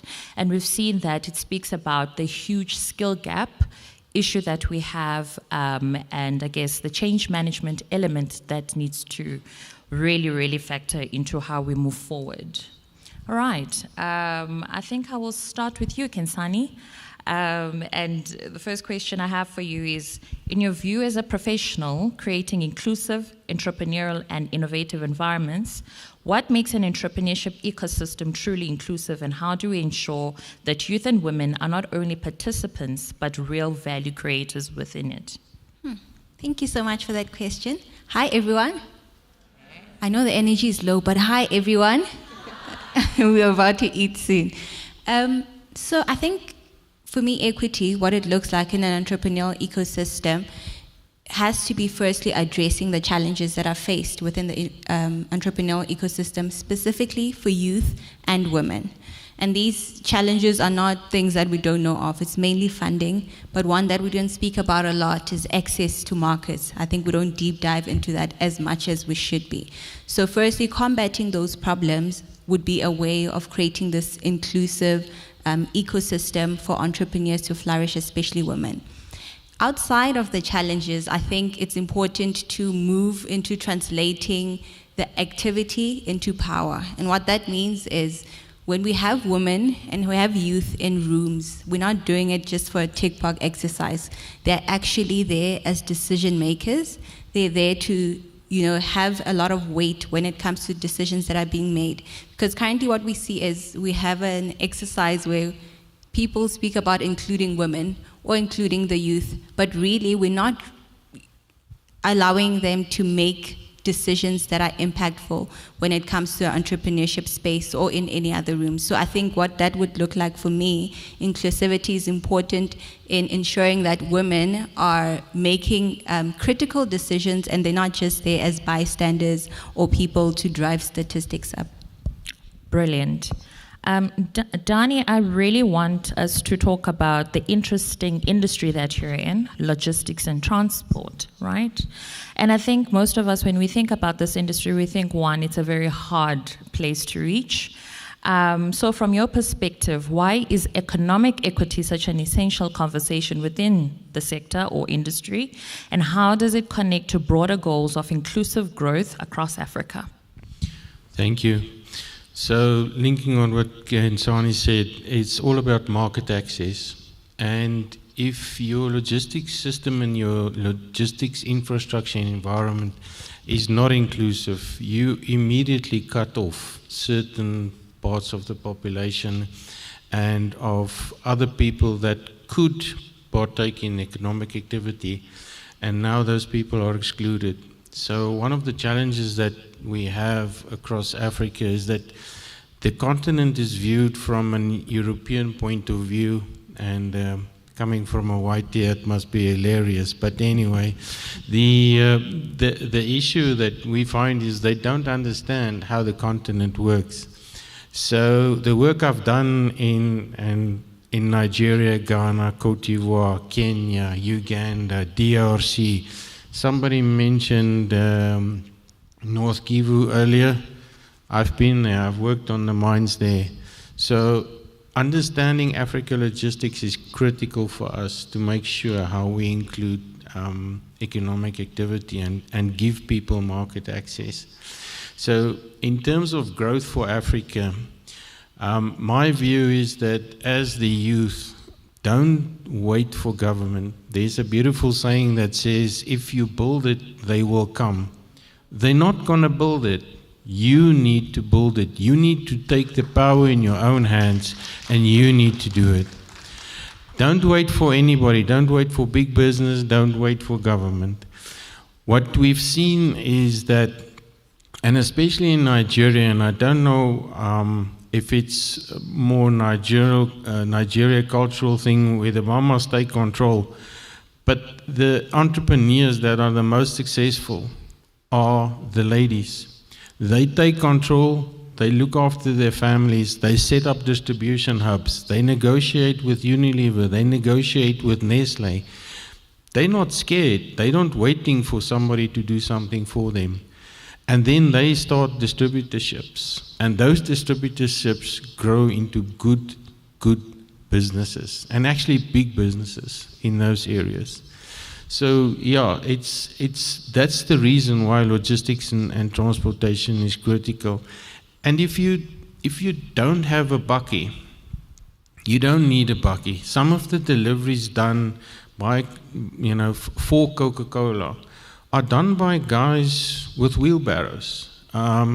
Highly sophisticated wheelbarrows. These guys have, and that's why I say the African population is brilliant in doing innovation. And some of these wheelbarrows are designed by these guys to balance the weight of so many crates of Coca-Cola and even Unilever products. And I am always amazed, and I always want to go back to these guys and say, please show me that thing so that we can teach other people how to create mechanism for last mile delivery. A European would come to me and say, no, we do this on a bicycle. Well, try it, where there's thorns and barely roads, or they say, no, we'll use an electric vehicle. Yeah, right. When we're in the middle of the Namibian desert, I want to see you charge that thing. So they don't understand the way that we operate. And once you've been across the continent, you know the potential. And I can tell you, and that's my call to everybody, is that don't wait for economic growth. Be the economic growth. Brilliant. And I guess that's a brilliant segue to Boitumelo as an economist, right? So my question to you is that given those structural barriers, often disadvantaged historically, disadvantaged groups, how can competition economics and regulatory frameworks be designed to ensure that digital innovation doesn't simply reinforce, existing inequalities, but advances equity? Thank you so much for that question, and it's quite important because we were speaking about how policies could actually help and how South Africa is just like, let's get into the market, but how are we going to regulate it to make sure that, one, SMMEs are included, two, that the gatekeepers that existed prior to this new innovation will not still gatekeep, making sure that the market opens. So I'll start by saying this. When it comes to regulation, we have to be very careful to draw a line that we regulate, but we don't over-regulate. How does that happen? When you put so many administrative things and things that they need to check on the box that actually never actualize into the economy feeling and realizing the rewards. What we because I was at the commission for the longest time before I ventured into my business, is that we need to understand that we are breaking old systems. 90% of the economy is owned by 10%, meaning that they control how the economy moves, how it's distributed, and what you get as an end producer or as a consumer. So with these laws, and I'm going to give you a very practical example. The Commission just recently had inquiry, which was into the markets and internet. And what we realized was that people are trying old systems, let me say this, big corporates, are trying by all means to keep the doors locked. And AI is disruptive. And that is what we want. Disruptive technology helps. If we look at Uber or Taxify, they don't own one car. They use the supply that is already given in the economy.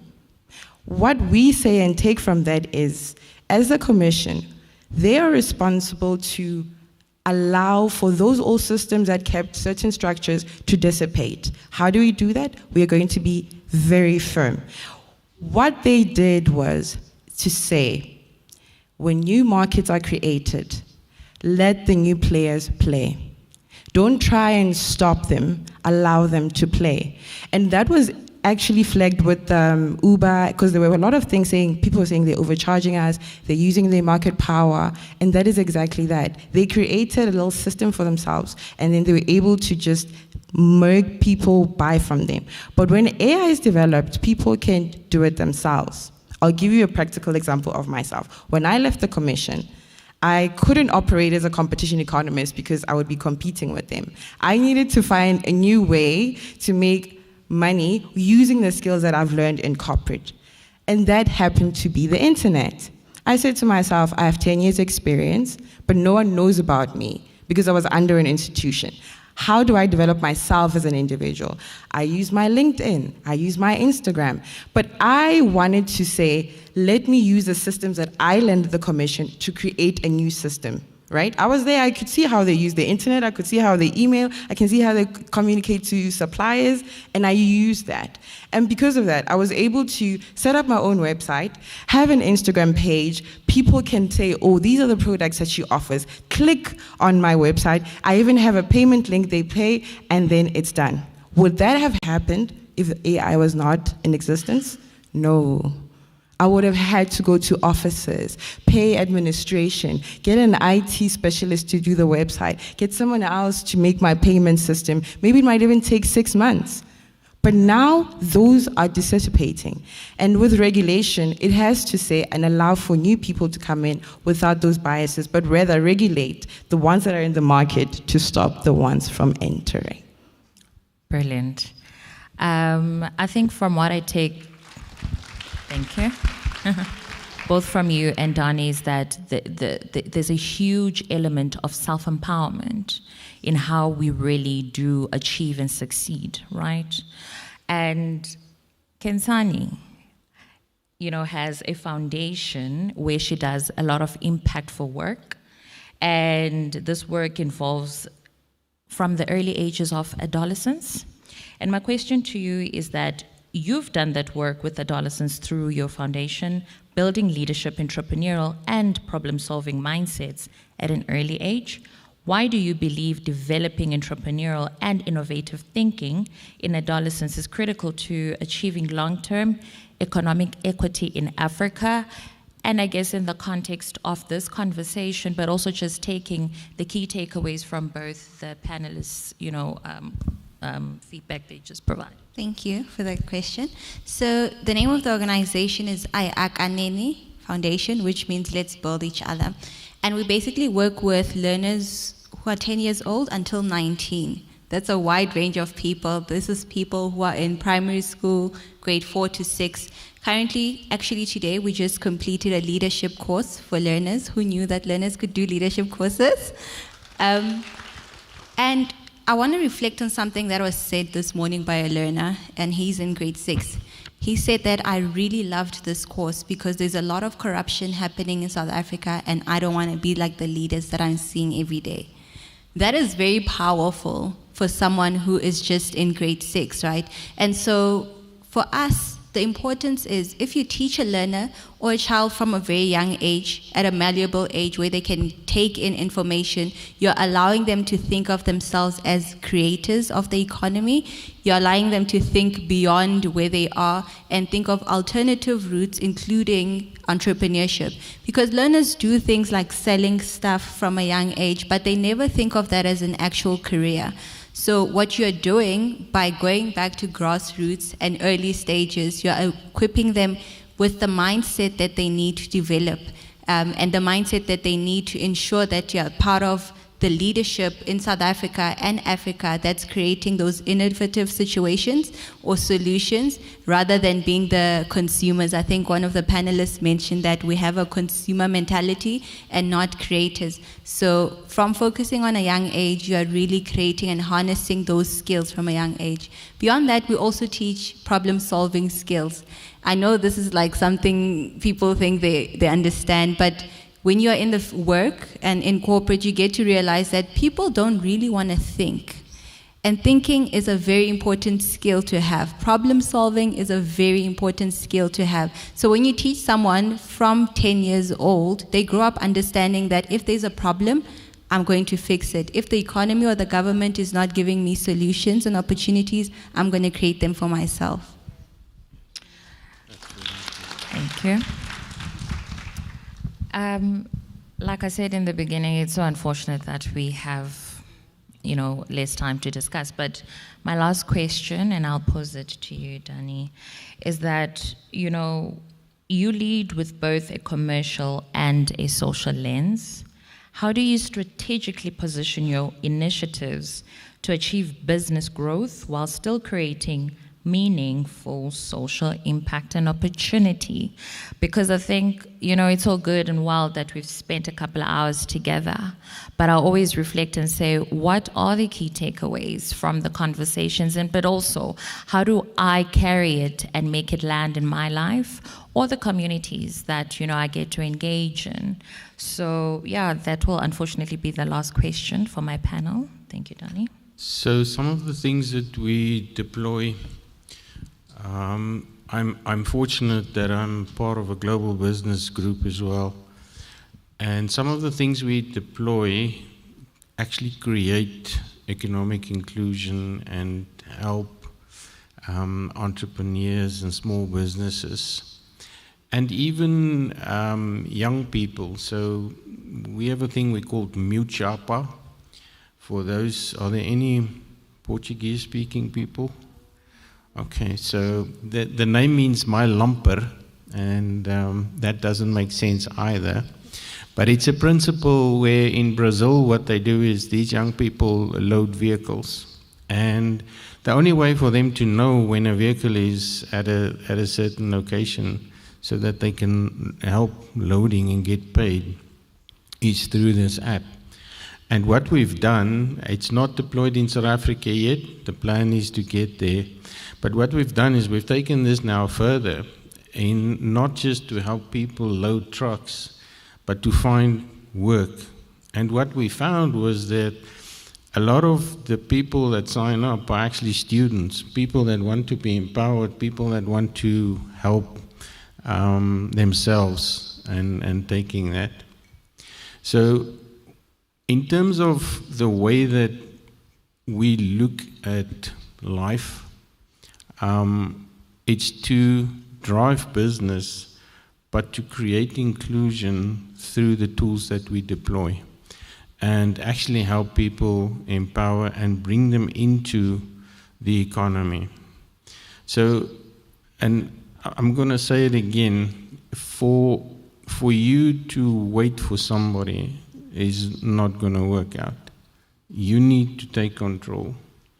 If you want to find out, and we had this on social media, you can start your own business by utilizing Facebook and Instagram as marketing. Now, all my mentors are teaching me that it's love, health, and wealth, and those things create business, and you can create it for yourself.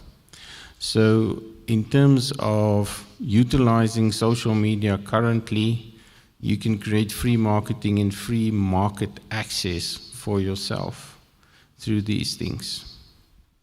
Thank you so much. Thank you so much, ladies and gentlemen, and thank you to you for being such a beautiful crowd. Thank you.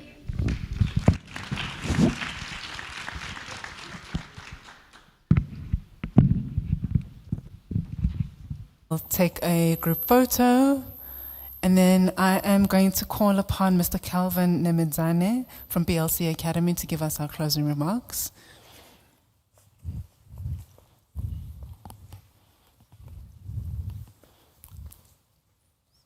It has been an absolute pleasure being your MC for the day. It's been absolutely wonderful. I've learnt a lot. I really have learnt a lot. So I appreciate the time, the energy, the questions, you willingly being here. Thank you to our venue hosts, the usher team, photography, AV. All of you guys have been amazing. And on my part, I am done with my job. I'm Pumeza Langa. It has been an honor to be your MC for the day. Be well.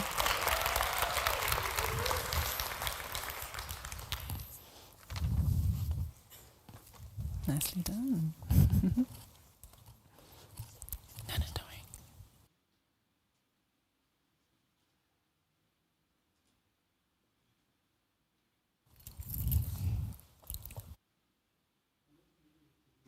1, 2. Okay, I think my role is quite simple. I'm giving the vote of thanks. I'd like to first thank our guest speakers for the day, our panelists, not forgetting our sponsor who made this day to be what it is. And our request is to say we're hoping moving forward with this event that next year we'll get more sponsors so that we can really make it more meaningful and then more time. But we really want to thank our team. Firstly, we want to thank our CEO, the support from the mother. She can just wave her hand sitting there. Let's give her a round of applause. And the brother there who came all the way to support the event. But really we want to thank everybody, the sponsors, our panelists for coming through, interaction of everyone, the CEO herself for the vision itself. It was not an easy vision to come through, pull it together as it is. But we really thank that the team at the back, we want to thank them for making the day. And we also want to thank the exhibitors at the back who are here trying to help us to get everything done. But not forgetting yourself. Can you clap hand for yourself for being here? We really appreciate you. We really want to thank you. But again, fantastic job done by our program director. Where is she? I can't see her anymore. So let's give her a hand. She did a very fantastic job today. So thank you, thank you. I'll close up by saying we want to thank you at the back. We can go, there is some stall at the back, and there's a place to buy some lunch and everything. But most importantly, let's interact with our last panels that were here. Let's exchange the numbers, and then let's take it from there. Thank you, and again I say thank you.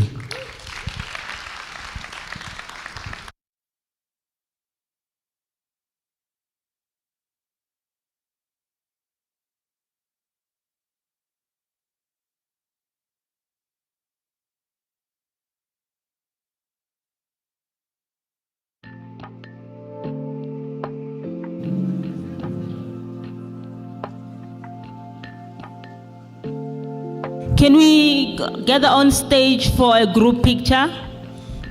All of you, yes.